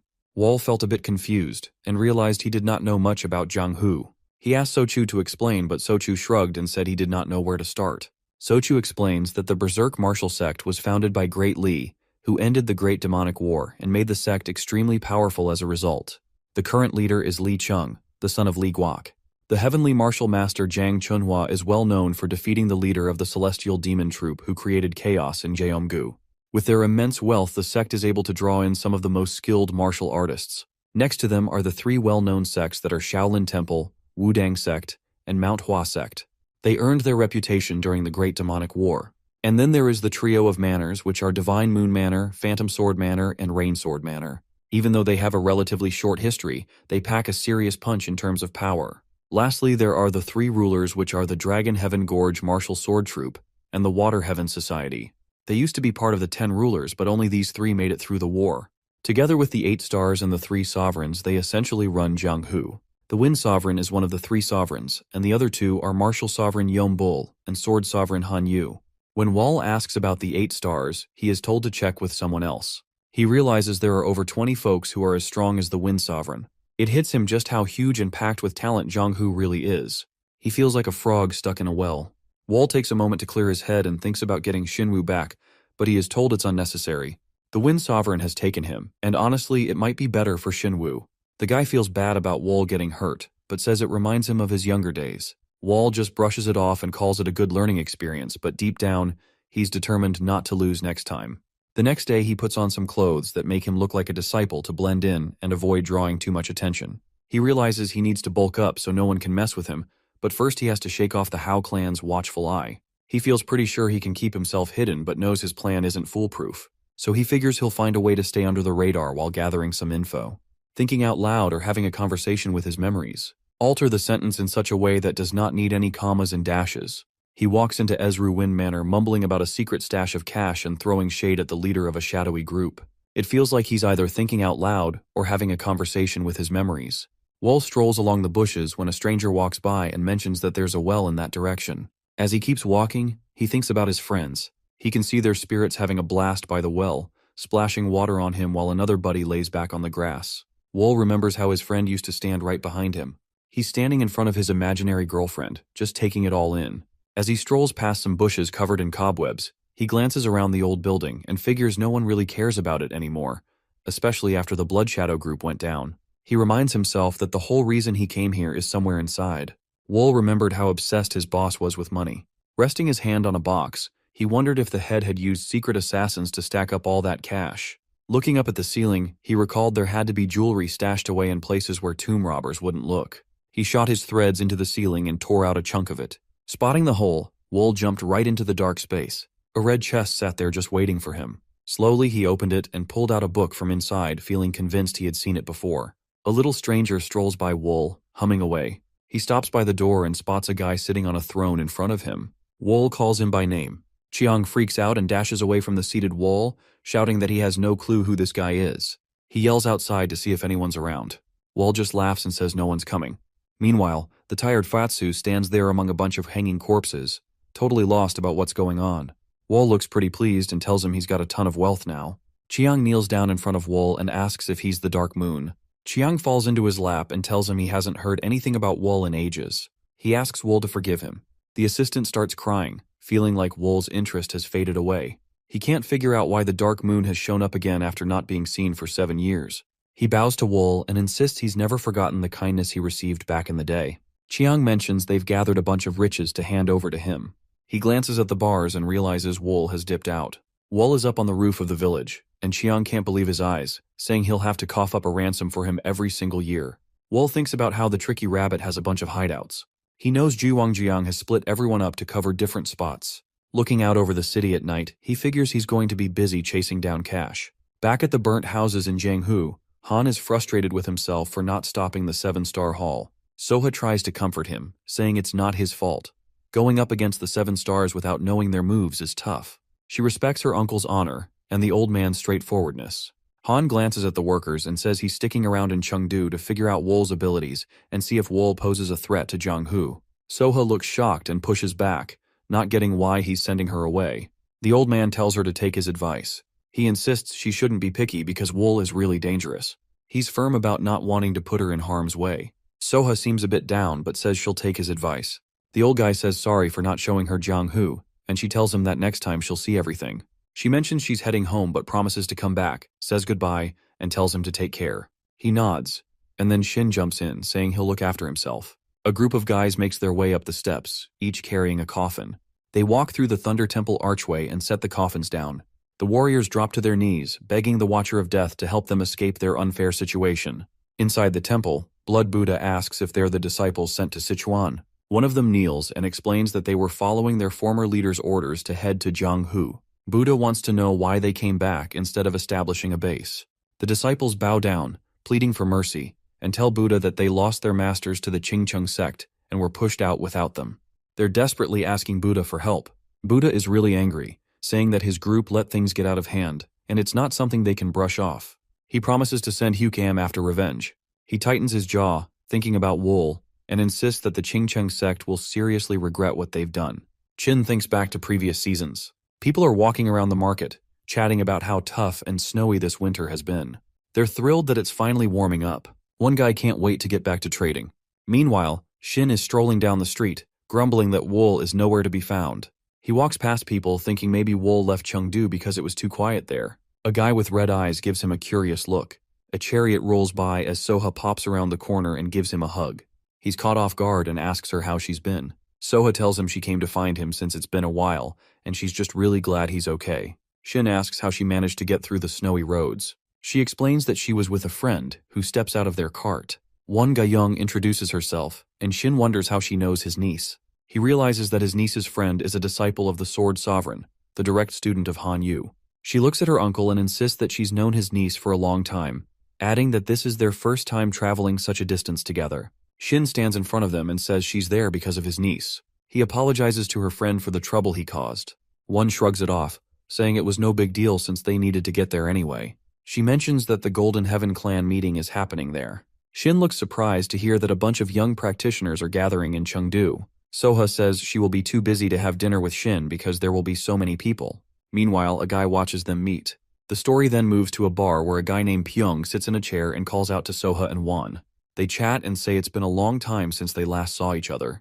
They also ask him if he went to the brothel first. He replies that the girls in Jianghu are good. Soha asks where their other friends are. Other friends come over, including Sowoon and Jeomwoo, the leader of the Golden Heaven Society. Jeom looks at the table and says they haven't seen each other for a long time. Suddenly Guillaume's face tightens. One looks at him and asks what is wrong. Jeom says he feels someone watching him. They laugh and say everyone in the bar is looking at him. A stranger sits at a nearby table while Wool hides his true identity and observes the Golden Heaven members closely. Masked Wool stands at the meat counter, his empty eyes showing a hint of sadness as he gently pets a cow. An old man walks up and mentions that the boy has always been on time before. He asks if Wool feels up to handling the day's work. The boy says he can do it, but adds that he wants to leave after today. The old man gives a smile and asks if something's bothering him. Wool replies that nothing's wrong, and the old man, understanding that everyone has their reasons, decides not to pry any further. The old man remembers thinking the kid was just tough until he saw how easily he took down cows without making a fuss. He noticed the boy had this red aura and figured he was just built with killer instincts. As he was about to head out, he let the kid know he could come back anytime. While slaughtering cattle, Wool discovered he could cause instant death by finding the life and death acupoints in living beings. Now he's ready to test if he understands the pattern. He charges his fist with aura and gets ready for the final strike, muttering an apology to the cow before landing a lightning-fast blow. The cow closes its eyes as its life slips away. The boy looks at the dead animal and proudly says his work is finally done. Next, we see Hong in his room at night, grumbling about being stuck in Jianghu and feeling like he's getting nowhere. It's seriously frustrating. A girl comes in and tells him someone is here to see him, but it's someone way beyond the current head's ability to deal with.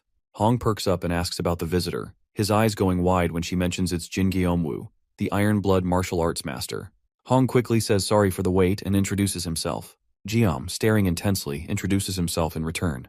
Hong nervously laughs when Guillaume asks if he's really the branch leader. Guillaume points out that Hong's vibe is different from other branch leaders. Hong brushes it off, saying it's just because he's newly appointed, but he can't help feeling a bit impressed by Guillaume's fierce gaze.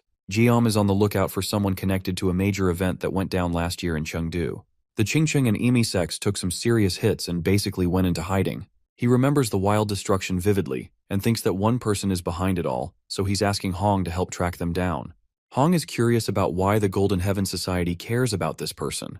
He recalls how Wool, the prime suspect, managed to stay off the radar, even though he was in the same city, and he had already taken out the entire 7-star hall with Hong's help. He tells Guillaume that tracking down Wool is tough.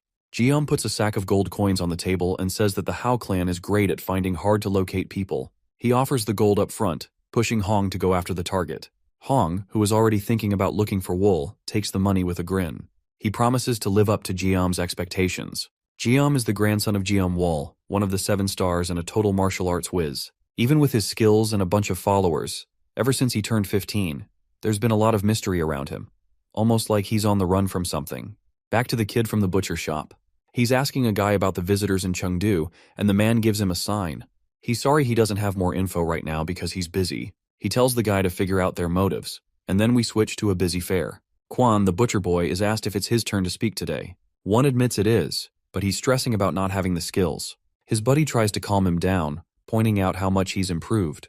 In the crowd, Juan catches a glance at Quan, but Guillaume pops up in between and calls him over. Guillaume checks in about the others and finds out some are keeping an eye on the street while the rest are just hanging out. She asks how his search is going, and he confesses it's tough but thinks that ruling out options counts as progress. They chat about a guy who's kind of suspicious, and he isn't so sure about him but feels like he needs to clear up any doubts. The girl suggests taking a break to boost their moods and brings up this cool spot called the Hall of 1,000 Melodies that has daily performances. Guillaume thinks it's a good idea, so they decide to step away from their tasks for a bit of fun. A bunch of people are sitting on benches, soaking up the performance. Quan is playing a nice tune with others jamming along. Guillaume and the girl are watching, and she thinks the technique is nothing special, but there's some serious power in the music. She glances at Quan and says that if he had started playing earlier, he could have been an awesome musician. Guillaume feels tense as he notices that Quan's energy seems more like a swordsman's than a musician's. The chi feels like that of a warrior, which makes Guillaume wonder about Quan's swordsmanship skills. The girl sees Guillaume's reaction and asks why he is so curious.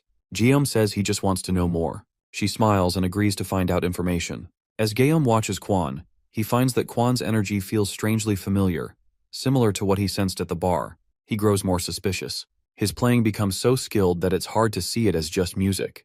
The audience is amazed and cheers loudly. One keeps plucking the strings beautifully and ends with a hand wave, playing the final note. The crowd bursts into applause and cheers. The wand tells Guillaume that she found out who Quan is. His name is Lim Quan. He is a smart businessman from Chengdu who increased his inherited wealth. Later, he pursued his dream of becoming an artist. When Guillaume asks if she is certain, she replies that she checked with several people, so it is likely accurate. Guillaume steps forward to confirm something himself. He approaches Quan and compliments the performance, introducing himself. Quan thanks him for the kind words. Guillaume apologizes for coming up so suddenly and asks if Quan would like to have tea together. Quan thinks about Guillaume's intentions.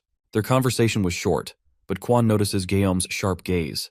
As he walks past a pillar, he becomes wool and reflects on their meeting. He believes Guillaume's invitation to enjoy the performance is just a cover. Wall remembers Guillaume saying he enjoyed their talk and hoped to meet again. Quan decides to keep Guillaume close to find out his true motives. Wall gets to the gate and runs into this old guy holding a stone tablet.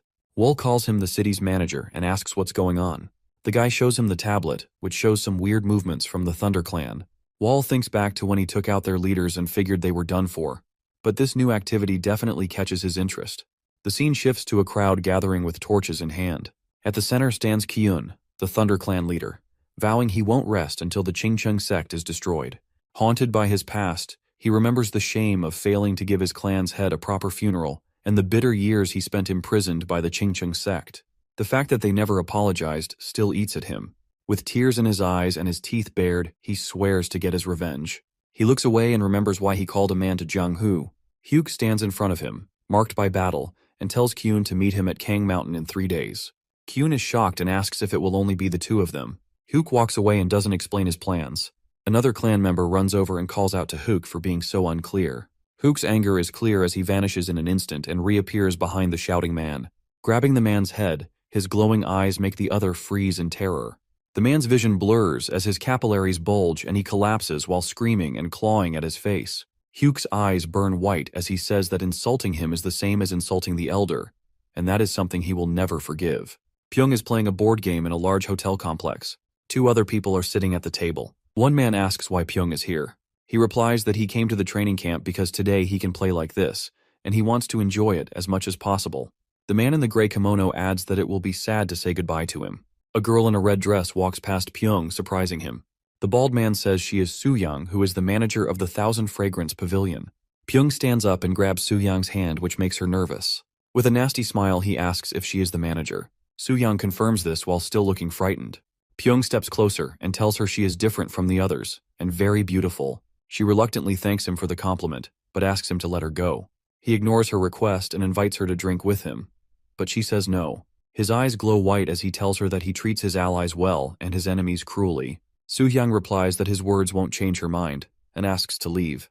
His expression turns wild as he warns her that if she rejects him, it will be the last day for the pavilion. Su Yang looks scared, struggling to understand his madness and what to do. Suddenly Wool approaches and calls out to her. Pyong lets her go after hearing from her that the owner of the pavilion is calling for her. Su Yang hides behind him while Pyong asks about the owner's name. Wool tells him it's none of his business. Pyong gets very angry and says no one has upset him like this in a long time. He starts using magic to float objects in the building, and claims he will show the difference between their powers. Our boy just watches calmly as Pyong charges at him with his fist raised. Pyong's fist goes right through Wool, and he stops when he realizes he felt nothing. Wool appears behind him and mocks him for trying to destroy someone else's property. Wool asks Pyong if he is ready to risk his life. Pyong panics and begs Wool not to do it, but Wool doesn't back down. He punches Pyong in the stomach, sending him crashing through the wall. Pyong lies injured as Wool approaches and plants a foot on his back. Terrified, Pyong realizes how powerless he is. Wool wraps him in silver threads and snaps his bones with a flick of his wrist. He orders his men to take Pyong away and walks off, leaving him broken. The scene changes to a small house by a pond. Su Yang takes off a mask from Wool's face and thanks him for saving her last night. As Wool rests on her lap, she worries about Pyong's friends causing more trouble. Wall agrees and says they have visitors who should be let in. Meanwhile, Juan walks up to the guards and says she is a friend of the slacker who was recently embarrassed. With a big smile, she asks to meet the owner of the pavilion. When Juan enters Wall's room, his confident invitation to come in catches her off guard. She pushes the door open and stares at him in stunned silence. Wall looks back at her, and that is when she sees the gigantic white snake looming behind him. She asks him if he owns the pavilion. Wall explains that Su Yang runs the place and is helping her. She introduces herself and asks if he has heard of her. Wall says he is not. She smiles and remarks that she needs to spread her name more because she thought she was well known in Jianghu. But not everyone seems to know her. He has never left Sichuan, but his skills are so impressive that he easily puts Shimen in this situation. This surprises her, especially after what happened in Chengdu. She asks if she can know his name. Wall looks at her and begins to say Knight, but stops. Remembering Xiang's advice, he tells her to call him the Night Master. She says she is not there because of one clueless person, but because of the entire group. She then asks if he is the same killer from the Sichuan tragedy. Wall wants to know why she is looking for him, and she explains that she has something to ask the killer. When Wall asks what's on her mind, she replies that she will only ask when they meet face to face. Wall says there is nothing more to say. Before leaving, she says they might cross paths again someday. At Qingcheng sect, a man runs into the main hall shouting that something terrible is happening. The sect leader asks why he is freaking out. The man explains that the Thunder Clan is outside. Both of them look frightened and quickly leave the hall. A bunch of people in matching uniforms walks over to them. Kyun hangs out with his squad and says he is the new leader of the Thunder Clan. The sect leader introduces himself as Mu Ryong. Kyun feels confused and scared, not really knowing what to do now. He recalls what Hyuk said about climbing Qingcheng Mountain in 3 days and handling what he told them to destroy. He is not sure what to say to stall for time. Ryong asks if he is all right and remembers the murder of those 2 people. He says he is here to demand that the Qingcheng sect take responsibility for the death of their former leader. Ryong's advisor yells that the real culprit is already dead. Ryong asks what they expect them to do about it. Kyun says they lost their leader, so the Kang clan needs to repay that loss with someone just as important. Then he drops the bombshell that the leader of the Qingcheng sect has to take his own life. When Ryong heard that, he paused for a second. The members of the Qingcheng sect were really fired up, yelling that it was disrespectful to their elders. Kyun started to panic, feeling unsure and scared. He thought about Hyuk's promise to take care of things while they created a distraction, but now he was totally lost on what to do next. Suddenly, a man steps in and tells everyone to stop. He introduces himself as Li Pyong, the head of the High Heavens Martial Academy. Ryong is surprised and wonders why Mr. Li is here, thinking it must be pretty embarrassing for him to see this mess. Ryong figures Li stepped in because the Qingcheng clan and the academy have been closed for a long time. He thinks Li could not just stand by and watch them handle these demands even if they messed up. Li grins like a maniac and says the Thunder Clan leader's request makes total sense. Ryong is shocked and does not know what to say. Suddenly, another guy in the crowd yells out that he's Lu from the Clan of True Warriors and backs up what Li said. Kyun is watching all of this with fear, as the 2 of them push for the Qingcheng sect leader to take responsibility by ending his own life. Ryong feels completely crushed inside after hearing that. Under the bright midday sky, ruined buildings with shattered windows stand tall. Hong and a monk stare ahead at the wrecked village surrounded by lifeless bodies. Hong asks what happened. The main street is covered in corpses with blood soaking the ground and tools scattered everywhere. Hong scrunches down to check the pulse of a body and asks if there are any survivors. The monk in black says there aren't any. Curiously, Hong asks who did this. The monk explains they found the scene this morning but still don't know who the culprit is. Looking a bit anxious, he adds that they might never figure out who was behind it. The monk points out that all the dead are holding weapons, and it looks like the villagers turned on each other. Hong stares at the dead body and is shocked. He wonders out loud if the villagers fought each other, and that nobody made it out alive. He jumps up, unable to wrap his head around what went wrong here. The scene jumps back to a flashback just moments before the deadly fight, where one of the sect leaders is pushing Ryong to end his own life. Behind Ryong, a guy with dark hair is chatting with his brother about how weird the sect leaders are acting. Ryong chimes in and agrees that he has noticed something off too. Chung pushes through the crowd, yelling that he has something important to say. Ryong wants to know what's going on with him. Chung is shaking and Ryong really takes a good look at him. Suddenly, some spit drips from Chung's mouth and he lowers his head. Out of nowhere, a sharp knife slips out of his sleeve. Chung swiftly grips the knife and plunges it into Ryong's stomach with force. Ryong coughs up blood and looks at Chung in shock and terror. The mustachioed man catches Ryong as he collapses and panics at him. Ryong's hands tremble as he starts to pull the knife out. The mustachioed man yells at Chung in a rage and demands an explanation. Chung looks just as wild as everyone else and keeps repeating that mistakes have consequences. The group of armed monks moves forward while chanting in unison. The man with the mustache carefully places their injured leader on the ground. He watches the wild crowd with a nervous expression. The monks stand together in a line to protect their leader. The enchanted crowd suddenly rushes forward with red eyes and yells loudly. A young monk steps up with a sword, ready to face his uncle and determined to keep the leader safe. Ryong starts to fade in and out. The leader of another sect is watching the whole thing closely. Along with the other commanders, the High Heaven sect leader orders his disciples to attack the Qingcheng sect. The crowd works up a frenzy and charges forward with weapons ready. Kyun shakes his head, struggling to understand the mess. He spots a dark figure of a guy chilling on a rooftop. Hyuk is just sitting there, quietly watching the Thunder Clan. Hyuk remarks that fighting among themselves can take down even the most popular sect. He points out that the Qingcheng sect isn't any different. Ryong and his brother are watching the chaos unfold, unaware of the weird energy coming from Hyuk that's messing with all their opponents. The group of warriors is watching the weird behavior of the birds. Jin spots it and suddenly gets a bad vibe. He says it's time to rush over and see if something's up. They take off running toward the castle behind the forest. In the heat of the battle, the monks block the attacks and shout at everyone to calm down. Mustachio clenches his teeth as he realizes he is wrong to assume that only other groups are acting strangely. If this is some form of witchcraft, they might be under its influence too, which he finds hard to believe. Their followers are not used to fighting for their lives, and he fears they will not survive if this continues. The warriors suddenly swoop down over him and crash onto the tiles with a loud thud, knocking everyone back. A group of knights lands hard next to the Qingcheng sect leader. Jin turns to the sect leader's brother and introduces himself, saying that the whole scene seemed a bit off, so he decided to jump in and apologize for coming off as rude. Mustachio looks at him in shock and thanks him for the help. Jin asks what went down, and the mustachioed man says he is not sure either. Ryong slowly shuts his eyes, looking pretty glum, while the mustachioed man adds that they seem to have fallen into some kind of magic, but have no idea who did it or why. Jin glances around, carefully mumbling something about magic. Ning crouches to take a closer look at the fallen enemy. She notices the dark blue veins swelling on their temples and says it's Juyuang poison. Mustachio's face twists in horror as he hears about Gu's poison. It's a deadly toxin from South China that is made by forcing venomous creatures to fight until only one survives and is packed with concentrated venom. He pauses before asking if everyone is affected by it. Kyun looks around at the people near the sect leader, and his eyes widen as he wonders how this could even be possible. Ning thinks she might be onto something. If she is right, someone nearby must control everything. They need to track down and stop the sorcerer. She looks at Jin and tells him not to worry. They will handle things while he goes to find the sorcerer. Jin agrees with Ning and starts using his magical energy to look for the sorcerer. A wave of energy spreads out, turning everything around him into weird negative colors.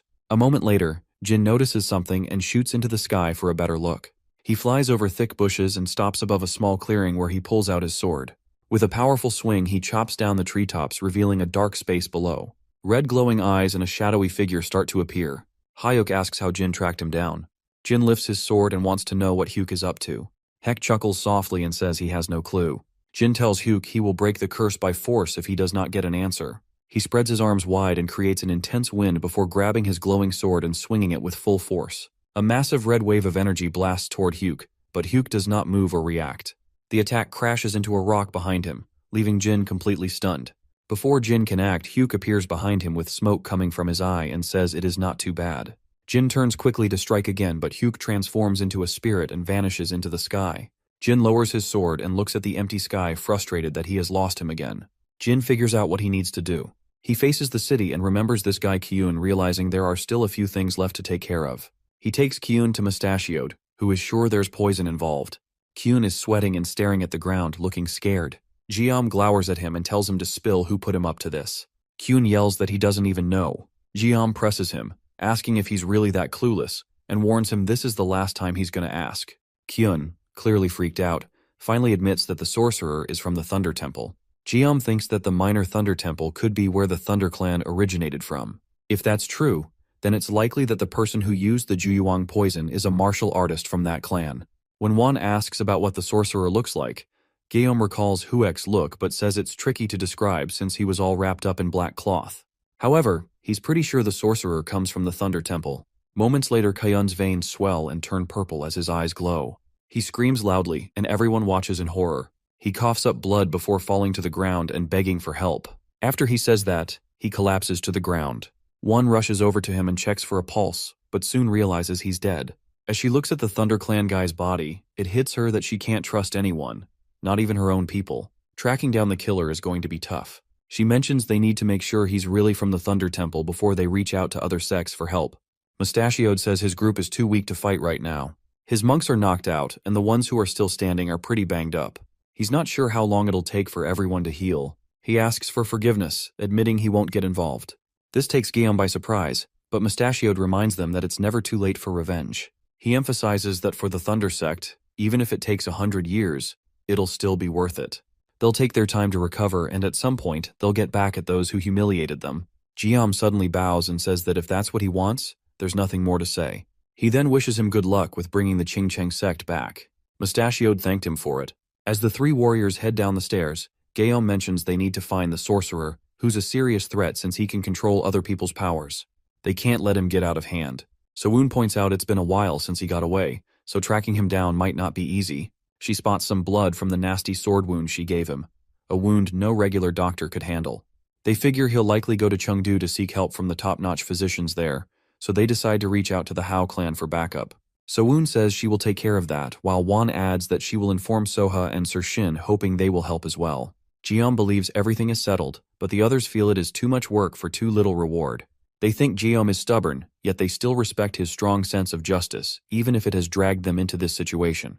Su Yang wishes Wool a safe trip as he walks down the empty quiet street. Suddenly, Wool gives Guillaume a suspicious look before Guillaume smiles and introduces himself. He asks Wool if he owns the fragrance pavilion. Wool responds by asking if Guillaume needs anything. Guillaume says he's looking for some help, and all of a sudden, the protagonist's eyes start glowing red. Guillaume feels like they've met before, but he remembers the face looking different back then. He realizes he's not sure which face is the real one since there are so many. So he just asks Wool to show his true self.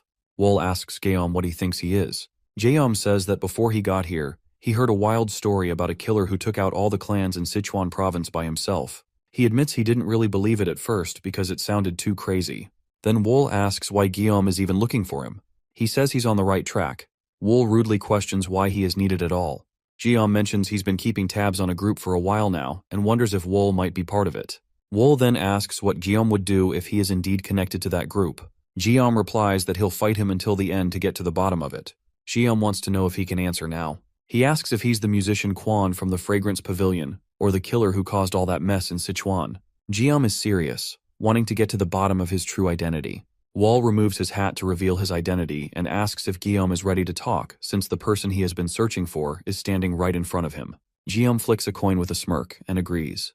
Wool catches it in midair and runs his fingers over the dragon design. Guillaume leans in, asking if he's heard of the 9 dragons. Wool asks what's going on. Guillaume explains that a bunch of people using the same sign was recently found.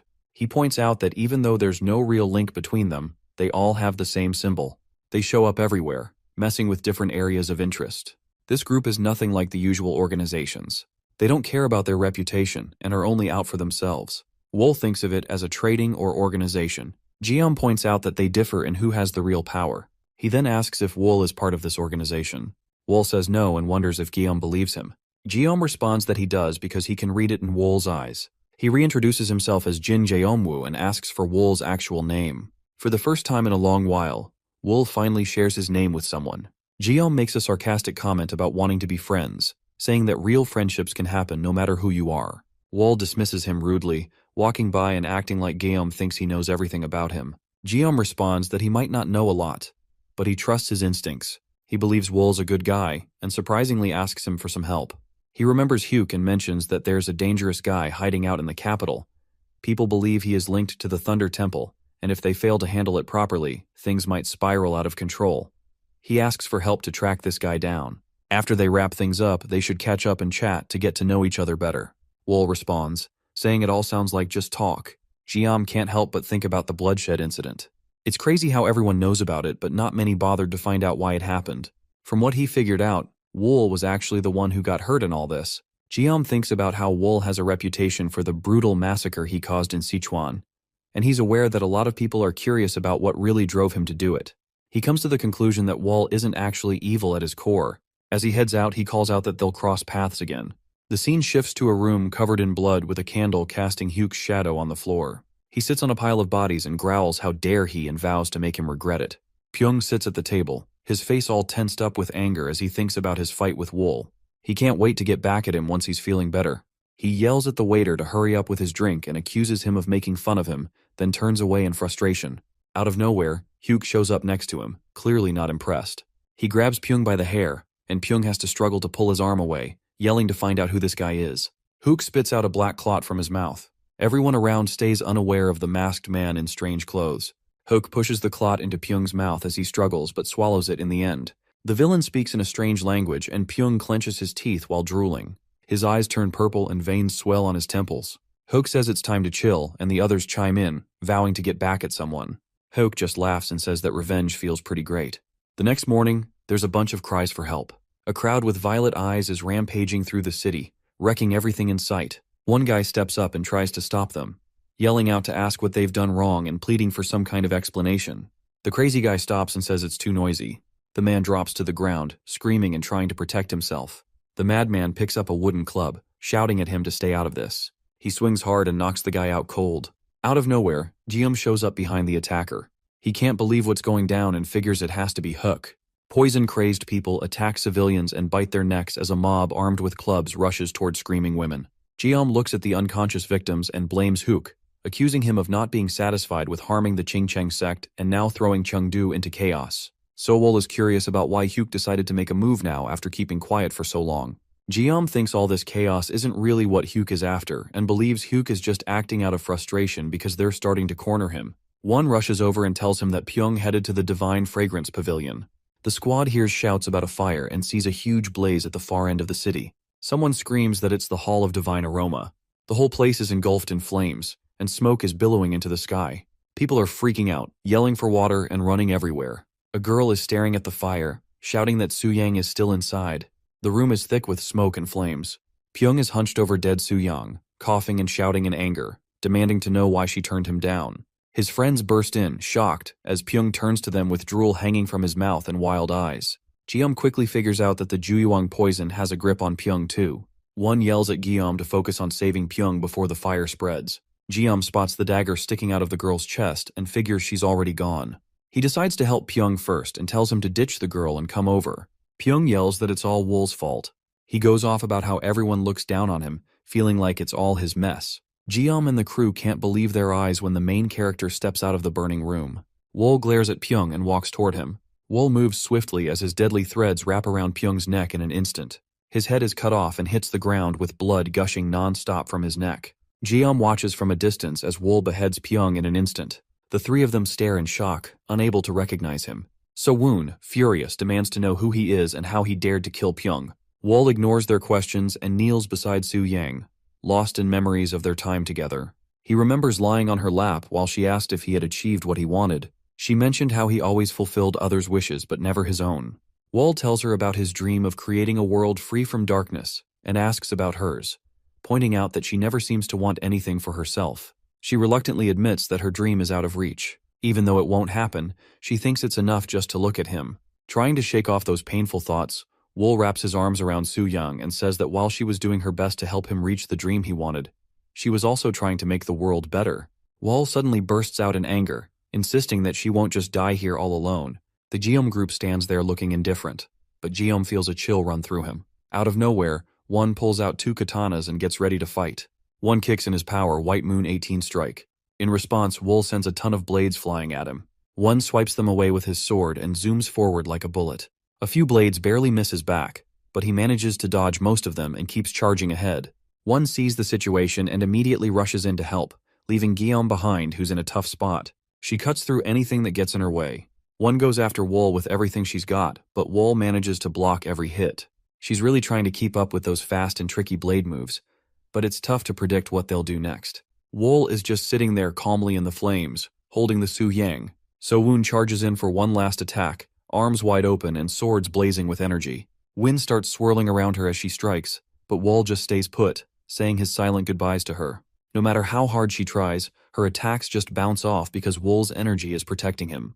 One throws a dagger to help, but So-woon panics and shouts for everyone to fall back immediately. One fights hard against the blade attacks. She turns, fear flashing in her eyes for a moment, as blood sprays across the room. A dagger cuts through Wan's shoulder, and she screams in pain. Wool's thread suddenly wraps around So-woon's neck. Someone wrapped up Wan's neck, which just made her feel more scared and hurt. So-woon was fuming but felt totally helpless to do anything. Wall tied our heroes' hands with his threads, leaving them stuck. They couldn't wrap their heads around how Wool had caught them without even moving, just using his blades. One was frustrated because they had easily lost to someone who just stood there. A blade inches toward Won and So-woon's face, ready to cut through their eyes. Out of nowhere, Gaeom pulls out his sword, sending out red waves that shimmer around him as his eyes blaze with a fierce light. He goes for his 9-ring heavenly sword and launches the third move, soul-blinding blow. A bright red beam shoots towards Wool, so hot that Won and So-woon flinch, and her injured shoulder starts to throb even more. However, Wool stays indifferent and keeps holding the girl right before them. Won grabs his sword, realizing he could have lost his eye or even his life without Gaeom. He's never faced such a strong opponent but knows he can't give up. Gaeom suddenly interrupts, saying this must end and needs to retreat. So-woon protests angrily, insisting they must avenge Pyong. Won urges them to listen to Gaeom, surprising So-woon, who looks at Won in disbelief. Won quietly says they have already seen enough and are no match for Wool. So-woon turns away from her, thinking about her reputation as a disciple of the Supreme Sword Han, known for her skill and resilience. He is shocked that she now suggests retreating. So-woon falls to his knees as he gives up too. Gaeom suggests putting their fight on hold. Wool asks why he should bother. Gaeom explains that Pyong started it but wasn't bold enough to go this far. He adds that the real culprit is someone controlling others, as shown by signs in past victims. He further suggests that this recent incident is a mere distraction and insists they must catch the real villain. He warns that the perpetrator may have already left Chengdu, potentially causing more harm elsewhere. Wool asks what happens if he refuses. Gaeom replies that he will fight Wool with everything he has. He adds that if Wool fights him, he will never catch the true killer of Su Yang. He asks if Wool is willing to accept that. Wool turns and leaves the burning building. Moments later, the house collapses, charred by flames. Su Yang lies on a cloth, surrounded by grieving people who call her name in disbelief. Wool turns to one of the girls and lets her know he'll be gone for a bit, leaving the fragrance pavilion in her hands. He asks her to make sure Su Yang gets a nice, sunny spot for her burial. The girl promises she'll handle everything. Without saying much more, Wool walks off. Gaeom asks Wool if he's ready to track down the real culprit. Wool says he's not interested in helping.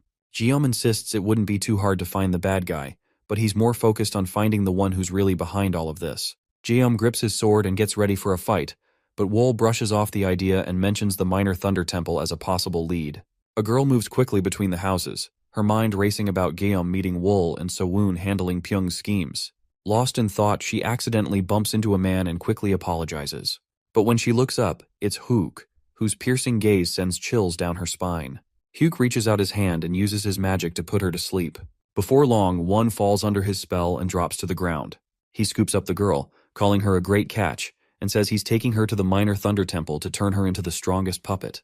Black smoke swirls around them as they teleport away, with Hook excitedly shouting that he can't wait to see Gaeom's tears. Meanwhile, Wool tells So-chu to grab some stuff he needs for a trip to Tibet.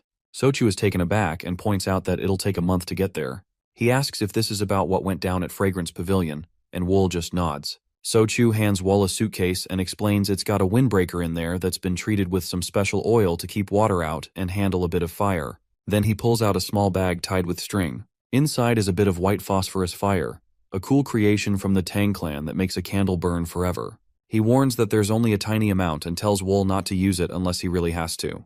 As dawn breaks, Gaeom tells Wool that his friend Won is missing. He insists that Won wouldn't just disappear after hurting Wool.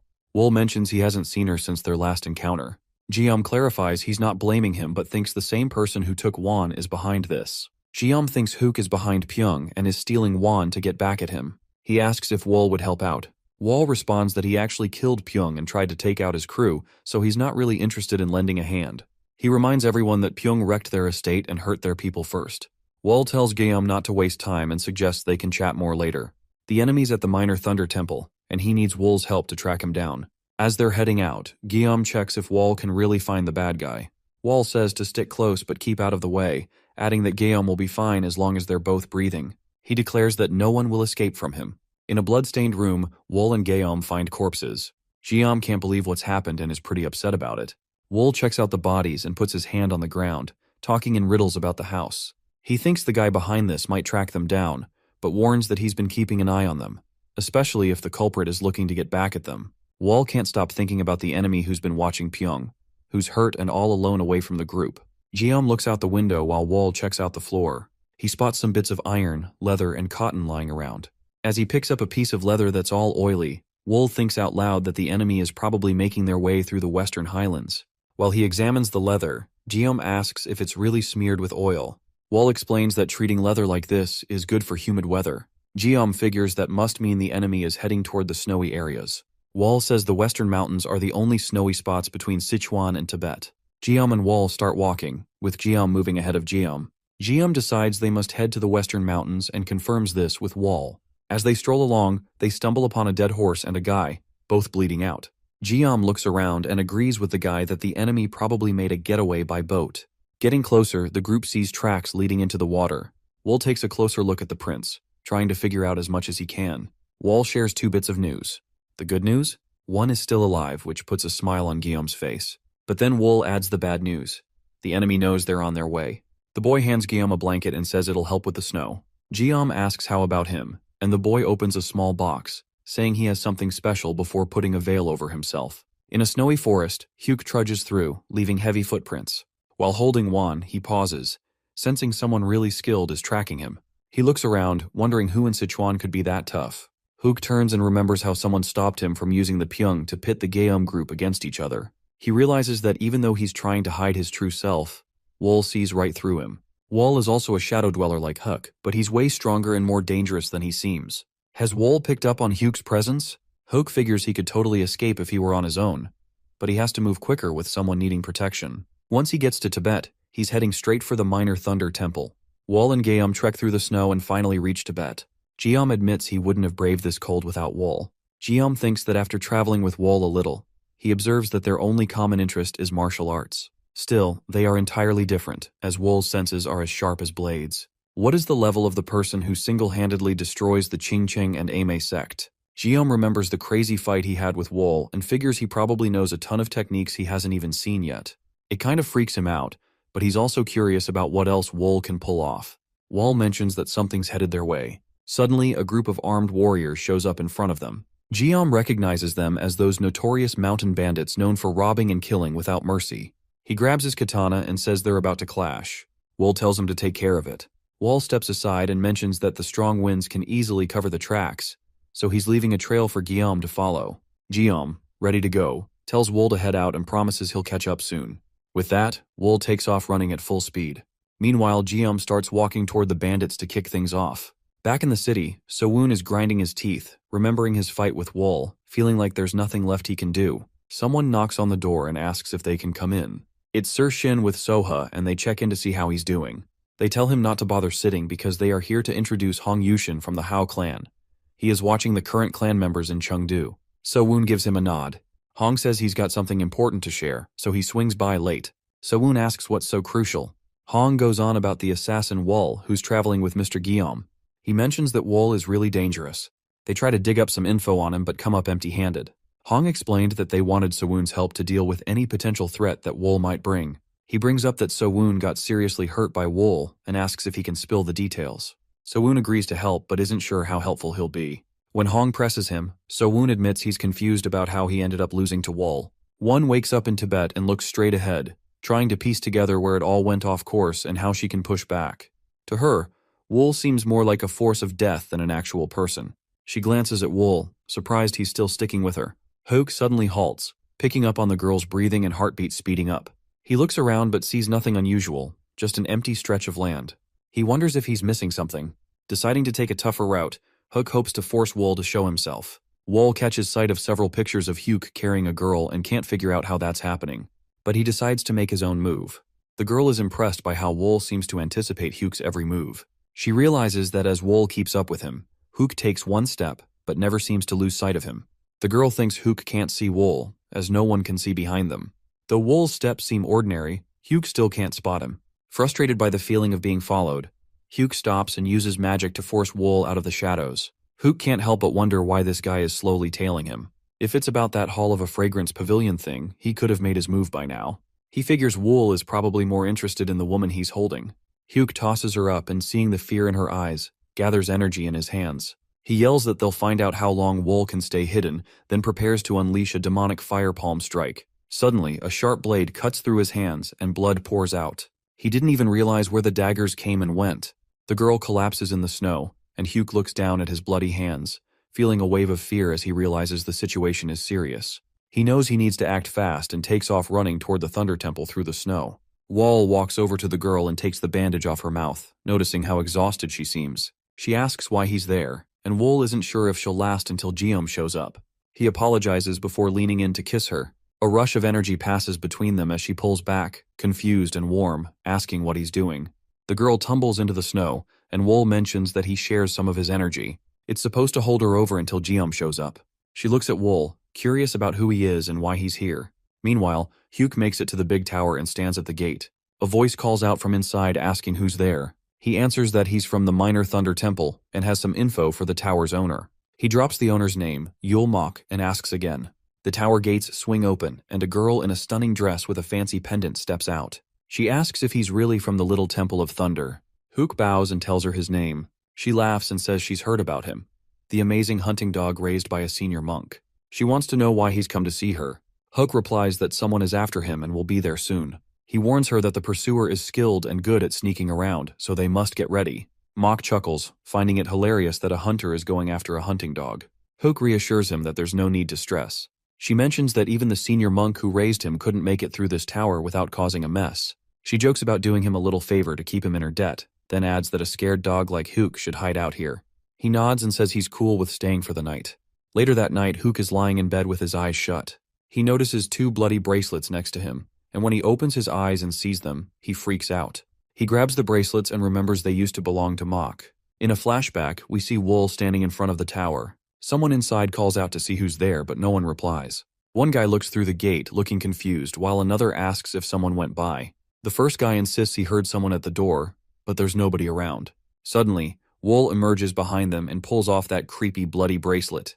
Fast forward a bit, and Hugh nervously looks at his bangs, thinking it's too dark and quiet now. He can't see anything. As he tries to make his way out, he realizes the hallways feel way smaller than he remembers. Definitely not this cramped before.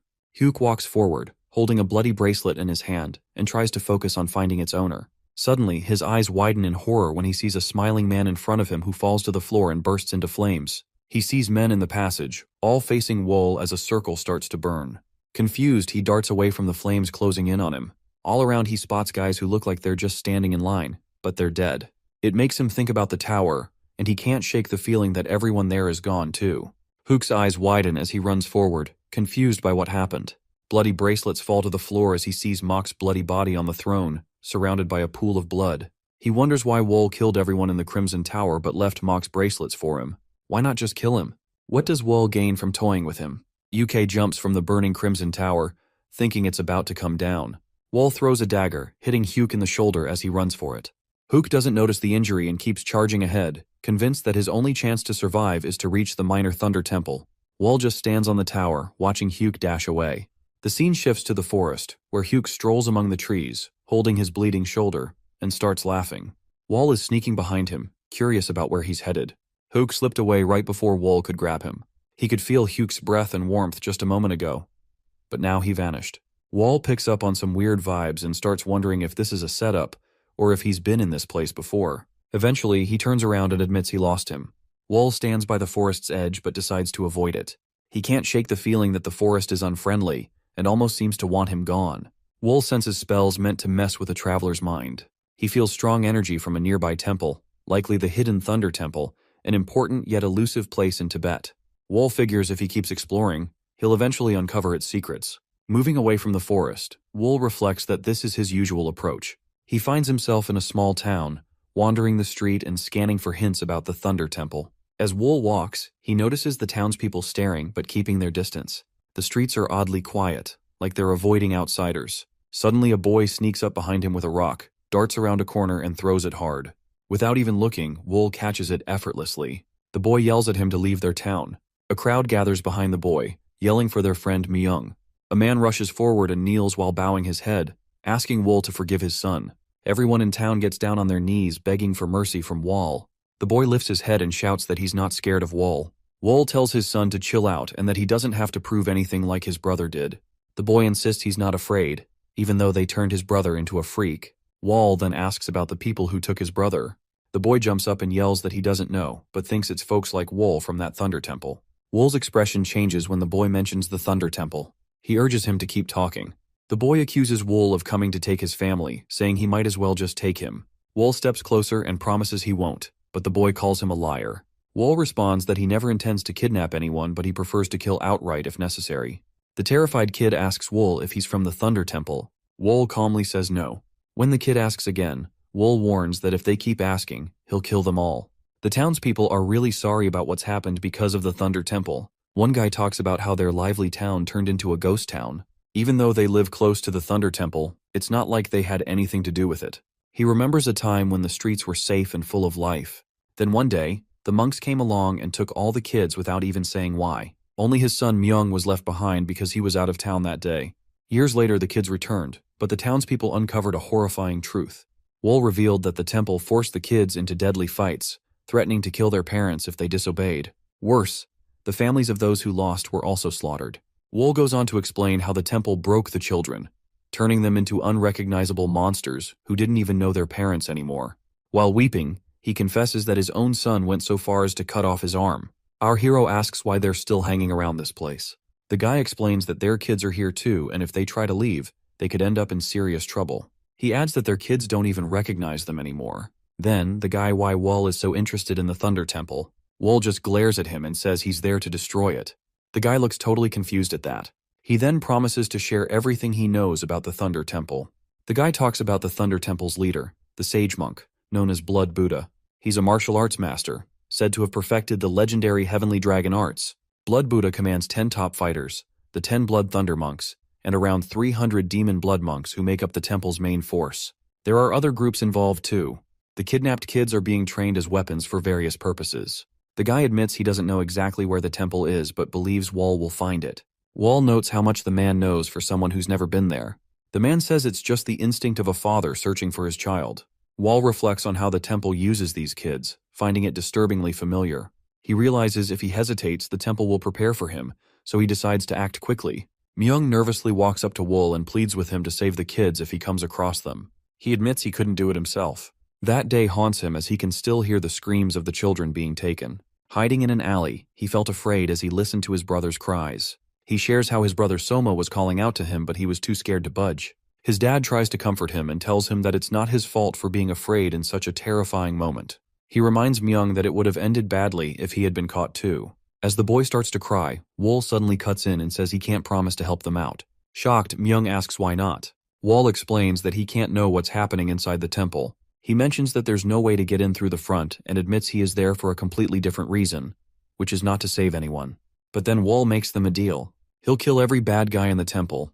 Next we jump to a dark forest. Wool strolls by a river while scanning the area. He thinks the magical setup around him is working perfectly. He realizes that even the best magic can't hide everything, like how the water flows. He studies it closely and figures it would be tough to fake how it feels. Suddenly, he spots a lot of fish in the river. Seeing so many, he guesses the area must be polluted with food and waste. As the water rushes past his feet, he finds a drain pipe. He notices a dark aura from the pipe, spreading throughout the forest. He realizes that his eyes have tricked him, but this time he's sure he's on the right path. He takes a few steps forward and stops trusting what he sees, focusing instead on the stream's flow and how things feel.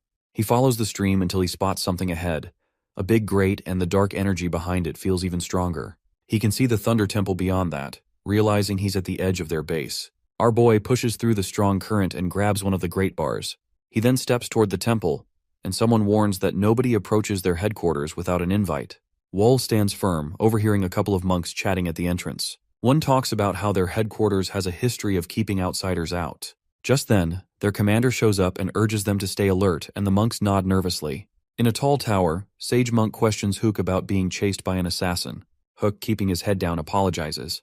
The sect leader gives Hook a hard time about his failure, saying he should have spotted the assassin's face. Hook begs for another chance, promising he can take care of it if given more time. A monk jumps in to back Hook up, saying he deserves another shot. He suggests they send out hunting dogs or start some patrols, but others brush off the threat, thinking anyone could unlikely reach their headquarters. Hook disagrees as he figures he can't depend on anyone else and resolves to deal with the situation alone. The story shifts towards 3 monks who are having a chat. They're wondering if there's anything to discover and keep saying they haven't seen anything. One of them figures it's pointless to keep searching the forest and thinks Hook might have steered them wrong. The second monk grumbles that Hugh always acts so superior. The third monk jokes about how Hugh ran like ghosts were after him. The first one then suggests they head back to discuss what to do next. Two of them start walking back toward the temple, but the first monk hangs back in the clearing, watching them go. A few days earlier, that monk from the temple came home and crawled into bed. He then wondered how they'd track down an invisible assassin. He accused Hugh of having no clue about what they went through all day. Through the haze, Wool appears on the ceiling, watching him. He unleashes his soul, reaping threads that start to pierce through the monk's body. Wool completely paralyzes his body. Terrified, the monk stares at Wool. Wool leans in, and the monk calls Wool a monster. He realizes too late that Hugh was right. Now that monk is going up the stairs from the woods to the temple. Two other monks spot him, wondering if it's senior disciple Young Mok and what he's doing back from the forest. They ask if he's done with the search. Young Mok says this is the last place to check out. He thinks there's nothing special to report and he's just here to share the news properly. The monks bow as he moves further into the temple. Young Mok catches a whiff of a strong, bad smell that seems to be coming from somewhere specific. He figures this must be some kind of research area. He ends up at a particularly foul wall. When he takes a closer look, he finds a gap. This is where the stench is coming from. Wool, disguised as Young Mok, finds this stench familiar and wonders if it is poison. He then forces open a hidden door that leads down into a green mist. In this secret lab, a gray-haired man is experimenting over a guy tied to a chair who is breathing heavily. He walks over to them and says he's just finished a tricky concoction. He takes off the gag and warns the prisoner not to drink too much, mentioning that just one drop is all it takes. He pours a single drop into the prisoner's mouth. Wool writhes in agony, coughing blood. He screams in pain before collapsing lifelessly.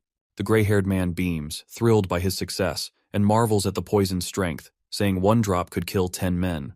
Young Mok steps out of the shadows, startling the alchemist, who asks why he's there. Young Mok asks about the poison, and the man proudly explains it's so deadly that even skilled fighters wouldn't make it past 7 steps. Young Mok suggests naming it 7-step soul-destroying poison. The alchemist agrees, laughing at the aptness of the name. Young Mok extends his glowing finger, and energy threads ensnare the alchemist.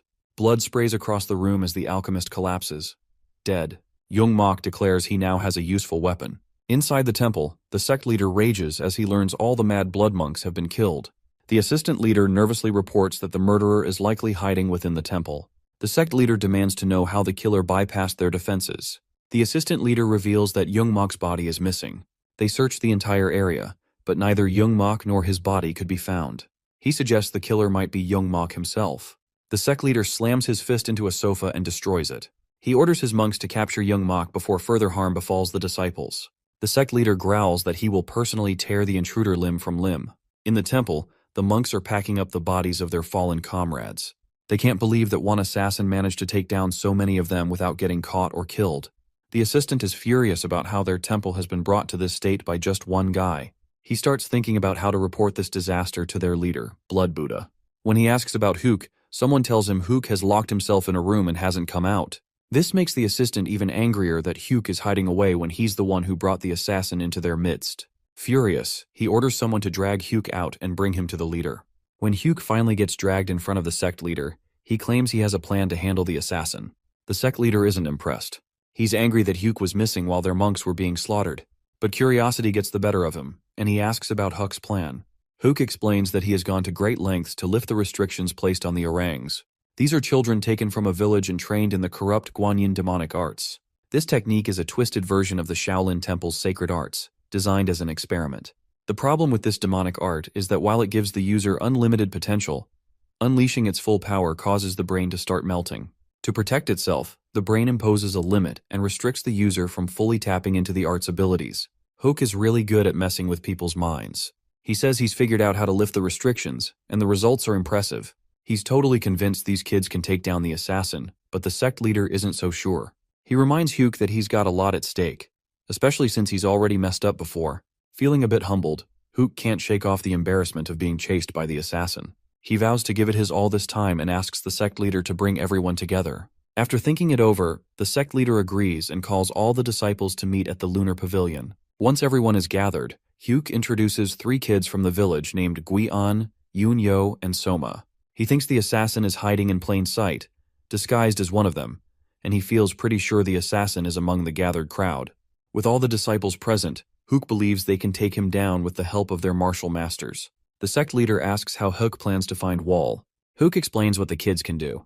Gui can see energy flows, so she can spot anyone who doesn't have the usual energy from martial arts. On the other hand, Yoon might be blind, but her other senses are super sharp and enables her to sense lies. The sect leader is pretty happy. With Gui and Yoon on the job, they can finally figure out Wool's disguise.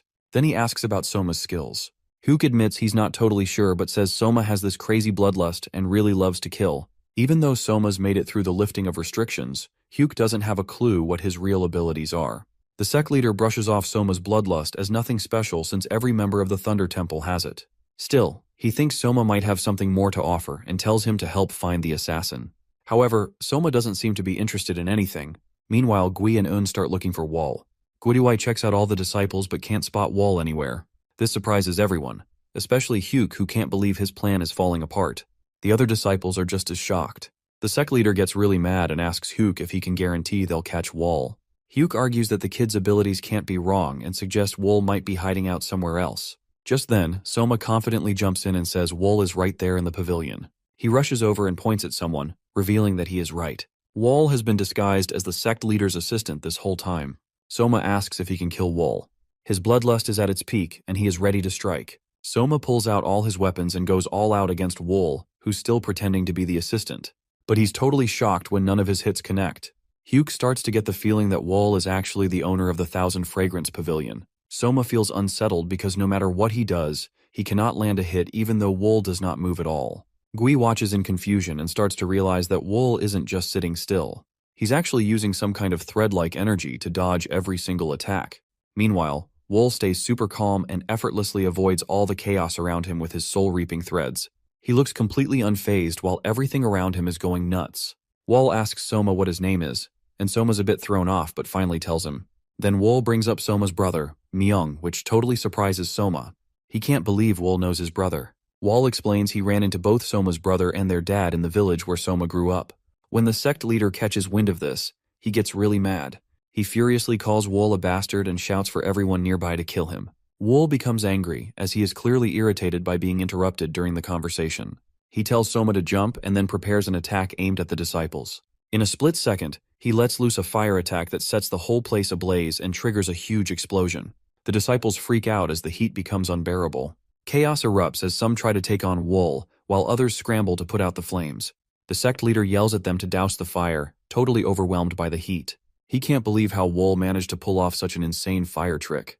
He curses himself for letting Wall stay right under his nose. Soma is super excited to hear from Wall that his parents are still alive. Suddenly, a flood of memories strikes him as he recalls the moment his dad lost his arm. He thinks about how his dad toughened it out through the pain and acted like he was dead so he wouldn't worry Soma. Soma gets that his dad only lost his arm because the monks would have killed him otherwise. Soma asks Wall how he plans to get out of here, but Wall makes it clear that he isn't trying to escape or save Soma. Instead, he is here to kill all of them.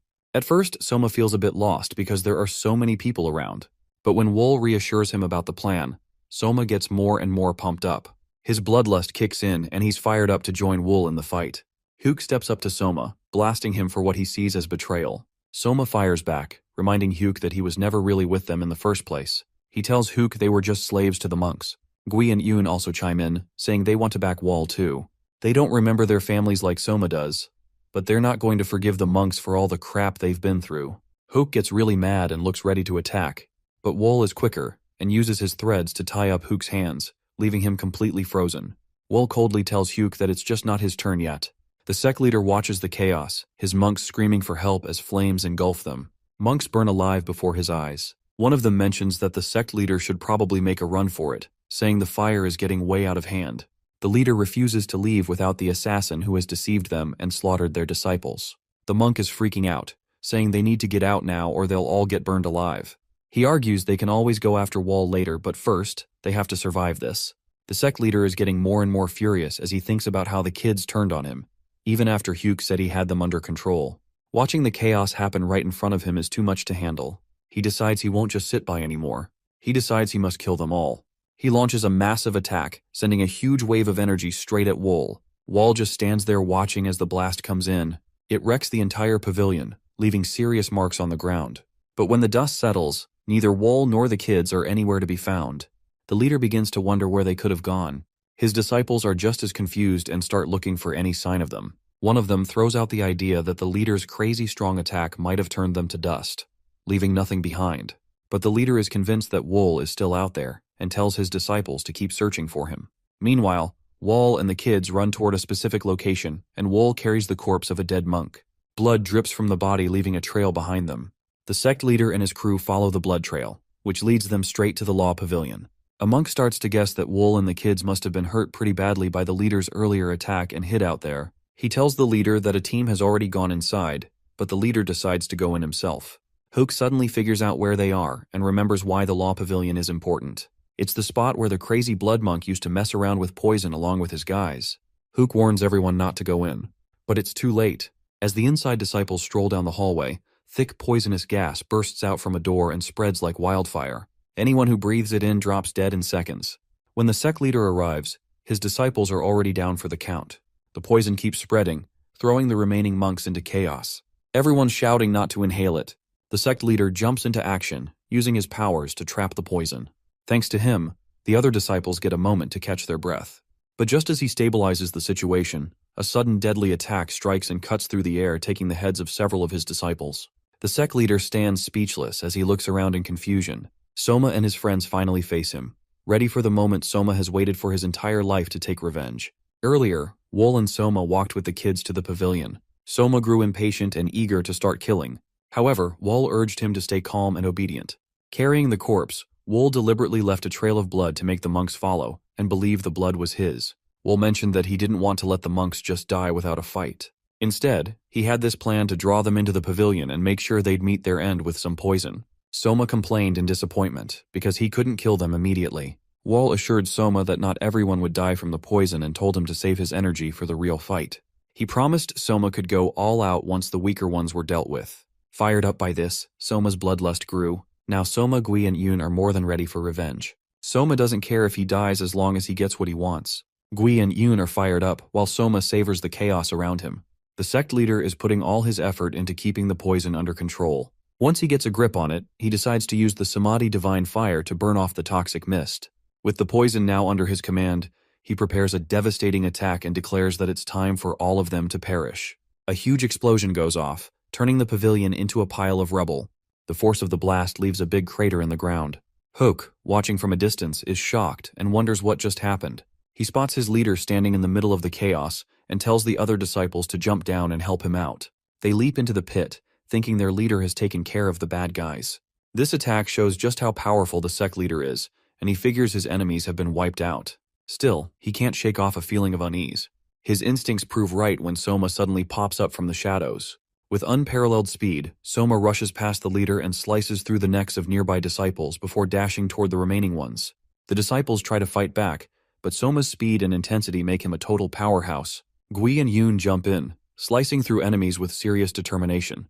Even with their help, they're still facing a ton of disciples. In his bloodlust, Soma relishes the chaos and cherishes every moment of vengeance. The sect leader is fuming as he looks over the battlefield. Wool sees his chance and tries to bind the leader's neck with his soul-reaping threads, but the leader just rips through them like they're nothing. Daggers come flying at him, but he flicks his arm and deflects them without breaking a sweat. He taunts Wool, asking if that's all he's got. Hiding in the shadows and invisible, Wool just watches quietly. But the leader senses him and rushes in, claiming he knows exactly where Wool is. He throws a massive punch, but Wool, cool and collected, easily blocks it. Wool gets his daggers ready for another go.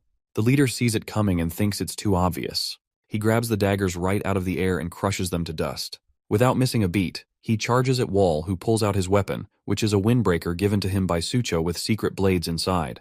Wool starts to spin the windbreaker, creating a strong gust, and charges at the sect leader. The weapon whirls out in a deadly move, but the leader holds his ground, deflecting Wool's attack and hitting back hard. In one smooth motion, Wool breaks the windbreaker into pieces and launches his counterattack. Wool shows off his skill with the Ching Cheng secret art, specifically the 72 sword waves. He unleashes a powerful storm of razor-sharp waves aimed straight at the sect leader. Even with this intense attack, the sect leader stands his ground and is ready to take on every hit. When the dust clears, he comes out unscathed and reveals his true form. He's impressed by Wool's strength but doesn't back down. He gets ready to take on Wool in his prime. Wool gathers himself for the fight. Both warriors launch at each other at the same time, moving so fast it's hard to keep up. Finally, Wool has met a worthy opponent. Wool starts by thinking about the Wind Sovereign. This incredible fighter he had to face once.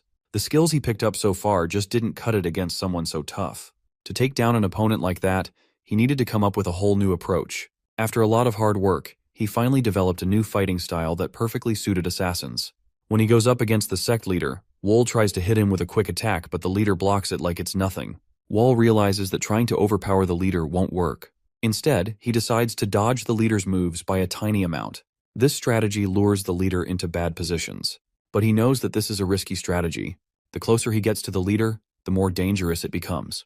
The leader's enhanced aura can shatter bones and rip through flesh even with a graze. A direct hit could end Wool's life. Even with that, Wool moves in a bit and uses his soul-reaping threads to fake being vulnerable. He tricks the sect leader into thinking he's actually landing some hits, even fabricating the sight of blood loss. Wool knows the sect leader isn't going to be easily tricked because this guy is a seasoned martial artist and can feel when something's off. But Wool hopes that if he keeps feeding him little lies, the lines between what's real and what's fake will start to blur. He lands a punch on the leader's face, but it's pretty weak. The leader laughs it off, saying that Wool's out of gas and his attacks are just sad. He insists that in the end, Wool's just a lowly assassin. But Wool isn't bothered by the insults. He's actually enjoying how his plan is unfolding. The leader is totally stepping into his trap. Feeling overconfident, the sect leader gets ready to unleash his biggest and most powerful move. Wool sees it coming because it is the kind of attack that reveals a fighter's weak spot. The predictable strike that happens when someone believes they have already won. Dodging swiftly, Wool closes the gap and drives his bare hand into the sect leader's chest. The leader asks Wool what he thinks is going to come out of such an attack. Wool responds by activating his body demolition technique, unleashing a force that begins to burn the sect leader from the inside out. Wool explains that while the leader's aura can protect his exterior, it cannot defend against destruction from within. The flames consume the sect leader's body entirely. The powerful monk has finally been taken down, and his students are left in shock, unable to move. The silence ends quickly as they surge forward with the determination to kill Wool in their leader's place, because they believe he is too exhausted to defend himself. Soma is pumped and yells out, asking where everyone thinks they're headed while clearly loving the chaos and itching for more action.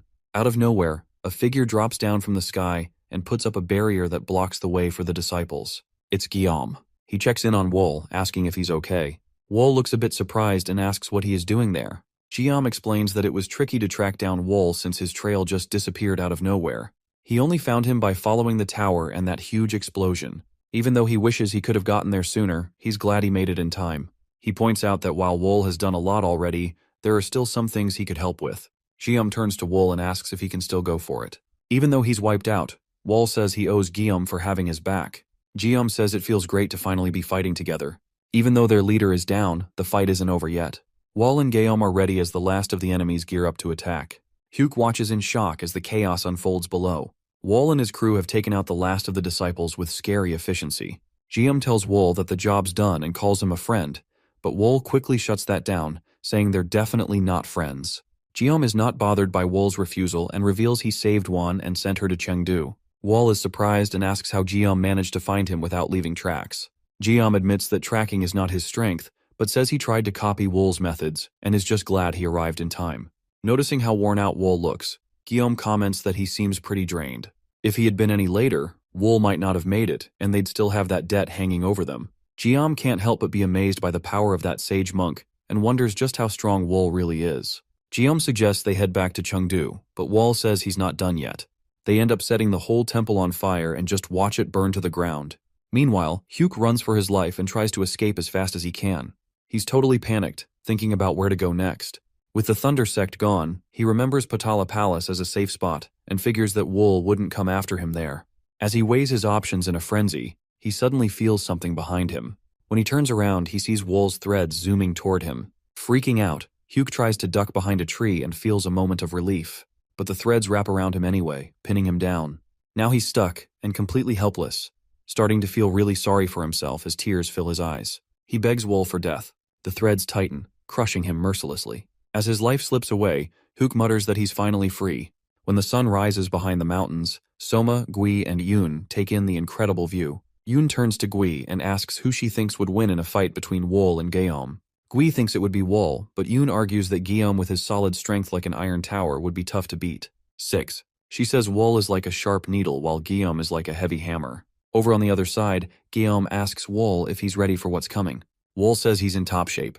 Jiam then points out that no matter how it goes down, this fight will settle their score about Pyong. Wall shrugs it off, saying he couldn't care less if Guillaume remembers the debt or not. Jiam really isn't a fan of leaving debts unpaid. He gives a nod of thanks to Wool for agreeing to sort things out this way, but Wool just shrugs it off, saying he's only on board because he's got something he wants to figure out. Soma and the others are watching with excitement as both warriors get ready to go at it. Without wasting a moment, Wool and Guillaume charge toward each other, and their duel will definitely shape up to be epic. The streets of Chengdu are buzzing with activity as vendors shout out to customers, haggling over their goods and creating a lively scene. An old innkeeper is handed a bunch of books by a passerby, and he's so grateful that he invites the guy to chill at his inn. Not far away, a yellow-haired guy listens in on their conversation, but he is not interested in the book and is only looking for some fun. He walks away in annoyance, grumbling that he just wants to enjoy Chengdu. As he's wandering around, he spots a young woman named Yoon, and his mood shifts as he watches her. Curious, he decides to follow her to see where she's going. Yoon walks with a clear aim until she reaches a nice-looking house. She opens the door and steps inside. The yellow-haired guy, still intrigued, checks out the place and notices it looks fancy. Seeing there are no guards around, he climbs the wall and sneaks in. In the courtyard, he's surprised by how little security there is until Soma pops up behind him. The guy freezes in shock as he realizes Soma must have been watching him. Soma coolly asks who he is, but there's a dangerous sparkle in his eyes. The guy nervously asks if Soma lives here. He nods, then wants to know why the guy is trespassing. When Wool brings up the girl he saw coming in, Soma's mood changes to angry. He grumbles about how annoying it is that pests always show up whenever Yoon goes out and gets ready to deal with the intruder. Later that evening, Soma waits eagerly for dinner as his stomach growls with anticipation. Outside, guards are quietly carrying away the yellow-haired guy's lifeless body. Wool watches Soma and suggests he be patient, asking how he feels about their situation. Soma grins and says that this place feels more like home than even his family ever did. Hearing this, Wool feels glad to hear that. Soma notices a letter in Wool's hand and jokingly remarks that it might be from the person at the Iron Tower. Wool opens the letter, reads the beginning, and starts with a message to a beloved friend, but quickly closes it. Soma grows curious and asks him to read it out loud, but Wool brushes it off, not really interested. Instead, he changes the subject and mentions that dinner tonight will be a special freshwater fish dish made by the chief steward. Soma's face lights up at the thought, and Wool tells him to eat as much as he wants. While Wool stays pretty reserved, Soma is enjoying the moment and feeling thankful. Before heading out to grab Gui and Yoon for dinner, Soma turns to Wool and sincerely says thanks for saving him and his friends. He admits that now he gets why Guillaume thinks so highly of him. Wool downplays it and calls Soma's words nonsense, but underneath his tough exterior, there's a quiet recognition of the bond they've built.